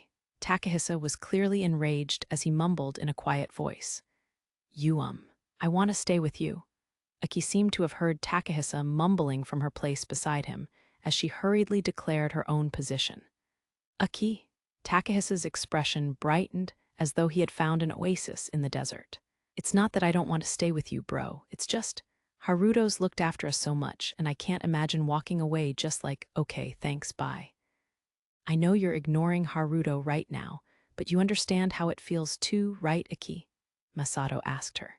Aki seemed unable to be as honest as Masato and held her tongue. However, that was the greatest proof that she felt the same way. Was Haruto that big of an influence on Masato and Aki? They had only been separated for a few months. Takahisa fell into the illusion that his precious bonds were being stolen and clenched his fists tightly. Masato sighed at Aki's lack of a response and voiced his own thoughts once again. Also, in my case, I have my sword training too. I don't want to lose my progress. That's why I can't go with you right now, bro. Not until I've grown up enough to stand on my own. Sword training. You're learning how to use a sword. It was a comment that couldn't be ignored. I am. Masato was slightly taken aback by Takahisa's excessive reaction. Why are you learning it? It's not fun and games. Swords are used to kill people in this world. Since he was learning to use swords at the castle himself, he understood that fact well. Or rather, he was being made to learn it. That was why he showed such an extreme reaction to the knowledge that Masato was learning as well. I know. Haruto's teaching me everything. And if you know that much, that means you're learning how to master the sword yourself, no? Masato pointed out how hypocritical that was. It's fine for me too. I'm already in high school and I understand things. But you're still in elementary school. Your sense of morals and ethics aren't developed yet. I understand things too. Don't tell me you've actually killed someone before. What if he had? Takahisa suddenly paled. No way, but there are monsters out there, and the world is what it is. I have to be able to protect us if anything bad ever happens. We were nearly abducted the moment we came to this world, after all, Masato objected in a rough tone of voice. That's why I'm saying I'll protect you from now on. You won't need to set foot anywhere dangerous of your own accord. As long as you stay in the castle, nothing bad will ever happen. It's safe there. I'm telling you, I'm not going with you. I don't want to just sit there and be protected. If you fight, you might end up getting killed. Ever think of that? Takahisa scolded him harshly. Haruto's taught me that already. Gah, there was that name again. Haruto. He'd made his way inside of everyone's head while Takahisa wasn't around. Even though that place should have been for him. Calm down, you two. I know I said we should discuss things, but I didn't say we should argue. Satsuki interrupted in the time that Takahisa fell silent. I just don't want Masato to live a dangerous life. It's safe in the castle, and as for learning swordcraft, if he absolutely had to, he could learn properly from the knights in the castle, Takahisa said sullenly. Oh, safety of the castle aside, Haruto's an honorary knight himself, you know. He's stronger than your average knight, Satsuki noted. Exactly. Masato nodded smugly. Masato, you have to try and understand how worried Takahisa is about you too, okay? Just imagining you running off somewhere and dying. Anyone would feel uneasy, Satsuki said to calm Masato, showing a smile with a bit of gloom to it. She had also been alone when she first came to this world, so perhaps that was why she could understand Takahisa's feelings. Well, yeah, I guess. Masato nodded reluctantly. So, in conclusion, or rather to summarize for now, Aki will be going to Centistella Kingdom with Takahisa, Miharu and Masato will stay with Haruto, and I'll remain in the Galark Kingdom. Does that sound right? Satsuki didn't have any objection to the choices made as long as they were what the person in question decided for themselves, but it didn't seem like Takahisa and Aki were as accepting. With that in mind, she looked at the two of them. Are you okay with this, Aki? About leaving your ill feelings unaddressed and separating from Haruto like this? Miharu asked her. Who cares? Aki averted her eyes from Miharu, giving an indifferent answer to hide her irritation. If you're going to go with Takahisa, you should talk to him properly beforehand. Even if you're going to move away from him, I hope you'd reconcile first. Miharu placed a hand over her chest. At that, Aki ground her teeth and sneered in return. You're completely on his side now, aren't you? You're not my ally anymore, Aki replied sharply. No, that's wrong. I've always considered you special to me. You're like my real little sister, Miharu denied with great sadness. Then why aren't you coming with us? Don't go with him, come with me and my brother. Stay with me, Aki yelled at Miharu in grief. I can't do that, I'm sorry. Miharu looked extremely distraught, but nevertheless expressed her intentions. Is it because you love him, Miharu? Is it because you love him that you can't stay with me? You'd choose him instead. Aki's voice shook terribly as she spoke. It's not like that, Miharu gasped in shock. She wanted to stay with Haruto, not Aki. That may indeed have been the meaning of her choice, but the nuance was completely wrong. Aki, it might not be my place to say this, since I've only heard of what happened through other people, but don't you think that was too much? Satsuki had been watching quietly as an outsider, but even she couldn't let this conversation go on any longer. That's right, Aki, Masato also agreed indignantly. Love. When Takahisa heard the possibility of Miharu being in love with Haruto, he fell speechless. That shock gradually shifted into panic. What does Haruto think? Takahisa asked loudly. Think about what? The implication of his question was too broad. He says he'll entrust the matter of who stays with who up to Miharu and the others themselves. He didn't seem too enthusiastic about the thought of Miharu following him, though, Satsuki replied. That part is settled now. We talked it out and I asked him. While he's still reluctant about it, he accepted it. Miharu looked at Satsuki and nodded. There you have it. Satsuki smiled with a huff and looked at Takahisa. Well done, Miharu. Though the fact that Haruto's still reluctant is a little. She sighed tiredly. Miharu simply smiled shyly. Then Haruto can just go with you, Takahisa said in a great panic. That's not possible. Haruto has things he needs to do, too. Recalling what Ryo was trying to do, Satsuki's face clouded over a bit. Is that the reason why he's reluctant to bring Miharu along, perhaps? When it came to the topic of Miharu, Takahisa had sharp instincts. His comment was right on the mark. Well, you could say that, Satsuki nodded begrudgingly. Takahisa saw his chance in that and gulped before speaking. If Haruto doesn't want you to follow him, wouldn't forcing him to take you along just cause him trouble? You might be right. But I think that's fine, too. He's trying to live apart from a path of peace, so he needs someone beside him to pull him back into a regular life. Satsuki said wearily, a knowing look on her face. He's trying to live a turbulent life. Unaware of the circumstances, Takahisa and the others cocked their heads dubiously. Why doesn't Haruto want Miharu to follow him in the first place? He's fine with me going, Masato asked Miharu and Satsuki, tilting his head. That's because Miharu couldn't find the right words. Probably because Haruto was Amakawa Haruto in his past life, and Miharu was his childhood friend, I guess. I can't speak for Haruto any more than that, though. Right, Miharu. Satsuki gave an ambiguous but simple explanation to avoid going into detail, before seeking Miharu's agreement in a kind voice. Yes, Miharu nodded quietly. What's the deal with that?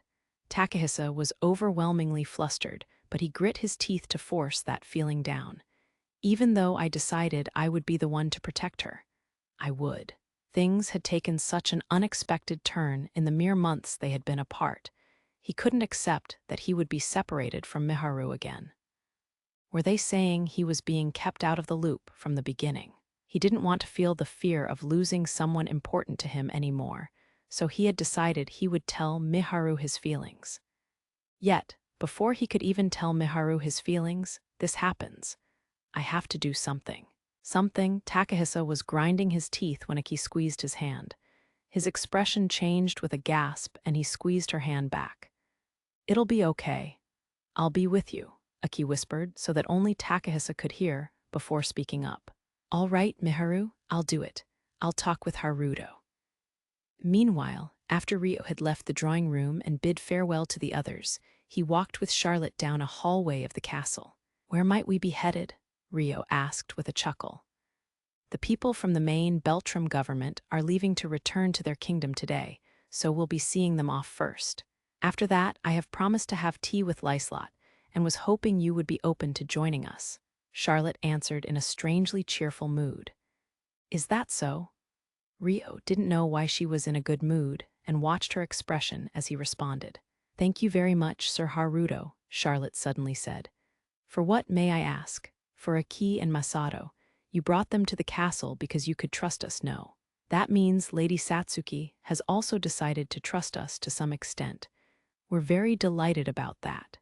Perhaps you have already told her of our conversation during the dance at the banquet last night? Yes. However, I don't believe my passing of the message had any influence on the outcome.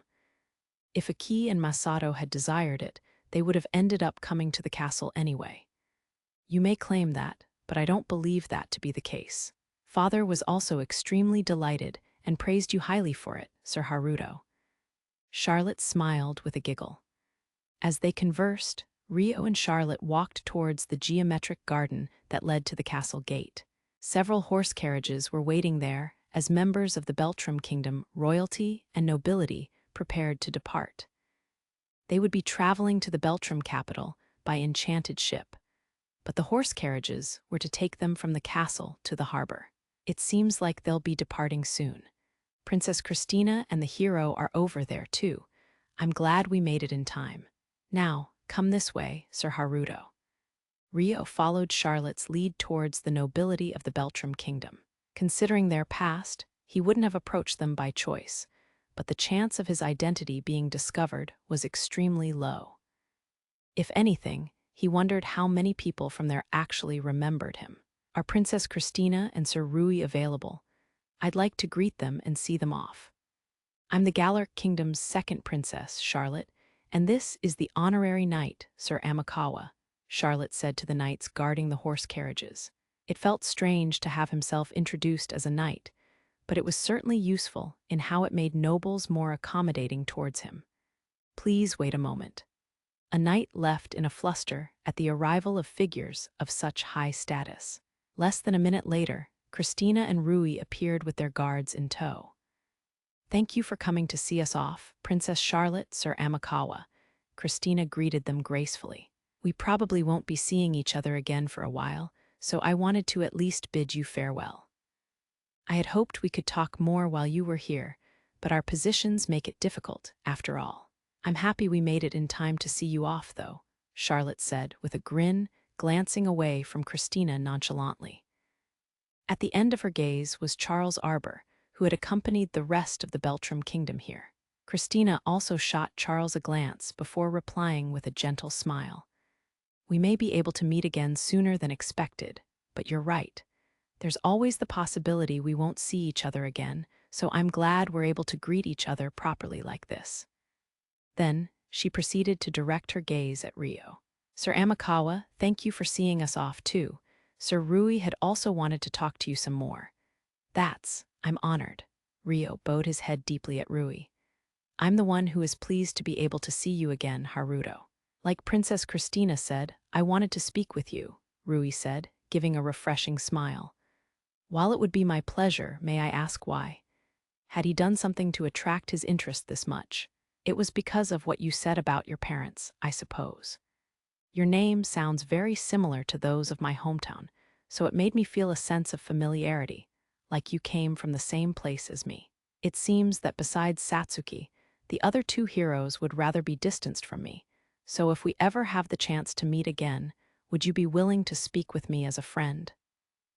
Rui said with a bittersweet smile, offering his hand to Rio for a handshake. Of course, I would be happy to. Rio immediately shook Rui's offered hand. Thank you. Rui's handsome face broke out in a happy smile. Then Charles Arbor, who had been watching their exchange, approached. Are you two done? It's almost time to depart, he said to Christina and Rui. Yes, see you later then, Rui said and turned on his heel. Oh my, Sir Amakawa, you have some dust on your shoulder, Christina suddenly pointed out. Oh, how embarrassing. Rio reflexively moved his hand to pat away the dust. No, not over there, Christina said, then took several steps towards Rio and whispered in Rio's left ear so only he could hear. Thank you for saving Flora. Charlotte was standing on Rio's right side, so she probably missed what happened. Pardon me. Rio's eyes widened faintly, but he immediately bowed his head. There, it's gone now. Goodbye, Christina said no more than that, showing only a fleeting expression before she turned to head to the carriage. Having seen Christina and the others off, Rio and Charlotte went back inside the castle, to the rooftop garden that was limited to royalty, and a select few others to meet up with Lyslot for a casual chat.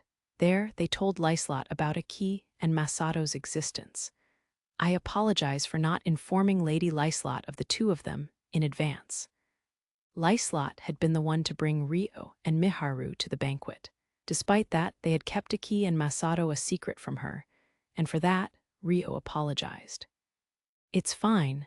I kept you and Lady Miharu's existence a secret from His Majesty up, until we came to the capital myself, after all. Don't let it bother you, Lyslot said with a soft smile. I am most grateful for that. Rio bowed his head deeply. He had lost track of the number of times he had lowered his head since coming to the capital, but this time he felt true gratitude for her. I wonder what the five of them are discussing right now.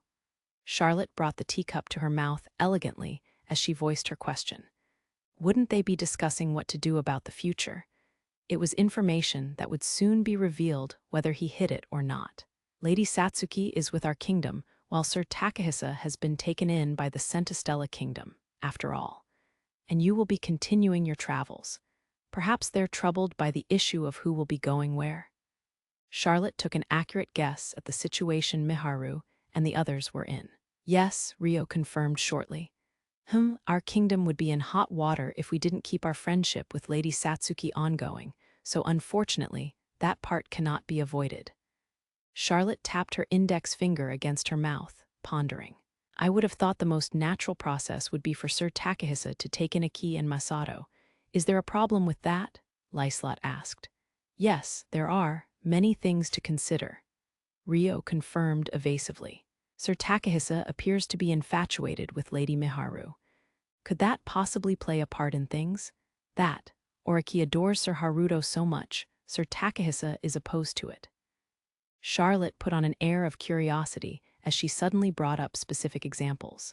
But even the sharp-minded Charlotte felt that she was slightly off the mark somehow. I wonder. Rio evaded replying with a wry smile. My apologies for interrupting your gathering. A visitor had arrived at the gazebo in the garden where they were talking. It was Satsuki, the very person they were discussing.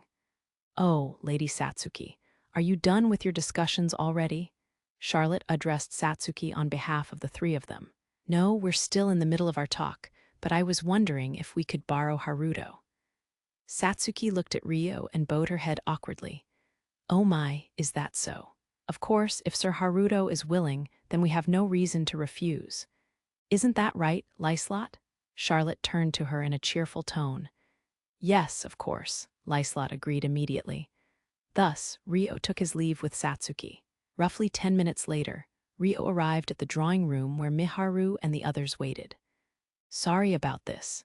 Just sit anywhere that's open, Haruto. Satsuki prompted with a rather tired expression before sitting next to Miharu herself. Sure, Rio obediently sat down on the empty sofa. Directly across from him was Masato, and diagonally opposite were larger sofas, which sat Miharu and Satsuki on one side and Aki and Takahisa on the other. For the record, the reason why he was summoned and the discussion that had occurred up until now had been explained to him on the way there. I've told Haruto that Aki wants to speak to him, but if we're in the way, we can leave, though it may be better to have Miharu present. Satsuki looked between Rio and Aki before settling on Miharu. I don't care if you stay or not. Only if Haruto has things he can't say in front of everyone else, I suppose, Aki said in a rather sharp tone, as though she was testing Rio.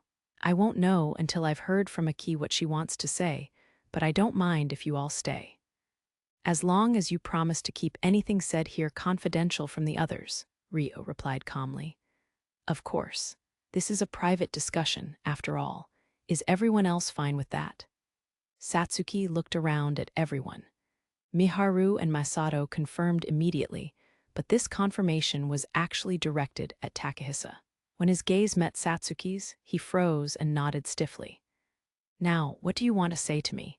Does it have something to do with Amakawa Haruto? Rio asked Aki himself. You speak as though he's a stranger to you, Aki replied reproachfully. He's not a stranger, but he is someone else. I cannot act as though I'm Amakawa Haruto. His words had a sense of resolution in them that made Aki gulp. However, she couldn't back down. Does that mean you think nothing of me? That's not what I said, Rio replied in a pained tone. But I've heard that you didn't really want Miharu to go with you, even though you used to call her Mika-chan and loved her so much in the past. Does that mean you don't love Miharu anymore? Do you hate her now? Is that why you don't want her to follow you? And me as well. He didn't call her name in the same affectionate way that he used to. While she swallowed those words at the end, Aki was becoming more and more emotional. I don't hate her. Then why don't you call Miharu Mick-chan anymore? Why don't you want her to go along with you? I won't call Miharu by the nickname in my memories. I can't. I'm not Miharu's childhood friend anymore, Rio answered, making Aki grind her teeth. Miharu had a miserable look on her face, and Satsuki was frowning sullenly. I don't want Miharu to follow me because I still consider her important to me, though I am now a different person to Amakawa Haruto. That's why I believe the best option would be for her to live somewhere safe. The same goes for you, Aki. Also, it's precisely because I am a different person now that I believe it would be better for those of you who know the Amakawa Haruto within me to stay away, Rio continued, his expression dimmed. I don't understand what you mean at the end there. Aki tilted her head with an unimpressed look. The same went for Takahisa and Masato. For you and Miharu, who know Amakawa Haruto, wouldn't you unconsciously think of me as him, or otherwise let your opinions of him overshadow how you think of me? They couldn't deny it. After all, Aki was presently seeing Amakawa Haruto in Haruto, as she used him as an outlet for her illogical rage. But I'm not Amakawa Haruto. Amakawa Haruto is dead, so I am unable to respond to you as him, he said with a smile of resignation, and Aki's expression clearly stiffened, as though she was a child who had realized what she had done wrong. Rio felt guilty for his inability to word things better. However, he had to tell them like this, because he was Rio, not Amakawa Haruto. Amakawa Haruto had values cultivated by living a comfortable, quiet life in peaceful modern Japan. Knowing that and understanding that such a life was out of his own reach, Rio held that preciousness in contempt and decided to push on down the path of revenge. He had already sullied his hands numerous times, even without the revenge as a factor. That's why Rio thought he had no right to enjoy living in a peaceful world where Miharu and Aki placed themselves beside him as Amakawa Haruto. He didn't think he belonged there. Even if you say that, though, Haruto still has the memories of Amakawa Haruto, right? So isn't it a little sad to call yourself a different person? You're still the same Haruto. Do you really feel nothing with Miharu and Aki in front of you? Masato's shoulders and voice trembled as he spoke. I do, that's why they're important to me. That's why I don't think they should be near me. Rio's voice was truly calm, conveying how he had given up. That much was clear. If they're important to you, then I think that's all the more reason why you should keep them near you. If I were you, I'd rather have them beside me, Satsuki said, unable to help but give her opinion. That's why I said I'd respect Miharu's decision. I may be traveling about in the future, but I intend on keeping a safe living environment for them like I have until now, Rio replied with his gaze averted from Satsuki. No, that's wrong. Didn't I say I wanted to stay beside you? Didn't you accept that, Haruto? Before she knew it, Miharu's words were coming out hoarsely. Rio was going to use his travels as an excuse to be scarce around her, she feared. You'd be continuing to live as you have until now. Wouldn't you call that being together? Rio replied quietly. No, I wouldn't call it that at all, Miharu stated bluntly. Rio didn't say anything, letting the silence drag on instead. How could he treat what I want so desperately like something he doesn't need? And yet, he's taking what I need away from me. Listening to the conversation made Takahisa feel like he was going mad. With his shoulders squared, he bit down on his bottom lip and frowned. However reluctantly, I was glad to hear you had approved of Miharu's desire to stay together, because I thought that meant he had accepted her feelings a little. But I see that wasn't the case at all. Satsuki stared into Rio's eyes with disappointment and exasperation. Though he had a logical objection to that, Rio said nothing. Haruto, come with me for a moment, Satsuki said quietly, standing up with determination. Rio held a glaive for mock battles in his hand, facing Satsuki, who held the same weapon in hers. They stood on the parade grounds of the Galark Kingdom Castle. How did things come to this? Rio asked as he checked his grip on the glaive. Because I'm not happy with you. Satsuki furrowed her brow, her answer short. A bit too short, as the point completely flew past Rio. For what reason?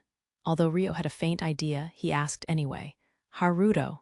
Satsuki jabbed her finger at him. I suppose it's all about me, right? Her answer was a little off from what he'd expected. It seemed like Satsuki was quite angry, so he gave a pained smile in an attempt to smooth things over. But I don't want you to get the wrong idea. This isn't me trying to force my opinion onto you. I think your points are correct, and I know you've made them after giving them a lot of thought and consideration. I can also sympathize with your fears. However, you can't come up with the answer alone. Miharu's also given this a lot of thought, gone through and settled her own conflicts, and come up with an answer to give to you. Don't run away from her, face her head on. Masato said it already, don't act like a stranger or they'll be sad. He's definitely still within you. He's no longer anywhere except within you. So don't. Don't, Satsuki said, appealing to Ryo with sincerity. Watching over their conversation right beside them was Miharu, Aki, Masato, and Takahisa. However, as they were using the parade grounds for knights and soldiers to train on, some of them were also watching the two of them from afar. They were out of hearing range, so they couldn't overhear their conversation, but the tense atmosphere was apparent. Furthermore, news of the duel between the hero Satsuki and honorary knight Haruto must have spread throughout the castle, as members of royalty and nobility were crowding the parade grounds. Among them were Charlotte and Lyslot from the Galar Kingdom, the Restoration's Flora, Hiroki, Rona, and Duke Huguenot, as well as Centistella Kingdom's Liliana and her female knights. Just so you know, I fully intend on becoming better friends with you in the future as well. We haven't known each other for long, but I already consider you a close friend of mine. That's how much you mean to me already. That's why I won't forgive you if you try to run away. This time, I'll show you how much you mean to us. If it won't reach you through words, then I'll beat it into your body. I'll beat you until you break. Satsuki's passionate but eloquent speech left Ryo staring in a daze, but he eventually smiled. Wouldn't it be bad if you did that? Shut up. At any rate, you never know until you try, Satsuki yelled, cheeks reddening at Ryo's teasing. Lady Satsuki, two groups of people approached them. One was Charlotte and Lyslot, while the other was Liliana and her female knights. Charlotte was the one who had called Satsuki's name as she hurried over. Meanwhile, Liliana headed towards Takahisa. Had they come to stop them after all?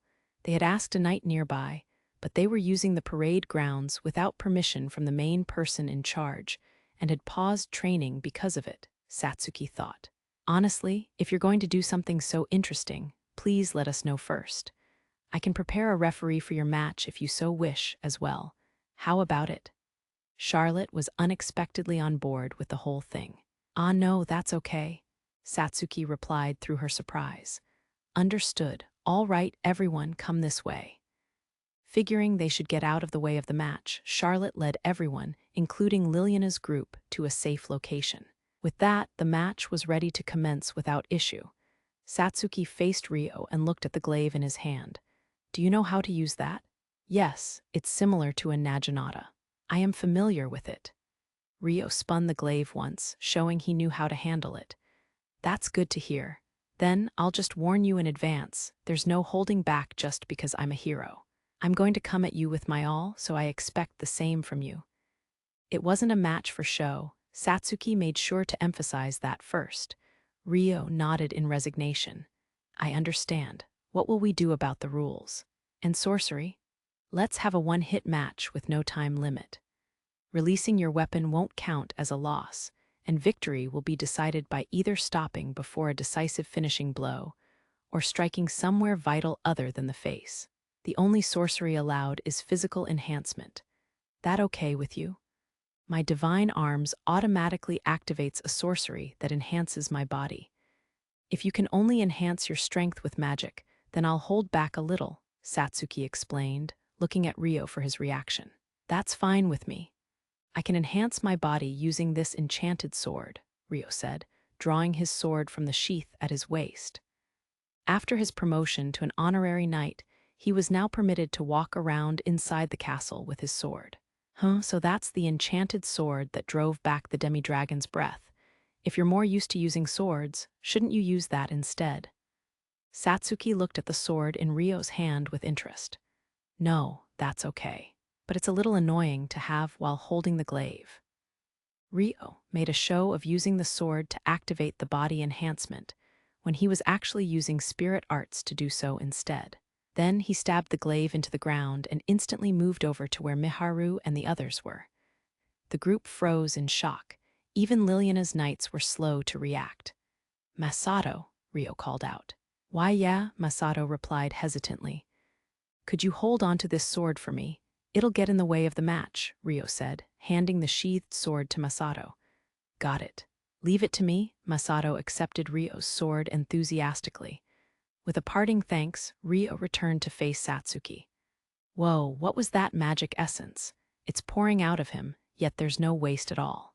It's beautiful. Alice, the youngest of the knights guarding Liliana, stared closely at Ryo with a grimace. ... It may be better to stand further back. The eldest knight also had a stiff look to her face. "I'm ready." Ryo returned before Satsuki and picked up the glaive he'd stabbed into the ground, assuming his stance. "It really seems I won't have a chance of winning if I don't come at you with the intention to break you," Satsuki said with a smile, seeming to sense the gap in their abilities after seeing Ryo's movements just now. However, she couldn't back down here.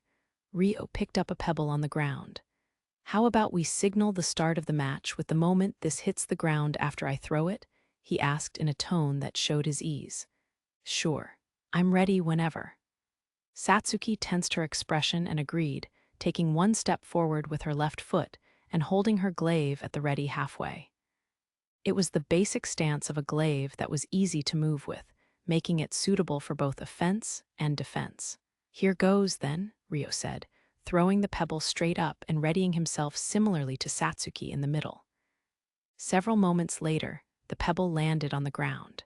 "Ha!" Satsuki called out a battle cry and charged with her full speed. She came within a short distance of Ryo and made a fast strike. But Ryo entangled the tip of Satsuki's glaive and cleanly parried it. However, Satsuki expected that much from him. She maintained her stance that was faithful to the fundamentals and brought her abilities past the limits of her body to make a persistent attack. However, Ryo's experience in real battles far surpassed Satsuki's. He parried all of her attacks with skill.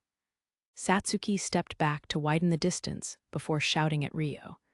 What was that about being somewhat familiar with a glaive? "I wanted to finish this in the first hit, but you've been dealing with all my attacks so easily." "I could see right through you," Ryo said with a bold smile. "That's enough." Satsuki resumed her assault. She made an overhead attack with all her energy, as a feint. She rotated the handle of the glaive to flip the blade of the tip in a tricky maneuver.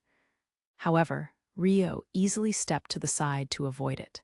Satsuki immediately swung the glaive to the side, performing a follow-up attack. Ryo lowered his glaive, knocking the side-sweeping slash Satsuki had released straight to the ground. He proceeded to hold Satsuki's glaive to the ground just like that. Before the blade could be buried into the ground, Satsuki promptly pulled the handle of the weapon to avoid having her movements fixed. In the next moment, she cut around to Ryo's side and swung the tip at his feet. Ryo had foreseen that move, as he used the leg she was aiming at to step on the tip of Satsuki's weapon with rapid reaction speed. He placed his weight onto that foot, sinking the blade into the ground. Then, he proceeded to make a rather weak side-sweeping attack. "What?" Satsuki released the handle of the glaive on the spur of the moment, barely retreating in time to avoid Ryo's attack. However, she was astonished by the guts behind Ryo's acrobatic defense and gaped speechlessly. The same applied to the gallery of spectators. The glaive is indeed a similar weapon to the naginata. However, this isn't a competitive match, but a real duel. The accuracy of each individual strike is important, but if you aim for a single finishing blow like in a competition, I'll be able to read your timing easily. Ryo temporarily moved out of the stance he had assumed to speak to Satsuki. There was no issue in using the fundamental stances for competitive naginata, but in a real battle, where the only condition was to make contact, there were no rules. For example, attacks that didn't need to be avoided in a competitive match absolutely had to be avoided in this duel, and focusing on attacks with contest rules in mind would only become a disadvantage to oneself. I know that. Are you going easy on me? Satsuki's tone roughened as she objected to Rio in a sulky tone. Indeed, she was aware of it. Some of the movements she had made just now were definitely removed from the typical Naginata moves for competition. However, there was still a part of her that was being influenced by it. Rio had seen through that with his defensive move just now. That is not my intention, but if the match ends too quickly, then you wouldn't have beaten anything into me. Ugh, Satsuki grimaced, feeling like she had been insulted. However, Satsuki knew Haruto wasn't the kind of person to make these statements without thinking. She felt uneasy about it. After she digested Rio's next words, she realized that his statement hadn't come from a place of insult. In other words, I also want to come at you with my full strength. That's what I mean. You asked for me not to hold back, so I thought I could inform you of the factors you may be insufficient in at the moment. You know, you really are a clumsy person.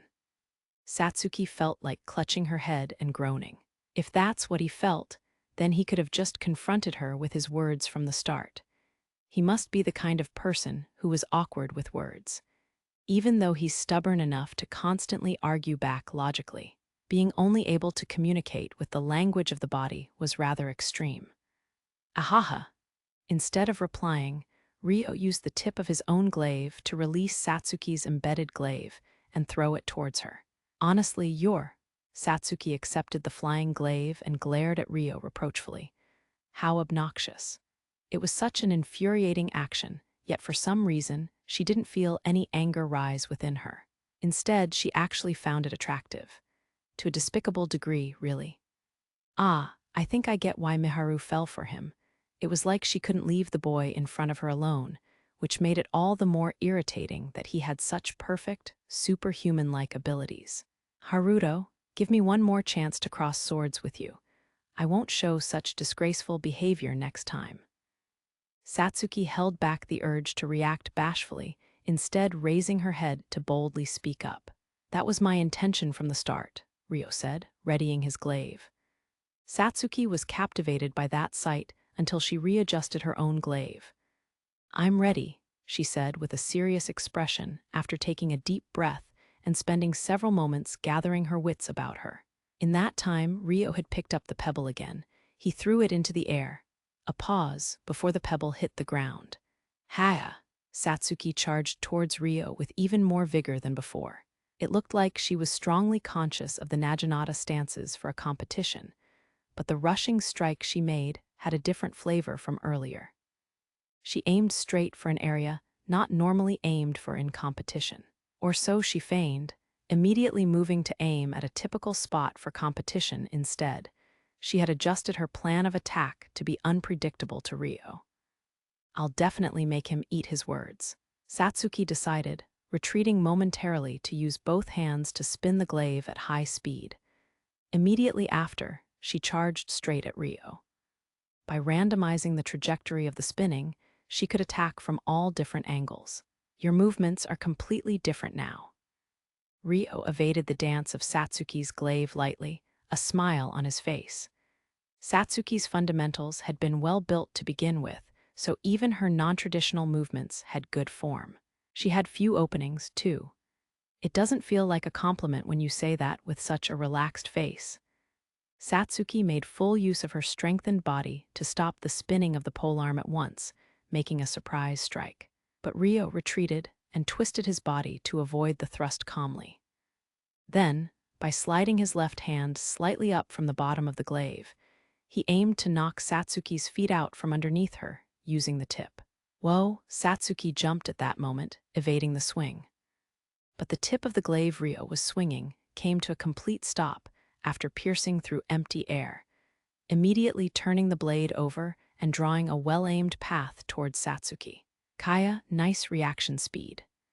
Satsuki braced her polearm on the spur of the moment, stopping Rio's glaive with the handle.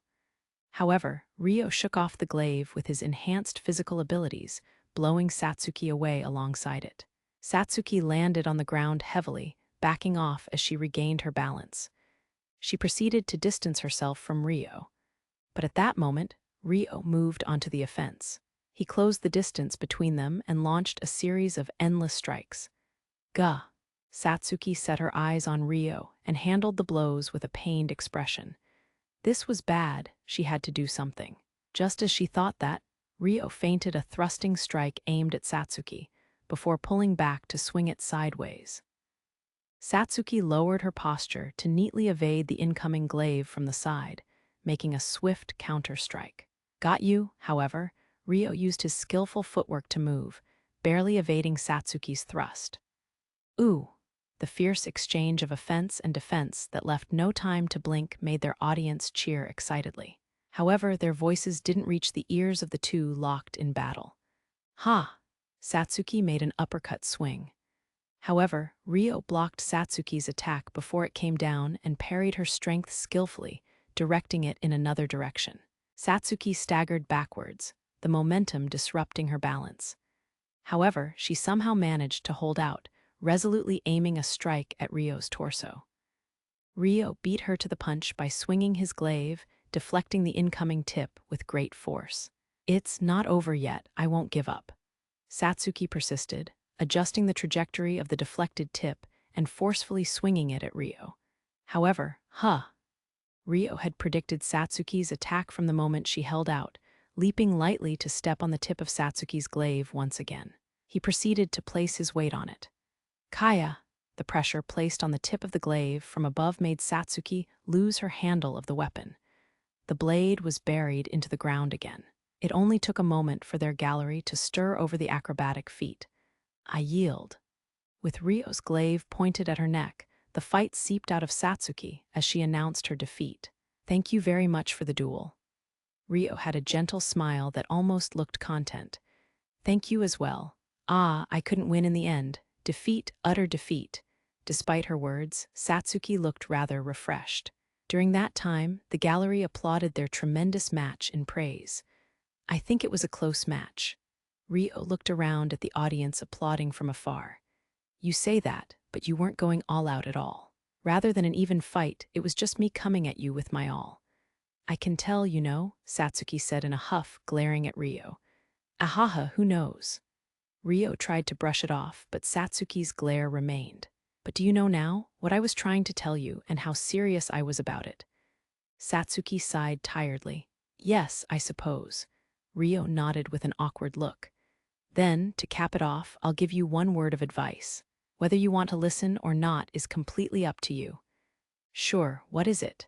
She was a very careful person, passing on a message with words and not just body language this time. Thinking that, Rio's mouth turned up into a smile. I think all the logical-sounding fears you have are correct.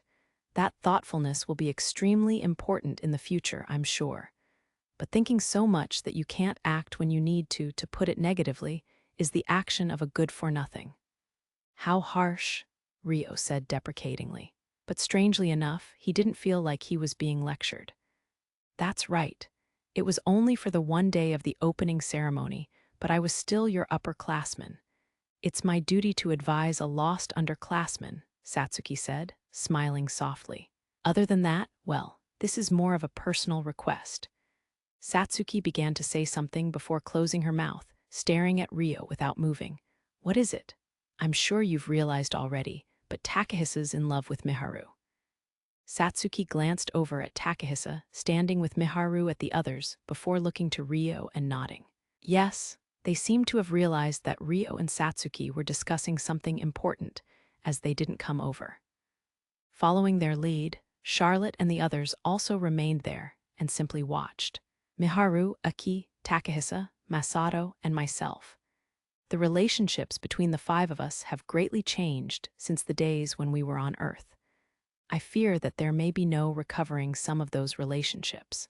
No, I fear the situation we're in will inevitably make that unavoidable, Satsuki said with a quiet look. Rio listened without saying anything. Whether the relationship between the five of us worsens beyond repair, or whether it worsens to a salvageable extent is, I'm sorry to say, dependent upon you, Haruto. It's beyond my power. Even Miharu, who holds the key to Aki and Takahisa's emotions, can no longer do anything. Actually, no, I think something can be done about it if Miharu sacrifices her own needs. Do you understand what I'm saying? She was, in other words, talking about Miharu following Aki and Takahisa.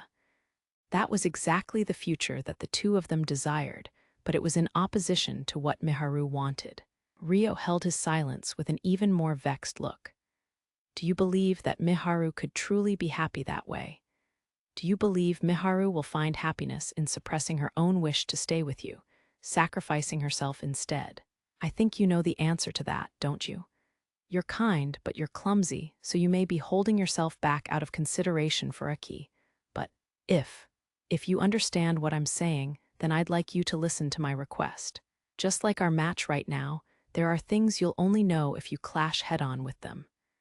There are things that won't be conveyed otherwise. I want you to do the same with Aki and Takahisa without any reservation. Then I want you to secure a future for us, where we'll all be able to laugh together. I know what I'm saying is completely unreasonable. Of course, I'll also help as much as I can, but that's my request. If you can do that, then, Satsuki paused. She stared at Ryo without blinking. I'll do anything in my power to thank you, my hero Haruto, she said shyly but clearly. Chapter 5, A Duel and the Result. The night of the duel with Satsuki, Ryo informed her and Miharu that he would be stepping out for a moment. Then, he headed by himself to the guest rooms where Takahisa was staying with Aki, Masato, and Liliana. He didn't bring Satsuki and Miharu along because he felt it was appropriate to speak to Takahisa and Aki alone. Thus, he arrived before the rooms where Liliana's female knights stood guard. However, the two knights seemed more like young girls than adults. One was the petite Alice, who looked to be in her early to mid-teens. The other was Kiara, who seemed similar to Ryo's age, in her mid-teens. Oh, it's the really strong guy. Wow, he looks even cooler up close. Ah, my name's Alice, the second daughter of a duke in the Centistella kingdom. The petite girl, Alice, introduced herself in an overly familiar way. She had a rather wild personality for a knight serving a member of the royal family. Hey, Alice, Kiara immediately scolded her. Forgive me, Miss Kiara. Alice apologized in a vacant voice. I'm not the one you should be apologizing to. Please forgive the rudeness, Sir Amakawa. Kiara sighed tiredly, bowing her head at Ryo. No, it doesn't bother me. In fact, I should be the one apologizing for dropping by without warning, as I'd like to meet with Sir Takahisa. Could you pass on the message for me? Understood. Please wait a moment. You come too, Alice. Kiara thought for a moment before entering the rooms with Alice, leaving Ryo alone outside. Welcome. Please come inside. Liliana's attendant, Frill, came out to invite Ryo inside less than a minute later. Ryo followed Frill into the room. Excuse me. He bowed his head deeply as soon as he stepped in, his hand over his chest. Sitting on the high-class sofa inside the room was Takahisa, Aki, Masato, and Liliana. Welcome, Sir Haruto, Liliana greeted on behalf of the others. Thank you very much for agreeing to meet with me, despite the late hour. Ryo turned to Liliana and bowed his head once more. I heard that you have business with Sir Takahisa. Yes, Aki and Masato as well, to be precise. Princess Liliana is welcome to sit in as well if you so wish, Ryo said respectfully. What is this about? Takahisa asked Ryo warily. The continuation of the conversation the six of us had today. After our match, Satsuki said some things to me. I have come here to inform you of my thoughts and opinions of the future. Ryo's answer made Liliana close her eyes and think for a moment before speaking up. In that case, please use the room over there. She would probably hear the details from Takahisa later. Ryo's past life aside, Liliana would have been informed about their plans for the future and who would be staying with whom. I am most grateful for your consideration. Ryo bowed deeply to express his gratitude. What are you waiting for? Let's go. Masato stood up first, prompting Takahisa and Aki to move as well. Yeah, let's go, Takahisa. Thus, the four of them moved to an adjacent bedroom. This was the bedroom where the three members of the Sendo family were staying. The room's furnishings consisted of 3 beds, a desk, and 4 armchairs. Let's sit down, I'll sit beside Haruto. Masato sat down on an armchair with a thump. Okay, then, if you don't mind. Ryo huffed with a smile and sat beside Masato. Takahisa and Aki took the seats opposite them. Once Ryo confirmed that everyone was seated, he immediately began to speak.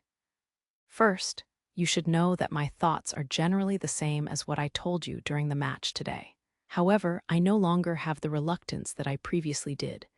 As long as everyone has thought about their answer, I have decided that I will respect that. What are you trying to say?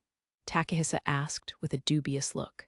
If Miharu and Masato say that they want to remain in my care as they have until now, then I will no longer try to stop them. As long as they have made that decision after hearing my thoughts, then they can do as they wish, Ryo said, with a strangely discerning expression. But you should refuse them. Didn't you say that you didn't want them with you? You still think that way, don't you? So why have you changed your mind so suddenly? Refuse them more firmly. Stop stealing my family away from me. Takahisa yelled in shock. Because Ryo had openly indicated his intention to welcome Miharu and Masato, the negative feelings he had suppressed until now exploded. Takahisa, Aki's face fell as she watched the sudden change in her brother. I cannot, Ryo stated bluntly. Why not? Takahisa asked resentfully. Would my refusal change their minds? And if it did, would the two of them be happy to accept that? In the end, that wouldn't be respecting their opinions. That's why, Ryo answered smoothly. Masato smiled, looking somewhat happy about that. Coward, said Takahisa. You're a coward. Even though you say you don't want Miharu with you, you don't want to refuse her either. That's cowardice. How does doing something like that equal respect? You have a point. I thought the same. However, if it doesn't count as respect whether I refuse them or not, then I at least want to show my acceptance. It'd be better than completely running away by refusing to accept them. That's what Satsuki told me. So I decided I'd face them properly. Ryo explained his thoughts in a calm voice. But that's just convenient for you, was what Takahisa was about to respond with. Then, are you running away from me, Haruto? If you let me go to Centistella Kingdom like this, wouldn't that be the same as avoiding the problem with me? Aki added to the conversation in an aggressive tone. I have no intention of doing that. That's why I came here alone. I wanted to face you without Miharu and Satsuki present. If you allow it, I'd like to talk to you properly, one-on-one. Ryo didn't falter as he answered Aki. Aki was rendered speechless for a moment. Aki, Takahisa reflexively called the name of his stepsister, looking at her pleadingly. Was this man about to steal Aki from him as well? He couldn't allow that. Because Miharu and I knew Amakawa Haruto, we unconsciously see you as Amakawa Haruto instead and overlap their existences. That's what you said, right? Yes, I did say that. Do you dislike being overlapped with him? That's not quite right. What I don't want is to be overlapped with a different person and compared to him. And consequently, disappointing their expectations, making them regret staying with him. That's why he wanted to reveal himself and keep his distance before such a thing could happen. Even now, he still had the desire to stay away from them. I can only see that different person reasoning as nothing more than a convenient excuse to run away. Aki glared at Ryo with a look of contempt. It's true that we're different people. I do things that Amakawa Haruto would never do. Deeds that Amakawa Haruto would feel greatly opposed to committing, I would do without batting an eye. What, for example? Aki asked doubtfully. Killing people. Ryo indifferently stated what a Japanese person would feel the most disgust towards committing. Aki was at a loss for words. Takahisa had also fallen speechless, out of shock. Only Masato was less surprised than the two of them, though his eyes did widen faintly. When it comes to a battle, I will kill. If I can only protect myself by killing, if a battle can only be ended through killing, then I have no choice but to do so. I've come to accept that. Even at this very moment, there's someone out there that I must kill.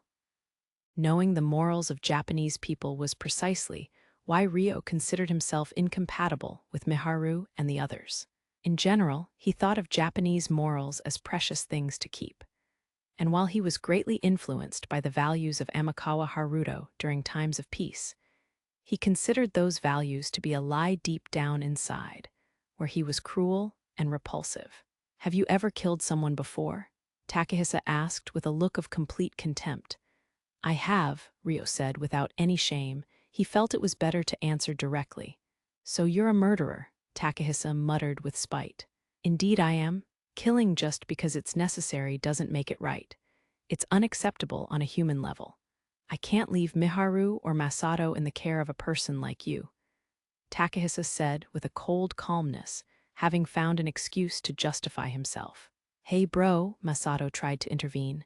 Shut up, as if I could leave my precious brother in the hands of a murderer. Takahisa yelled over him. You're going too far, Masato muttered, his shoulders trembling with rage. Miharu won't be happy being with you. It'd be better for her sake to be with me, the hero. I would be able to protect Miharu, Takahisa claimed, as though convincing himself he was the better one between them. Huh. As if you'd be able to beat Haruto, bro, Masato sneered. Haruto, you also felt the same way when you told Miharu she was better off away from you, no? ... Indeed. Ryo nodded once. Then, you're a coward. If you know that much, you're a coward for refusing to reject Miharu.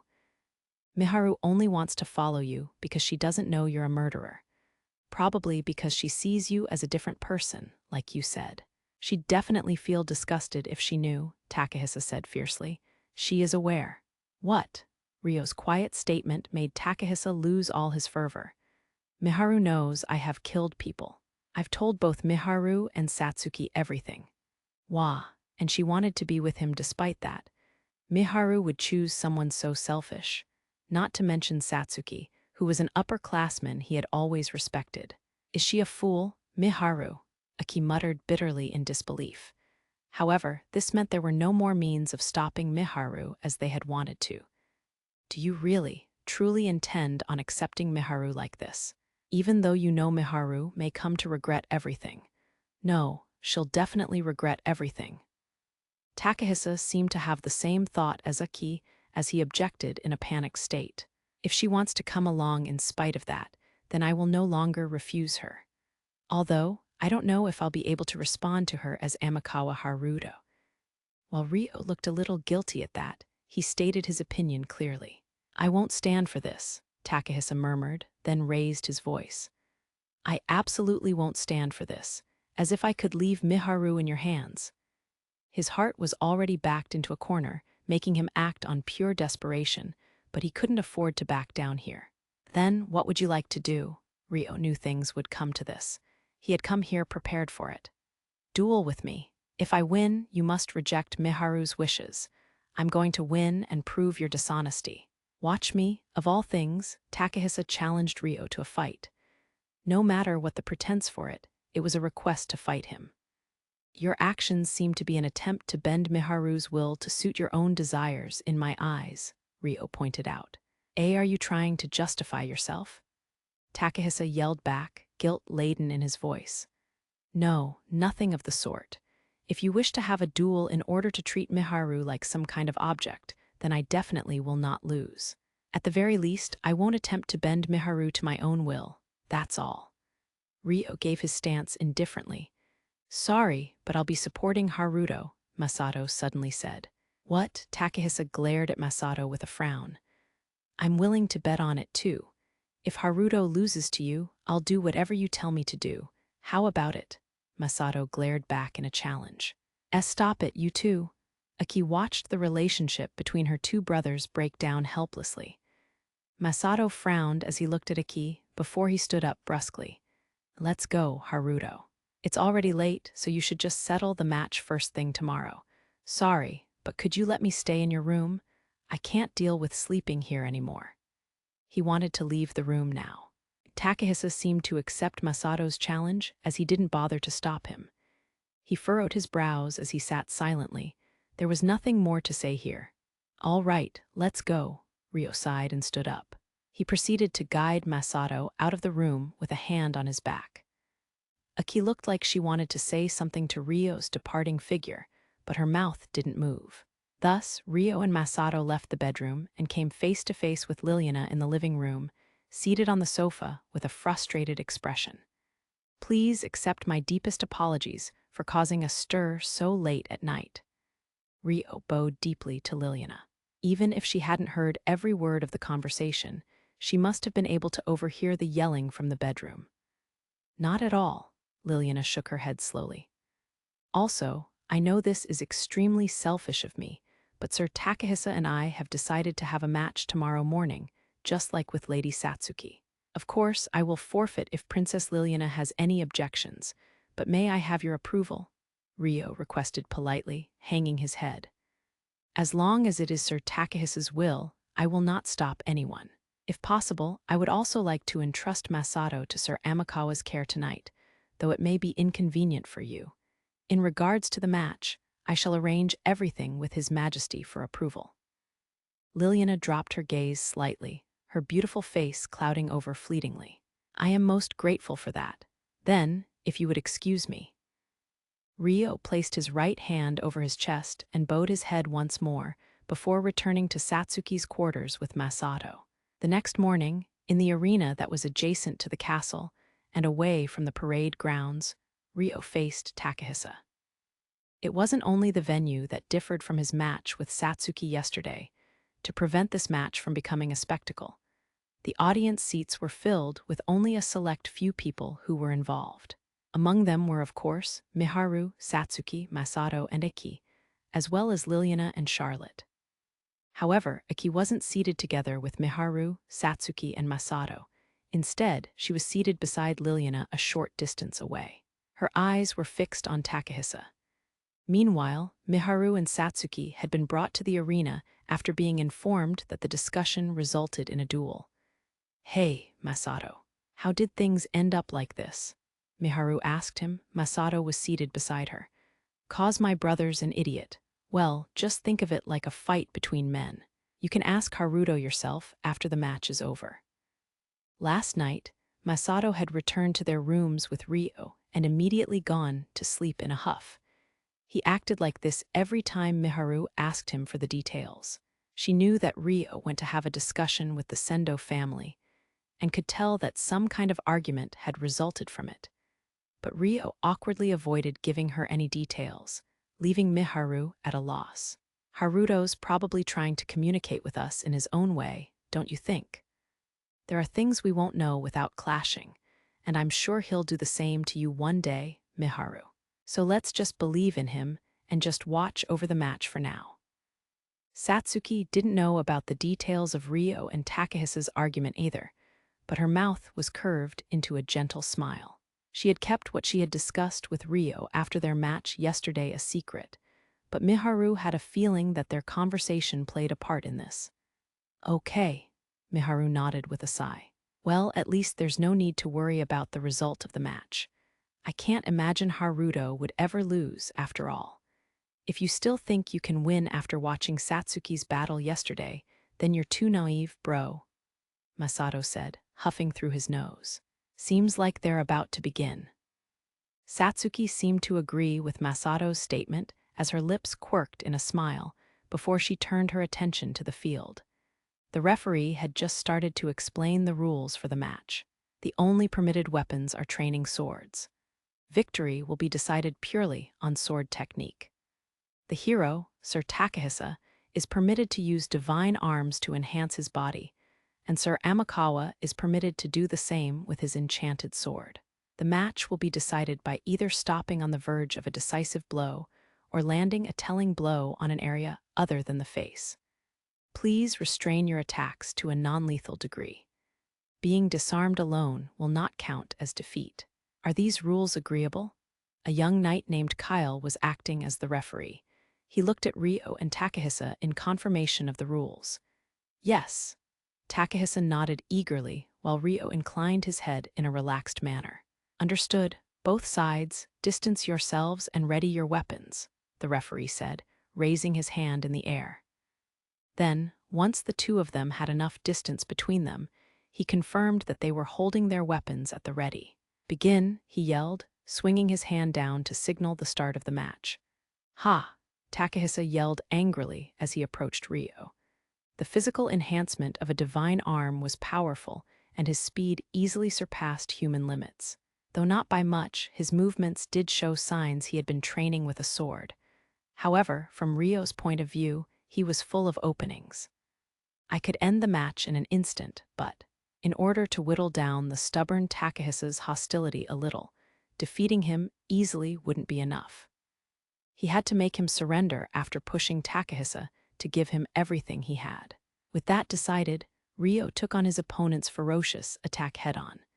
Rag! Takahisa launched a countless number of sword attacks at Ryo. Ryo moved after everyone, swinging his sword to divert the course of every attack made his way. Roughly 10 seconds passed in this way. Takahisa felt like his attacks were having no effect at all. He didn't even feel like he was swinging his sword at Ryo anymore. He made eye contact with Ryo's all-seeing gaze and involuntarily retreated to put distance between them. However, Ryo remained still. He stood there, waiting for Takahisa to make the next move, in part to restrain himself and not inadvertently defeat him. Do you plan on standing there the whole time? What arrogance. Takahisa made full use of his vastly improved physical abilities to throw Ryo off balance. Even then, Ryo did not move to attack him. Takahisa ran in circles around Ryo before launching an attack from behind, seeing that Ryo was the most open there. Gwa! It was as though Ryo had eyes on the back of his head. Without even sparing a glance, he turned around and swung his sword, immediately knocking away the sword Takahisa was swinging. The recoil made Takahisa stumble backwards. When he made eye contact with Ryo's cold gaze, he grimaced in humiliation. What was that look in his eyes? Is he looking down on me when he's a murderer himself? All while preaching about how he's trying to respect Miharu's opinion, this hypocrite. I won't let a murderer look down on me. How could I leave Miharu by the side of a murderer? Not my Miharu. He didn't want Miharu stolen away from him. With that single thought in mind, Takahisa was overcome with an almost overwhelming sense of paranoia as he moved. He wanted to win, to fight and win against this man, this hypocrite. He had to win to prove to Miharu that he was stronger than Ryo. However, that was an impossible feat to a degree that he was unaware of. To him, as long as he won, as long as he emerged victorious, Miharu would understand. Takahisa believed that beyond a doubt. No, that belief was the only thing that kept him going. However, damn it, at this rate, he couldn't win. Takahisa had the faint hunch that was the case, but he didn't want to lose. He couldn't lose. That was how much resolution he had coming into this battle, putting his pride and his life on the line. Takahisa heightened the ability of his divine arm's enhancement and charged directly at Ryo. He moved at the speed of a flying arrow, shooting straight for Ryo. However, Takahisa's passion had caused him to make a mistake. Both he and Ryo had increased the strength of their physical bodies so that a hit from a training sword would hurt, but wouldn't be life-threatening. But Takahisa's current speed was creating enough kinetic energy to ignore the increased body strength, packing enough of a punch to deal a fatal wound. With this speed, I can do it. Takahisa was certain of his victory and rejoiced. Without any hesitation at all, he poured every ounce of strength he had into the sword clutched between both his hands and swung it at Ryo. Wah! His swinging sword cut through the air, leaving Takahisa speechless. There had been no resistance at all. There wasn't even a trace of Ryo left before him. Why? Takahisa felt a sense of doubt that was closing in on anger when Takahisa felt a light impact on his back, and in the next moment, he toppled off balance. He had been thrust away by Ryo, but the attack had clearly been held back. It wasn't enough to be considered a telling hit. The referee hadn't spoken up either. What? Takahisa frantically scrambled to turn around with his sword at the ready, yelling in the direction of the contact. However, Ryo was nowhere to be seen. Your field of view is too narrow, Ryo's calm voice echoed through Takahisa's back. Wah! Takahisa swung his sword in a panic. In a battle where you've already become hot-headed, hastening your speed past the point of control will only make you lose sight of your target. That's why your field of view is narrowing. The same can be said of you and Miharu. Ryo leaped backwards in a relaxed manner, avoiding Takahisa's attack as he spoke. Is that sarcasm? You have no right to be saying that. Takahisa spat hatefully. Perhaps, Ryo agreed easily. To Takahisa, it felt like Ryo was infuriatingly showing off the difference in their capabilities through his relaxed attitude. He charged at Ryo vigorously. "You're not worthy of Miharu. I know. You murderous hypocrite. I know that too. I absolutely won't allow it. Do I need your permission?" That was true arrogance. "That's why I'm going to win this match," Takahisa declared, swinging his sword at Ryo. The drawn sword drew a sharp arc downwards towards his opponent. Wah! Of all the things to do, Ryo released his sword. He stabbed the tip into the ground, letting it stand vertically. However, there was no stopping Takahisa's blade any longer. It was at this point that Takahisa finally feared that he might end up killing Ryo. Suddenly, Ryo stepped forward of his own accord. But it wasn't as though Ryo intended on dying, either. Aiming for the moment when Takahisa's fervor weakened slightly, he caught the blade of the sword between his hands. It was the godlike move any Japanese person would be familiar with, an impossible acrobatic feat that nobody sane would attempt in a real battle. "Sure, Hidori," Satsuki yelled from the spectator seats. The group who had come from Earth, as well as Lyslot, who had been reborn into this world just like Ryo, were obviously horrified. But even Charlotte and the others, who didn't know the technique name, reacted similarly. When the movement of the blade stopped and Takahisa stiffened, Ryo took the change to twist his wrists and arms to steal the sword from Takahisa. He then threw it on the ground beside them. However, the rules said that disarming your opponent wasn't enough to count as a victory. Despite that, one would normally lose their will to fight in this situation. Ryo had been aiming for that outcome. "Will you still continue?" Ryo asked. If he wanted to pick up his sword, he was welcome to, that was what was implied. "Don't look down on me." Takahisa roared and frantically picked up his sword. He paid no attention to how his posture had collapsed when doing so, instead swinging at Ryo again. He stubbornly refused to give up, so he still won't fold. Then, Ryo grabbed his sword and leaped high, retreating for the moment. "Are you running away?" Takahisa ran at full speed in pursuit. He proceeded to brace his weapon overhead and swing it down, but that was exactly what Ryo expected. Ryo stood still, sharpening his senses to see through Takahisa's incoming sword. Then, once he had predicted its path, he held his own sword low. With precise timing, he kicked off the ground with great force, swinging his sword at an extreme speed. The result was the fierce clashing sound of metal echoing throughout the. In that moment, Ryo and Takahisa both finished swinging their swords and had their backs facing each other. Then, one beat later, the sound of something stabbing into the ground reached Ryo and Takahisa's ears. It was the sword that had been in Takahisa's hand. Takahisa opened his mouth, looking between the blade stuck in the ground and the handle in his hand. Takahisa's sword had been smashed to pieces, smashing with it the heart of the one holding it. "If you still want to continue, we can go barehanded next," Ryo stated flatly. Damn it.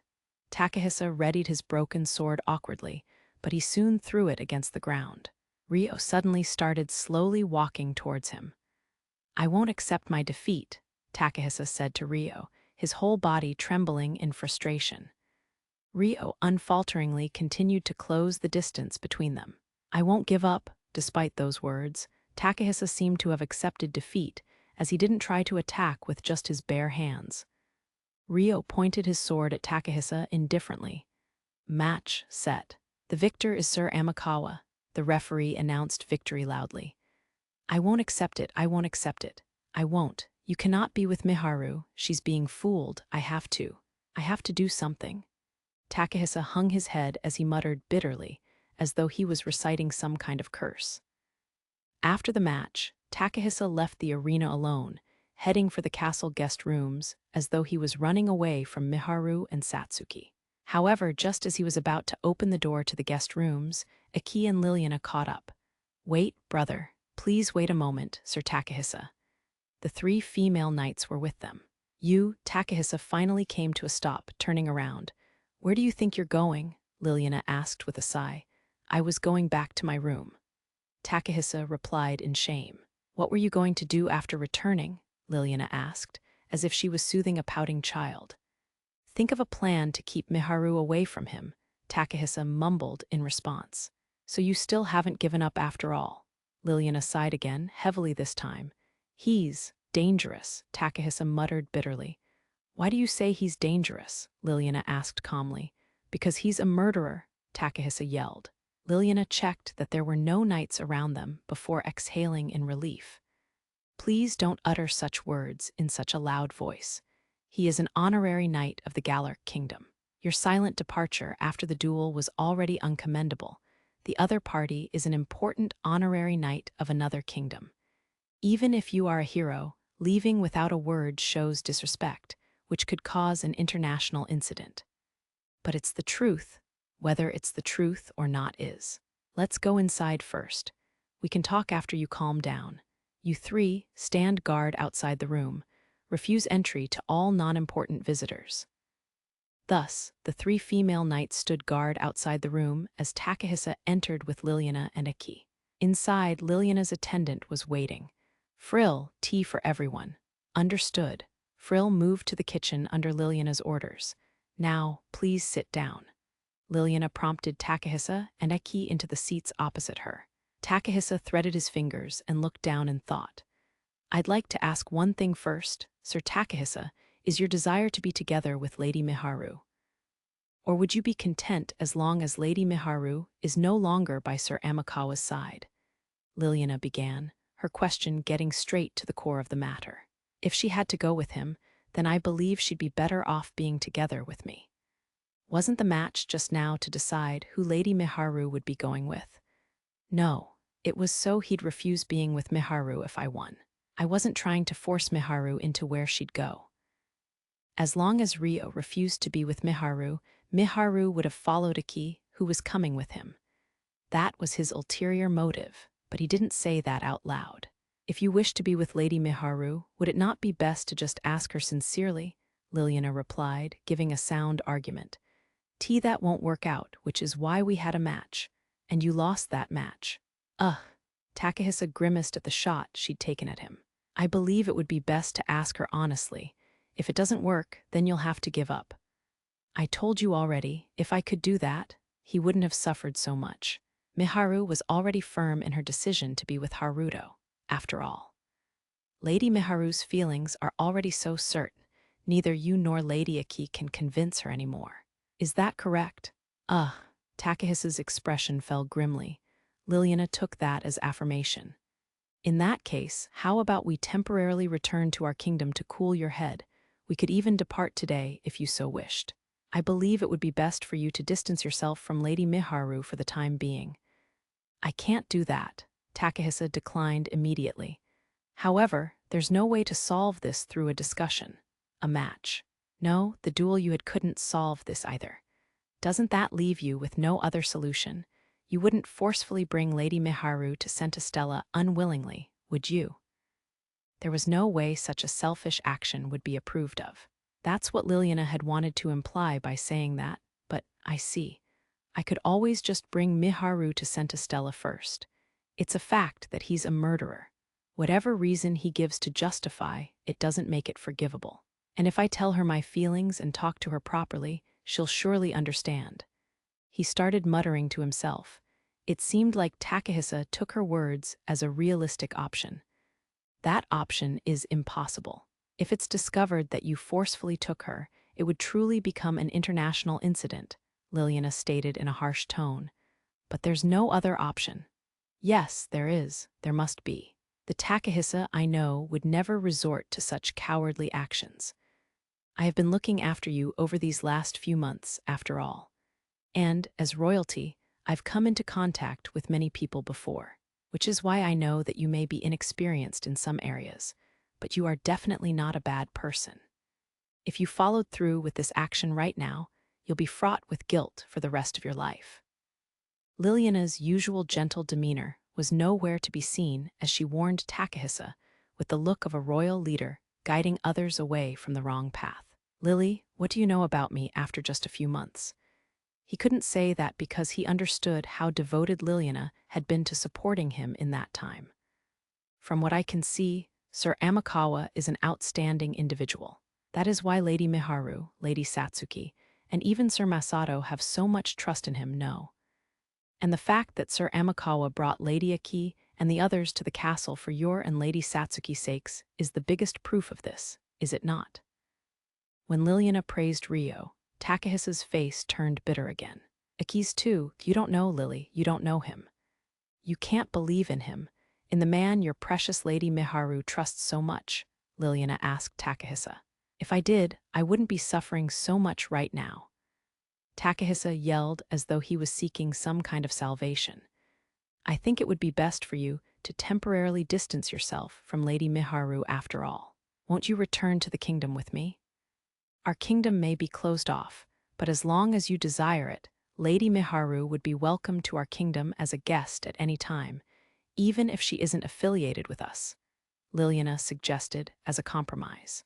That's not good enough. If I can't bring Miharu with me, then I won't be going back to Centistella at all. In fact, I'll quit being a hero and take Aki and Miharu with me to live by ourselves. Wah.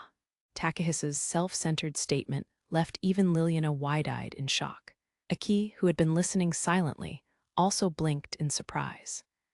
Did you not say that you would become the hero for our kingdom? You promised me that you would return to Centistella, even if you were to reunite with Lady Miharu and the others during our visit to Galark. No. Didn't you promise that you would work together with me to make our kingdom better? Are you telling me that the promise was all a lie? Liliana's face twisted with sadness. The defection of a hero was the biggest loss that could happen to a kingdom, but even before that, she had believed she had built a relationship of trust with Takahisa. It wasn't a lie. I don't want to make it into a lie, so don't make me a liar. I don't want to do such a thing. That's why I want your cooperation. Takahisa used his trump card, his position as a hero, to petition the first princess of the kingdom. It was practically coercion at this point. Why are you so insistent that Lady Miharu cannot be with Sir Amakawa? Liliana asked, after hesitating for a moment. Because there's no way that Miharu, someone born and raised in Japan, could find happiness being with a man who kills people without batting an eye. And anyway, once I tell her my feelings, she'll surely understand. Takahisa gave a terribly biased answer. To Liliana's ears, it was a statement of pure ignorance. She was a little curious as to what he meant by saying that Haruto was someone who could kill without question, as many knights had killed 1 or 2 people when driven by the need before. If he had cursed those knights by calling them murderers to their faces, it would have been taken as an affront. Do you believe there is any realistic possibility in your statement? Even if I were to cooperate with you, there'd be no way of hiding the fact Lady Miharu was taken away by force.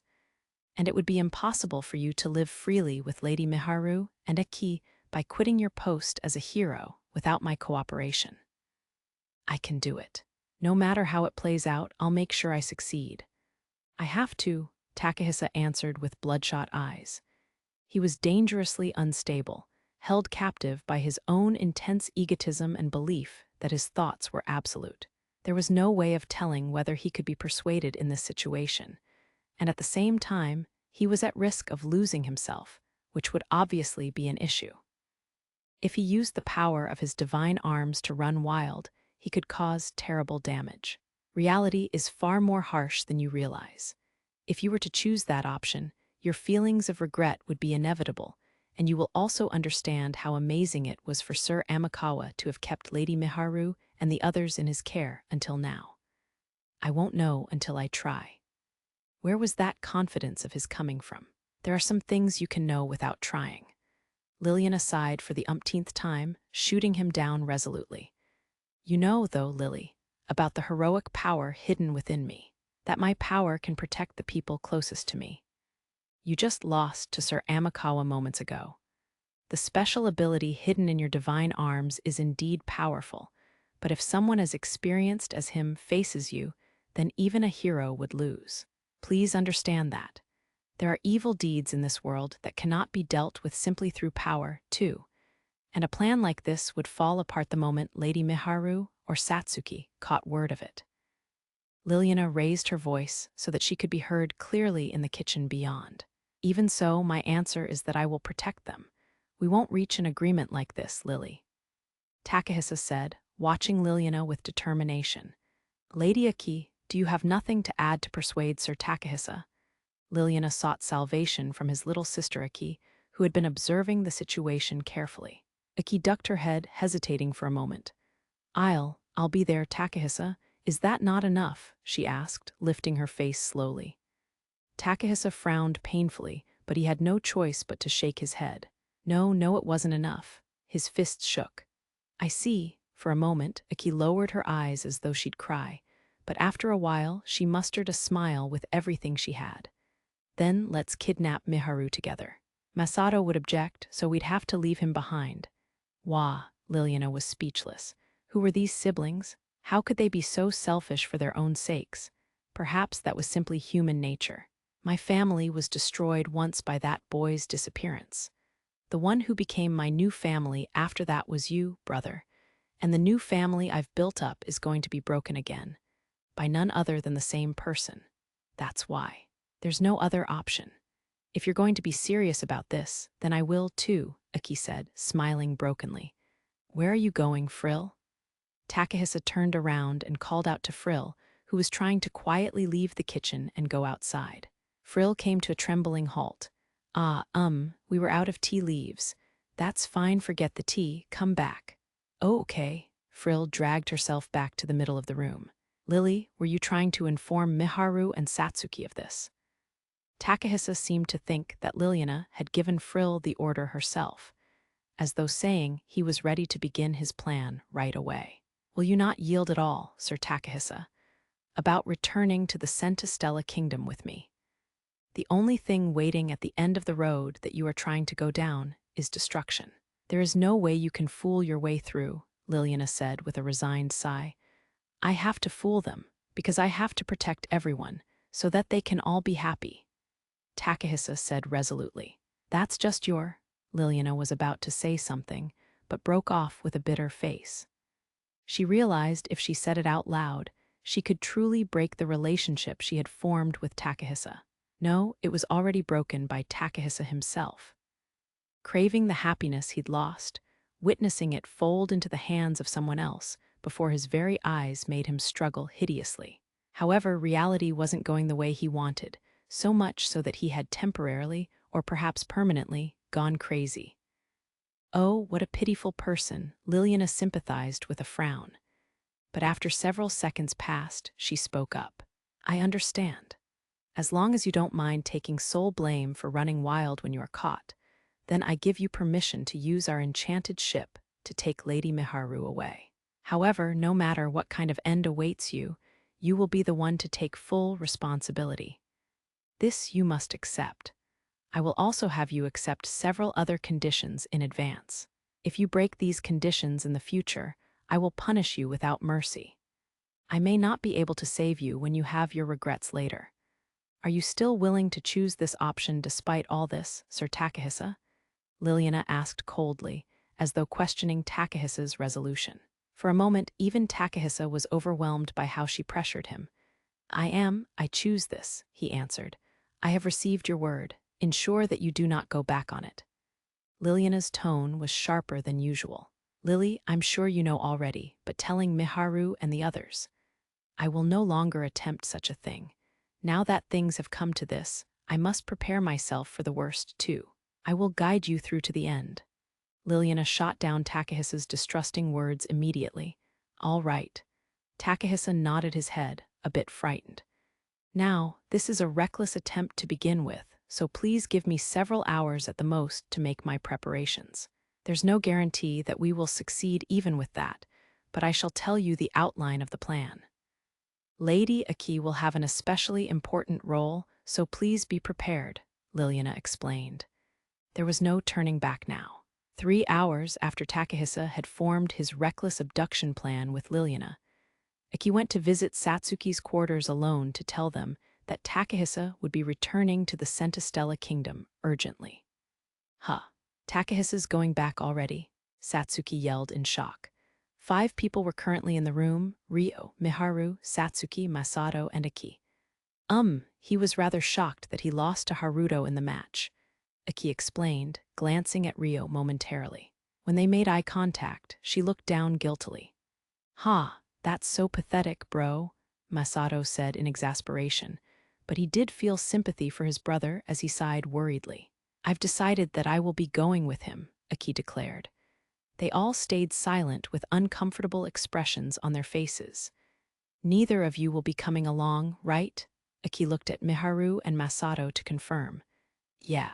"I'm sorry," Miharu refused sadly. It was something she had decided long ago, yet when it was time to say goodbye, it felt like her chest was about to burst. It's a tough choice, but I'm not going either." Masato didn't think it would benefit his brother if he changed his mind here and went with them, but he didn't say it out loud. Right now, he just wanted to run away. "I see." Aki's voice sounded both relieved and upset at the same time. "But I'll come see you off," Masato said resolutely.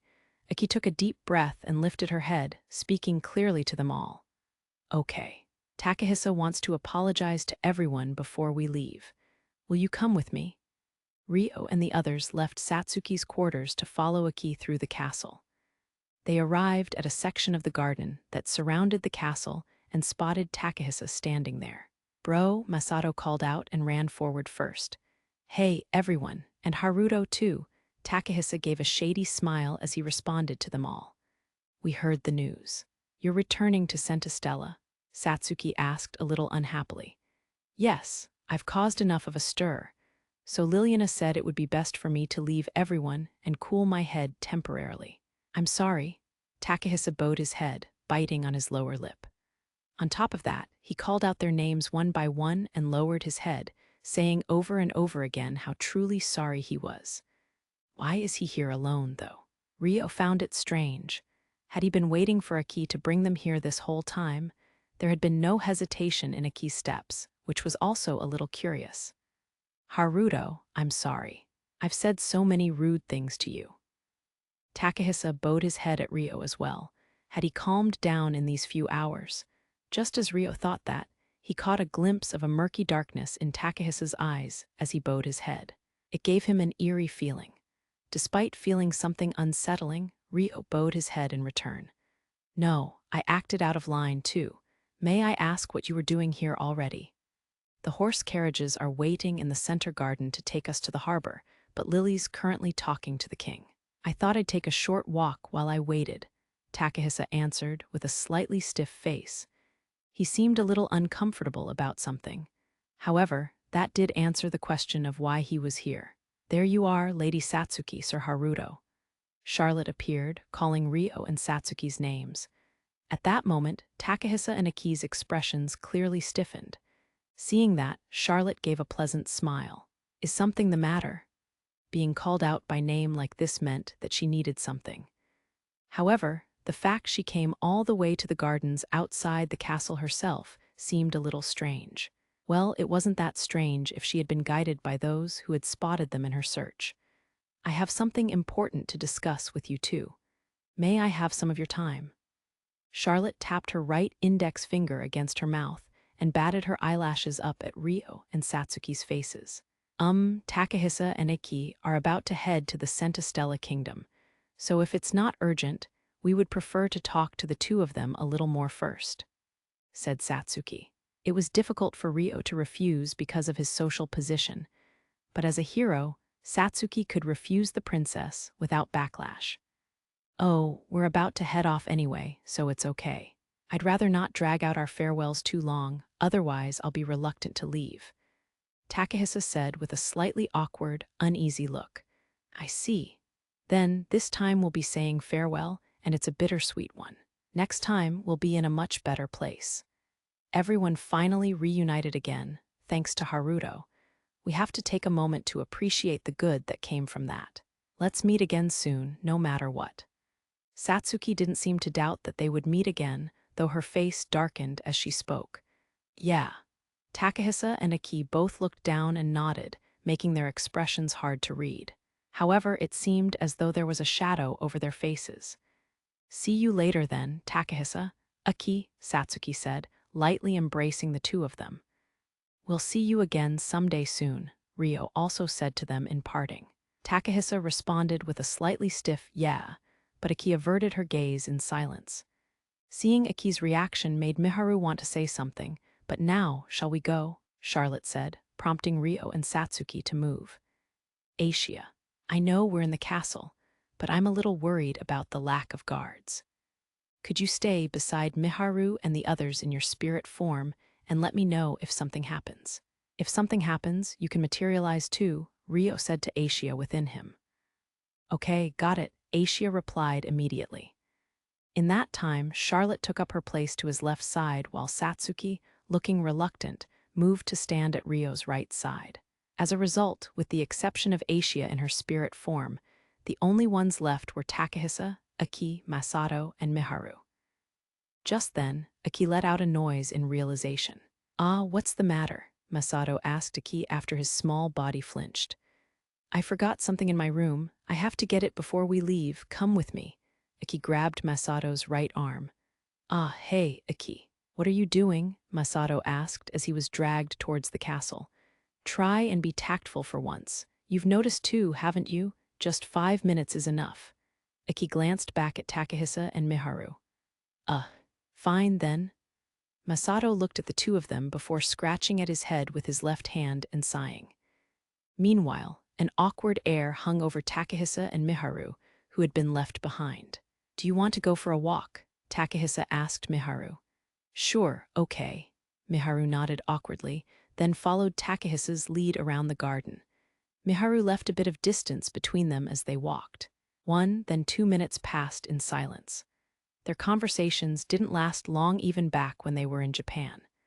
But their extended silence now was probably influenced by how their relationship had become stilted since their reunion here. Hey, Takahisa, how far are we walking? Miharu asked after a while. They had come all the way to the outskirts of the castle grounds. There was no one in the area, and they were right next to the wall that surrounded the castle. I hadn't decided, sorry. Takahisa came to a stop and said awkwardly. Should we go back? We're pretty far from the castle now, Miharu suggested. No, say Miharu. Why do you want to be together with him? Takahisa suddenly asked. Why? Because I want to, I guess. Miharu thought seriously before giving a redundant answer. That isn't a reason. So she would choose him over me after all. Takahisa felt painful emotions swirling in his chest once more, but he feigned composure as he spoke to Miharu. His voice was shaking. But that's what it is. I can't explain it well in words. No, there was one accurate way of expressing it, but it wasn't something that should be admitted to others lightly.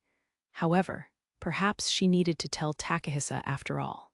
Miharu hesitated for a moment, but she decided to say it herself. However, Takahisa was the one to mention it. Do you like him? Is that why you want to be with him? Yeah, that's right, I like him. That's why I want to be with him. Normally, she would be too embarrassed to admit it out loud, but for some reason, she said it now without feeling any hint of shyness. Is that because he's Amakawa Haruto, or because of his current self? Takahisa's expression stiffened. He had been too embarrassed to talk about love to Miharu while they were in Japan, but he was being fairly intrusive with his questions now. Miharu's eyes wavered in surprise, but she soon smiled and answered. It's both. I think I love both of them, the Haruto from before he was reborn and the Haruto now. I fell in love with the same person twice. Because Haru-kun exists, she could love the current Haruto even more. Because Haruto exists, she could love Haru-kun even more. That was her thinking. However, that answer gouged a hole in Takahisa's heart. It was unacceptable. There was absolutely no way he could accept it. He gritted his teeth. But, he began to say, his shoulders shaking like a cornered criminal. Meanwhile, Charlotte brought Ryo and Satsuki to the rooftop garden, which was reserved for royalty. See, isn't it a lovely view of the outside of the castle? You can just see the enchanted ship harbor from here, too. Charlotte walked to the outskirts of the rooftop garden and turned back to smile at Ryo and Satsuki behind her. It certainly is lovely, but what was the important matter that you wanted to discuss, Char? Satsuki asked, despite being impressed by the view from the garden. In Satsuki's case, It was a scenery she witnessed every day from the top floor of the tower she resided in, which was even taller than the garden, so she wasn't that impressed. Hee, now, there's no need for such haste. I've prepared somewhere for us to sit over here, so let's take a seat first. Now, come this way. Charlotte brushed them off in an aloof manner, leisurely inviting them to the seats that had been prepared in a spot to oversee the scenery. Haruto, just then Aishia's voice echoed in Ryo's head. What's wrong? Ryo walked behind Charlotte as he answered immediately. Takahisa is taking Miharu outside of the castle. Is he trying something? I don't know. They're talking right now. Wanna hear? I can do that. You and I are connected, so I can share the things I see and hear with you. As soon as Aishia said that, muffled voices that didn't belong to her filled Ryo's head. It was Takahisa's voice. Do you like him? Is that why you want to be with him? Hearing him suddenly say something like that startled Ryo. Hey, Aishia, we should respect their privacy. He didn't think that he should be listening in on this conversation, but before he could say anything more to Aishia, someone else spoke up. Yeah, that's right, I like him. That's why I want to be with him. It was Miharu's voice. Ryo swallowed his breath with a gasp. He was filled with an indescribable sense of guilt for eavesdropping on someone else's conversation like this, and felt the same about Aishia. Is that because he's Amakawa Haruto, or because of his current self? It's both. I think I love both of them, the Haruto before he was reborn and the Haruto now. I fell in love with the same person twice. While Ryo's thoughts were occupied, Miharu and Takahisa's conversation continued. He was now certain they were discussing him. Aishia, I really shouldn't be listening to this conversation after all. I think you should also stay out of hearing reach and just watch over them from a distance, too. Ryo passed on a message for Aishia to suspend her transmission of the conversation. But he's a murderer. Takahisa began speaking of Ryo in contempt. The situation was taking a suspicious turn. But he's a murderer. Takahisa released the emotions he had been forcing down as he spoke ill of Ryo in front of Miharu. Miharu looked extremely sad. Hey, Miharu, open your eyes. You're being tricked by him? Takahisa objected in frustration. So your apology to Haruto earlier was just for show. That, I had to do what was necessary. What was necessary? Miharu stared intensely at Takahisa, making him lose his nerve at the illusion of being seen through completely. That's irrelevant right now. I'm asking you to come to your senses and come with me instead. Takahisa's voice trembled as he yelled, at his wit's end. I won't be going with you. You're the one who needs to open your eyes, Takahisa, Miharu said firmly. You're being deceived, Miharu. He's a murderer. I'm not being deceived. You are. He acts like a good person, but he'll turn around and kill people if he needs to. He said there's someone he wants to kill. Is that not hypocritical of him? You're being fooled into staying with a murderer, no matter how you think about it. So what? He saved me. Aki and Masato, too, we were all saved by him. When we were abducted by the slave merchant, he was fighting out of our line of sight. Someone may have died in that battle. Haruto may have been the one that killed them. Would you still insult Haruto, knowing that? I'm saying this with your well-being in mind, Miharu. We live in different worlds compared to him. He's a person from this world, and we're people who lived in Japan. We may return to Japan someday. He would be nothing but a dirty criminal in Japan. How can you say such horrible things? Miharu's shock made her back away from Takahisa to create distance between them. It's because I love you, Miharu. I'm in love with you, and I always have been, from the moment we met until now, all this time. Takahisa confessed his love for Miharu at the most inappropriate moment. I'm sorry. There's just no way. Miharu's fright caused her to reject him in a short tone. Are you saying you'd choose him when he wouldn't choose you? He doesn't need to choose me. I know there are lots of people around Haruto who are more attractive than me. I've accepted that already. But Takahisa's insensitive statement made Miharu raise her voice angrily. You're my number one. If Lily is number two, then you're number one by a landslide. I always have you at the forefront of my mind. I'm always thinking of your well-being the most. You say what you're doing is for my sake, but in the end, it's all for your own. Isn't that the hypocrisy you hate so much? Miharu pointed out Takahisa's contradictory behavior. I'm different. Don't lump me in with him. I'm not a murderer. I wouldn't ever kill a person. I've had enough, Miharu muttered in disbelief. Her emotions had surpassed shock and moved on to disappointment. She weakly turned on her heel to depart. Even after everything I've said, you still won't come to your senses. Takahisa said to her back, suppressing his anger. I don't want to talk to you anymore, not until you come to your senses and apologize to Haruto sincerely. Honestly, I don't want you to take Aki with you, but she adores you so much. Make sure you don't make her cry. Now, goodbye. Miharu came to a stop but didn't look back. Takahisa's entire body trembled. Miharu felt a strong impact against her back. Then, she felt a floating sensation like something was carrying her. Takahisa, what are you doing? Stop it, Takahisa had picked her up, holding her as he stood looking up at the castle walls. He had only been a few meters away from Miharu earlier. Aisha was lying in wait in her spirit form, but taking into account the time lag of turning from spirit form to materialized form, it was impossible for her to interrupt Takahisa's sudden movement, boosted by his divine arm's physical enhancement. I thought you'd understand after I told you my feelings, but if you still don't get it, I'll just move on to the next step of the plan. Takahisa said with Miharu in his arms, then made a full-powered sprint towards the wall. His eyes burned with a hollow light.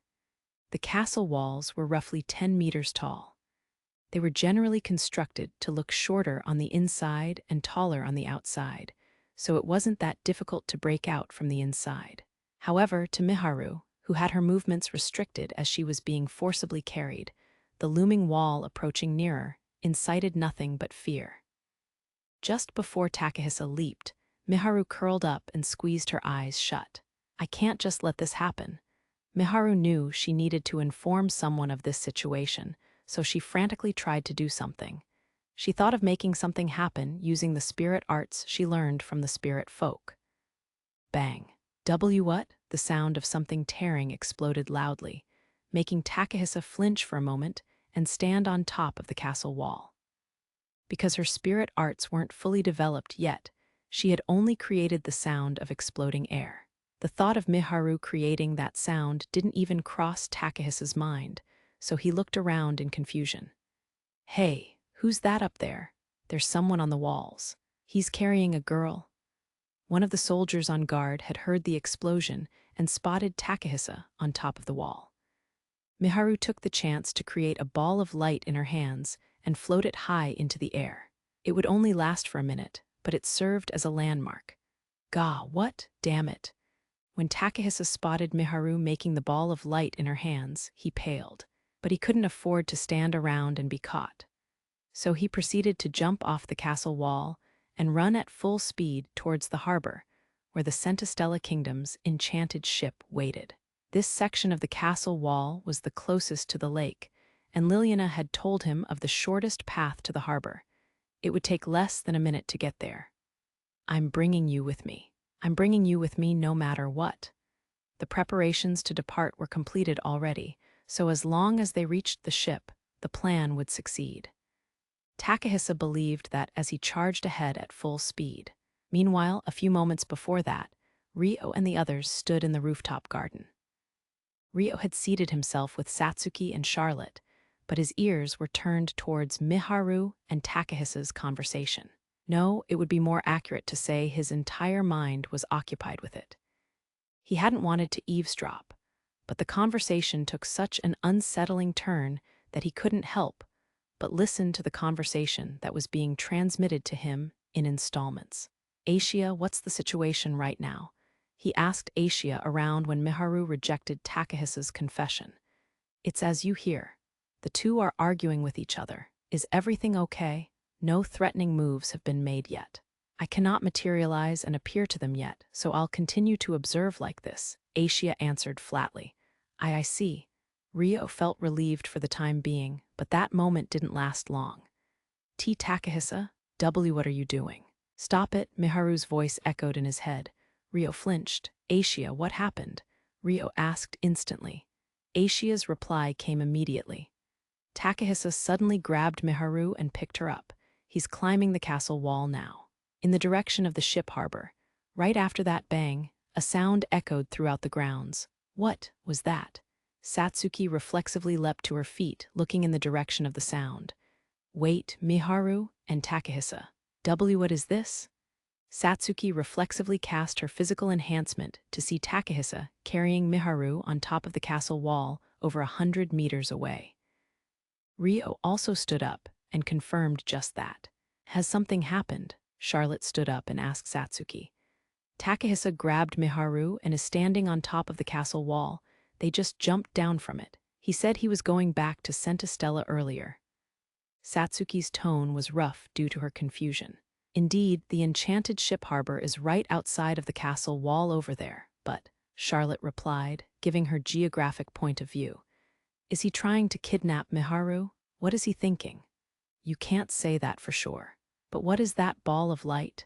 It's being fired into the sky continuously. Is it some kind of signal magic? It's getting closer to the harbor, Charlotte said, analyzing the situation. It's dangerous to attack while they're running. You can simply secure Miharu after they've boarded the ship and let down their guard. Wait, they're at the harbor already. Ryo was already exchanging orders with Asia, but in that short amount of time, Takahisa had arrived at the harbor. Miharu's sending out a signal. I gave her a magic artifact that could do something like that. They're probably at the harbor already, Ryo explained. Sir Takahisa has probably enhanced his body with his divine arms, so if he's at the harbor already, I fear the ship will depart at any moment. No doubt the workers at the harbor are unaware of the situation, so we cannot stop them if they depart now, Charlotte pointed out. What do we do? This is no time to be chatting leisurely.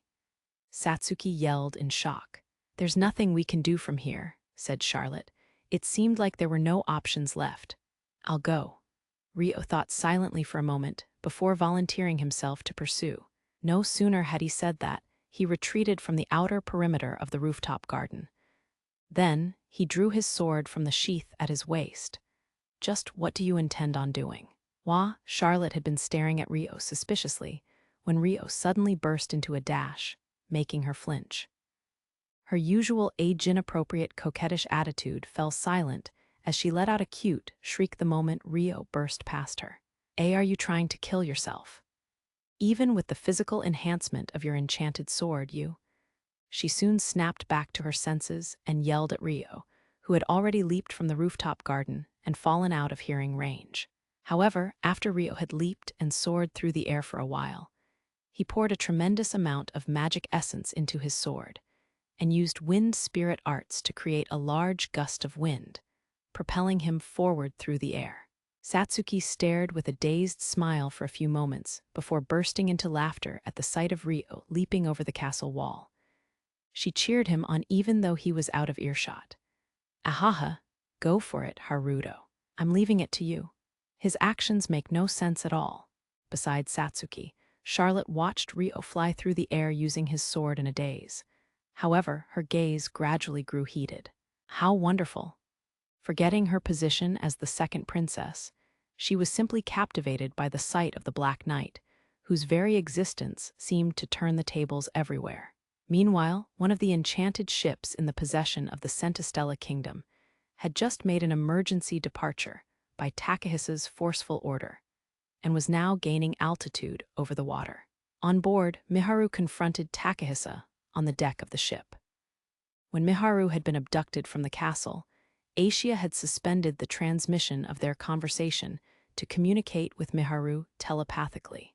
Asia could indeed materialize and rescue Miharu from here, but that would make the explanations to follow quite difficult.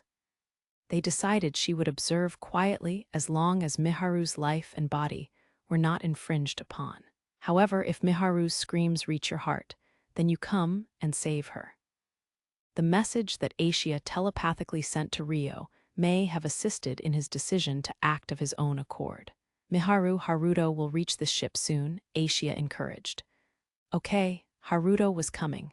Haru-kun was coming. Miharu was incredibly happy to hear that and used it to encourage herself.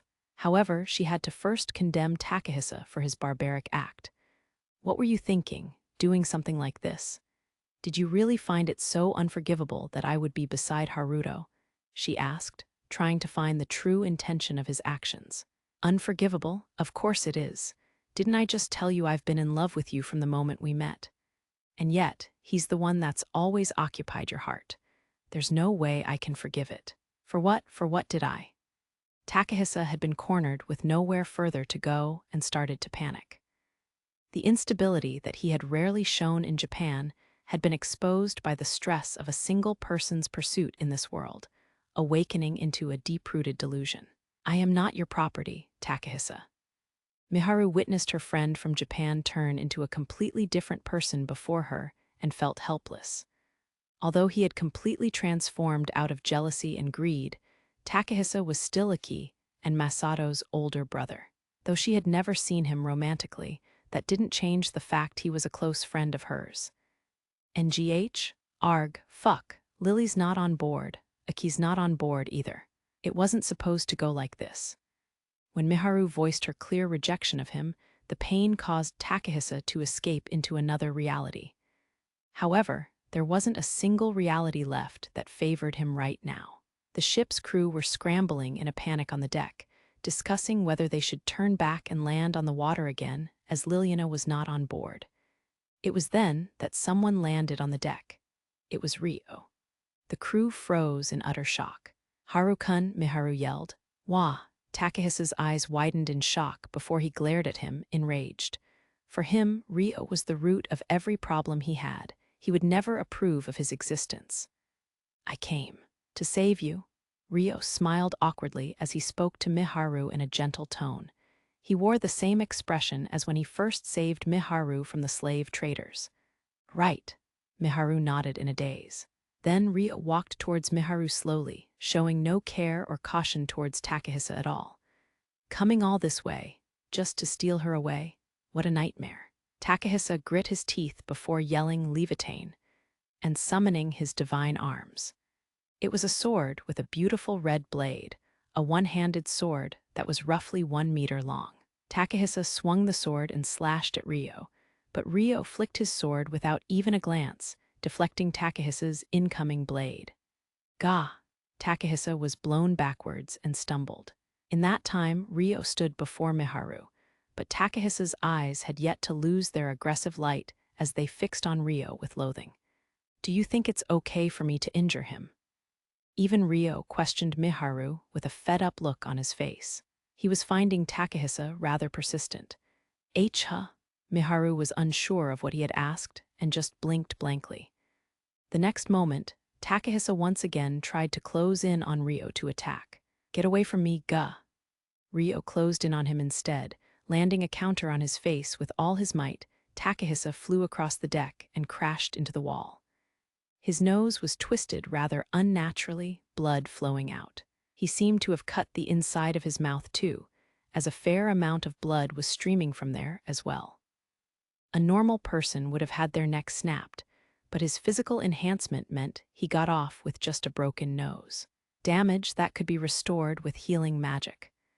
Rio had punched a hero on impulse, but it was an emergency situation, so he deemed it justifiable. It was one of the rare occasions where Rio had acted without thinking. "Shall we return? Come this way."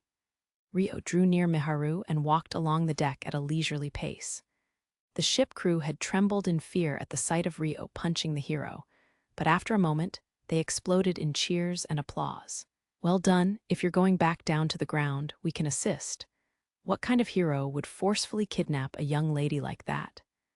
The ship's crew seemed to have their own thoughts about Takahisa's rampage as they praised Rio highly. "Haha, we'll go back like this. Hold on tight, Miharu." With those parting words, Rio leaped down from the enchanted ship with Miharu clinging to him. The crew rushed to lean over the side, watching them fall in a panic. But once they spotted Rio soaring nimbly through the use of his sword, they cheered even louder for him. Epilogue: Rebirth of Childhood Friends. Rio had his left arm wrapped around Miharu as he used his right hand to skillfully control his sword, making a gentle return to the Galaric royal castle. "I wonder what will happen after this," Ryo asked Miharu with a half-resigned expression as they approached the castle. How could they explain the circumstances to the people of the Galark and Centistella kingdoms? Yeah, I wonder what'll happen. It felt like the situation would grow completely out of hand. Miharu imagined it with a stiff smile. Perhaps it was excessive of me to punch Takahisa. Despite his words, Ryo had a slight smile on his face. I think that was fine. Violence is necessary sometimes. Violence didn't seem to be her strong point, as Miharu was nodding as though to convince herself. I'll make sure you'll never be in a situation where you need to act violent, so don't worry, Ryo immediately interjected. But I think I'd like to defend myself at least. I want to learn properly. From Haru-kun? From Haruto. Miharu requested timidly, watching for Ryo's reaction. I don't mind, Ryo suddenly said. Huh? Miharu gasped. I don't mind if you call me Haru-kun sometimes. I'm sure there'll be times where you want to reminisce about the past. Ryo's voice was a little bashful as he spoke. Is that because you see me as your childhood friend? And did that mean he would face Miharu as Amakawa Haruto? Miharu lifted her face right up to Ryo's. Ahaha, Ryo laughed, trying to brush off Miharu's question. Come to think of it, the Miharu that Amakawa Haruto knew always brought her face close like this when she asked questions, even without her knowing of it. I think the way that you try to laugh off questions is a bad habit of yours, Haru-kun.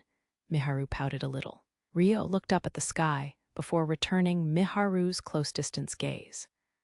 I can at least promise to do my best to meet your demands, seeing as you say you want to be together in the future as well.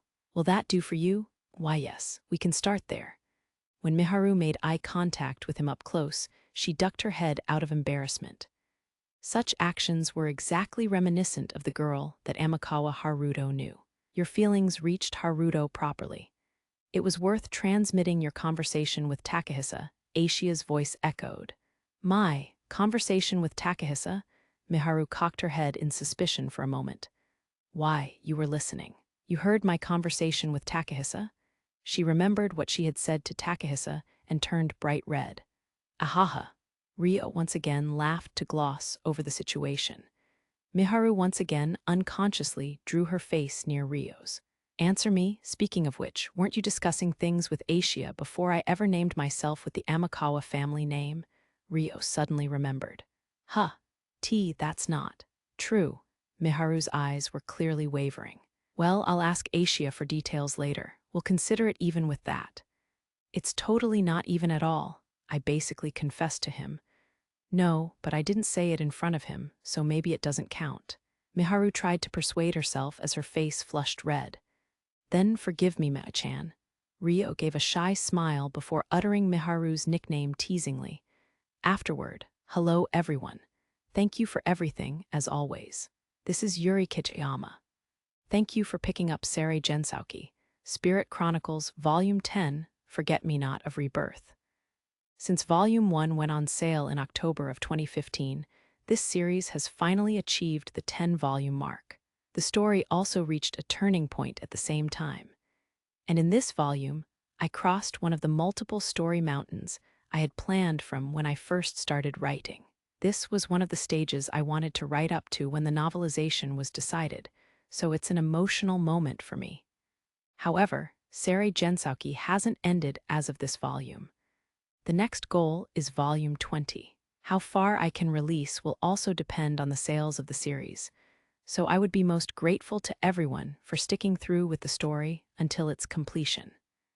And now, to change the topic abruptly, I will be releasing a new light novel through Kadokawa's MF Bunko J called Muryu Sukaru de Ikinari Sekai Seiko on March 24th, 1 week before this volume goes on sale. This will be my second work and first time writing in first person, and it will have a lighter tone than the dramatic style of Seirei Gensouki. But I hope you will find it an interesting read of right versus wrong in a fantasy, world battle summoning story. With that aside, as the 2 release dates are close, HJ Bunko and MF Bunko J have worked together to make a collaborative release of Seirei Gensouki Volume 10 and Muryu Sukaru Volume 1 come to fruition. The specifics involve purchasing both volumes to receive a bonus collaborative short story of roughly 20,000 characters. So please check out Muryu Sukuru. The bonus will not be available forever, so apologies in advance. The collaborative short story features the strongest characters in Seirei Gensouki, Ryo and Aishia. Traveling through the wilderness when they wander into the world of Muryu Sukuru and get involved in the story there. For the enjoyment of the readers, I've included quite a number of factors that relate to the main story of Seirei Gensouki too, so I believe it will stir up quite a number of theories. Now, I must wrap up here, so hopefully we'll meet again for Volume 11. Yuri Kitayama March 2018 Bonus Short Stories. You Pervert. Ryo had finished his chores for the day in the stone house and was taking a breather on the sofa in the living room. Draped in his favorite blanket, he felt a light drowsiness overcome him and napped for half an hour or so. At some point in time, Aishia and Latifa had sat down on either side of him and fallen asleep against his shoulders. It was just the three of them in the living room. I can't get up at this rate. Seeing the two of them sleeping so soundly made him reluctant to stand up and wake them. But at the same time, they'd have cricks in their necks if they continued to sleep like this. Maybe I should carry them to bed instead? Ryo pondered. Oh, you're awake, Ryo, Celia said, walking in along with Sarah. Yes. Where has everyone else gone? Ryo asked, looking around the living room. We were just having tea in Orphea's room, but we ran out of snacks, so we came out to restock, Sarah replied with a giggle. I see. While you're here, could you take this blanket off of me? I can't seem to move right now. Sure, hold on. At Ryo's request, Celia approached to take the blanket off him. Morning. Aishia slowly blinked her eyes open. Morning, Aishia, still sleepy? Ryo asked, watching Aishia rub her eyes. Yeah, Aishia nodded, still half asleep. Can you change into your spirit form and enter me for a moment? I'm going to carry Latifa to bed. All right, Aishia immediately disappeared. With that, Ryo was free to move. Okay, I'm going to take Latifa to bed then. He turned to her and lifted her up in his arms in a familiar manner. Latifa's mouth relaxed into a happy smile as she entrusted herself to Ryo. She sleeps so happily. Celia watched Latifa's sleeping face and smiled. She sometimes feigns it, though, Sarah said with a sigh. She is a fox werebeast, after all, Celia laughed in amusement. I'll be going then, Ryo said, and started walking towards Latifa's room. Meanwhile, Sarah went to grab snacks from the kitchen and headed back to Orphea's room with Celia. Orphea and Alma were waiting inside. Welcome back, you two, Orphea called out to the two of them with a warm smile. What's with the blanket? Alma asked, seeing Celia. Ah, it's Ryo's. The blanket was still warm from Ryo's body heat. She had folded it while Sarah had gone to get the snacks. Ryo hadn't returned, so she ended up carrying it with her, almost as though she couldn't bear to part with it. Sarah, Orphea, and Alma's gazes naturally gathered on the blanket. Now that I think about it, there was no need to bring it with me. Ryo might be back already, so I should go leave it in the living room, Celia said with a high pitch to her voice. She felt embarrassed for some reason. Hee, why don't you take the opportunity to try sleeping with Ryo's blanket? It's still warm, right? I'm sure it'd feel wonderful, Orphea said to Celia with a mischievous smile. Celia blinked a few times before blushing red. I can't do that. Then how about you, Sarah, Alma? Orphea asked the two of them. What are you saying, Orphea? Sarah asked bashfully, seemingly shaken by that. Alma pretended that she hadn't heard to avoid digging her own grave. Really? Then I'll borrow it and sleep with it, Orphea giggled, looking at Celia. Why, you can't do that, pervert. Celia hugged the blanket to herself tightly. It was just a joke, Orphea said in amusement. Geez. Celia's cheeks remained scarlet as she pouted. Orphea looks serious, but she can be quite the prankster, Sarah sighed tiredly. The longer she held on to it, the more likely the conversation would take a strange turn. That thought made Celia stand up. Ahaha, I'm going to leave the blanket in the living room. Ryo might be back by now. Too bad for you, Sarah. It's not like that. Leaving the bickering girls behind her, Celia returned to the living room alone. Ryo's still not here. No one was in the living room. Celia headed towards the sofa Rio had been sleeping on earlier. She was about to place it down on the sofa when HMPH. The warmth of the blanket was so comforting, she hesitated to let go. Celia stared at it. After several seconds, she suddenly hugged it close and buried her face in the blanket. Warm, and it also smelled like Rio, probably. Sarah and Latifa would know for sure. Wait, what am I doing? Stop, now I'm the pervert. Celia snapped out of it and hurriedly brought the blanket away from her face. But even then, she couldn't help yearn for that warmth, feeling envious of Asia and Latifa, who always clung to Rio without reserve. Oh, one more time, just one. Celia gently brought the blanket close to her face again. But when the door to Latifa's room opened with a clack, she flinched upright and froze. Huh, Professor, you're still here. Rio cocked his head curiously at Celia standing alone in the living room. Thankfully, he hadn't seen any of what Celia had herself dubbed perverted. Celia exhaled in relief and controlled her thumping heart as much as she could to give a calm answer. Why, yeah, I accidentally took your blanket to Orphea's room, so I was bringing it back. One scene of the banquet. On the first night of the banquet hosted by the Kingdom of Galark, when Satsuki was first introduced, Miharu stood beside Rio with Lyslot, the three of them moving together. There was a constant stream of nobility coming to greet them. So they had yet to move since the beginning of the banquet, receiving one noble after another on the upper floor. The main guest of the night was the hero, Satsuki, so she had been gathering the most attention, but Miharu had gathered nearly as much attention from the nobles. While part of the reason was because she was Satsuki's friend, her elegant beauty also played a large part. Goodness me, what a wonderful sight, that black hair on such a maiden. Indeed, both Lady Satsuki's radiance and Lady Miharu's elegance, there must be plenty of young men falling for them. The middle-aged nobles with families praised Miharu in awe. Many of the nobles had fallen for her exotic beauty, which was rarely seen in the Strahl region, and were staring at her with heated gazes. But at the same time, Rio was garnering envy for being waited upon by both Miharu and Lyslot, one of the most beautiful bachelorettes of the Galark kingdom. The gazes I can feel are probably not just my imagination. Rio could guess the reason behind most of those gazes and mustered a pained smile. Lyslot must have noticed too, but she was used to such situations and looked perfectly calm. Meanwhile, Miharu hadn't seemed to notice the heated gazes yet.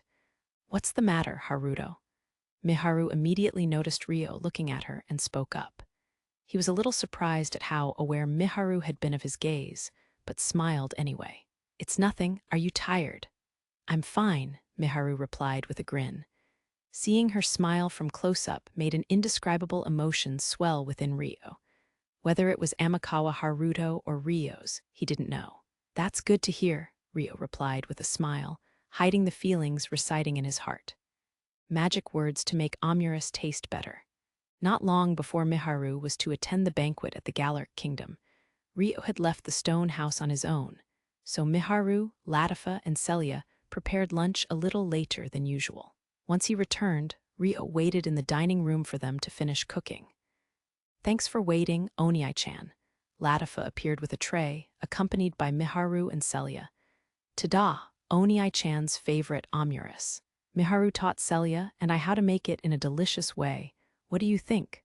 Latifa showed off the Amurus on the tray with a carefree smile. Thank you, it looks delicious. And thanks to Miharu and Professor Celia too. It was nothing. I was just a little curious about how it was made after hearing Amurus was your favorite and finding it delicious when I tried it. I didn't do anything in particular, Celia replied shyly to Rio's gratitude. That's not true. Celia made most of the chicken rice. Miharu added with a giggle. Hey, Oniai-chan. Can I put ketchup on top of your Amurus? Latifa asked, eyes sparkling. Yeah, sure, Rio nodded easily. Latifa proceeded to write, I love you in ketchup over the soft, half-cooked egg. Done. It's filled with our love, so make sure you eat it all up. Latifa grinned, looking into Rio's face. Celia and Miharu both looked embarrassed at her words. Got it, Rio replied awkwardly. He picked up the spoon to hide his embarrassment. Ah, wait, this isn't finished yet, Latifa called out. Huh, really? Didn't Miharu just say it was complete? Celia cocked her head, looking at Miharu. Yes, because we still haven't said the magic words to make it taste even better. Latifa huffed proudly and puffed up her modest, still developing chest. Magic words. As a sorcerer, Celia's eyes widened in interest. Heh. I'm going to say them now, before it gets cold. Latifa grinned mischievously. Make it delicious, rough cayenne. Her fox ears twitched as she used both hands to make a heart shape and poured her love into the amurus. What is that? Celia asked, her face a deep red. They're magic words to add love to the amurus. Now it's your turn, you two. Let's see. Latifa brought her face up to Celia and Miharu's ears, whispering something into them. She was probably teaching them the magic words. No way, I can't say something that embarrassing. Celia was taken aback, still flushed red. Miharu tried to smile to cover her shyness. It's a little too much for me too. HMPH, I can't believe you two won't give Oni-chan their love. Latifa pouted a little. I didn't say that, Celia objected in a fluster. Really? Then let's see you do what I taught you, Celia. Professor, there's no need to force yourself to do it. Rio tried to offer a lifeline to Celia, who had effectively dug her own grave. I'm not forcing myself. Make it delicious, lovey-dovey cayenne. With a bright red face and whisper of a voice, Celia made a heart shape with her hands. But she soon reached the limit of embarrassment she could take and buried her face in her hands with a groan. Latifa excitedly turned to Miharu. Now it's your turn? Miharu was doused in anxiety, her voice more high-pitched than usual. That's enough. You're upsetting Miharu, so just leave it at that. Miharu, you don't have to go along with her, Rio sighed tiredly, then picked up the spoon to begin to eat. Wait a minute, Miharu called out to stop Rio. I'd feel bad for Celia if I was the only one who didn't do it. So, make it delicious, moe cayenne. Wah, Miharu mumbled, making a heart with her hands. Elemental admission. In Japan, somewhere in the city, it was springtime, and pale pink petals danced in the wind during the entrance ceremony for schools. Haruto was visiting the campus of the parent university of his affiliated school. He wasn't there because he was starting his tenure at university, but he was there to celebrate his upperclassman's entrance. Congratulations, Satsuki. On the afternoon of the entrance ceremony, he waited a little earlier than their meet-up time to offer words of congratulations to Satsuki, who arrived later. Thank you, Haruto. What do you think of my hakama? Does it suit me? Satsuki giggled, lifting her arms lightly to show off her hakama. Yes, it's beautiful, both the hakama and you in it, Haruto praised with a wide smile. Satsuki's cheeks reddened with embarrassment before she turned her slightly reproachful eyes to Haruto. You sure don't have any hesitation saying things like that. And yet it doesn't sound smug or fake at all. Did I say something wrong? Haruto asked awkwardly at Satsuki's gaze. Nope, you were completely on point, thanks. Satsuki sighed lightly but thanked him happily anyway. But if you say that to every girl, you may make some people misunderstand your intent, so make sure you choose who you say it to even if it's just flattery. She pointed a finger at Haruto and added, It wasn't flattery. And I said it because it's you, Satsuki. Satsuki blinked for a few moments before turning her face diagonally away from Haruto. I really will misunderstand, stupid, she muttered so that Haruto couldn't hear. Satsuki, Haruto called out to her, wondering what was wrong. It's nothing, I'm just fed up with your inability to learn. Are Miharu and the others still on their way here? Satsuki stated bluntly, looking around at their surroundings. Why yeah, there's still a little while before the meetup time. Haruto winced a little, glancing at the public clock nearby. I guess we're on our own until then, Satsuki said casually. So it seems, Haruto replied normally. Satsuki pouted a little before she suddenly watched the people passing by and turned to Haruto. By the way, does it feel like we're being stared at?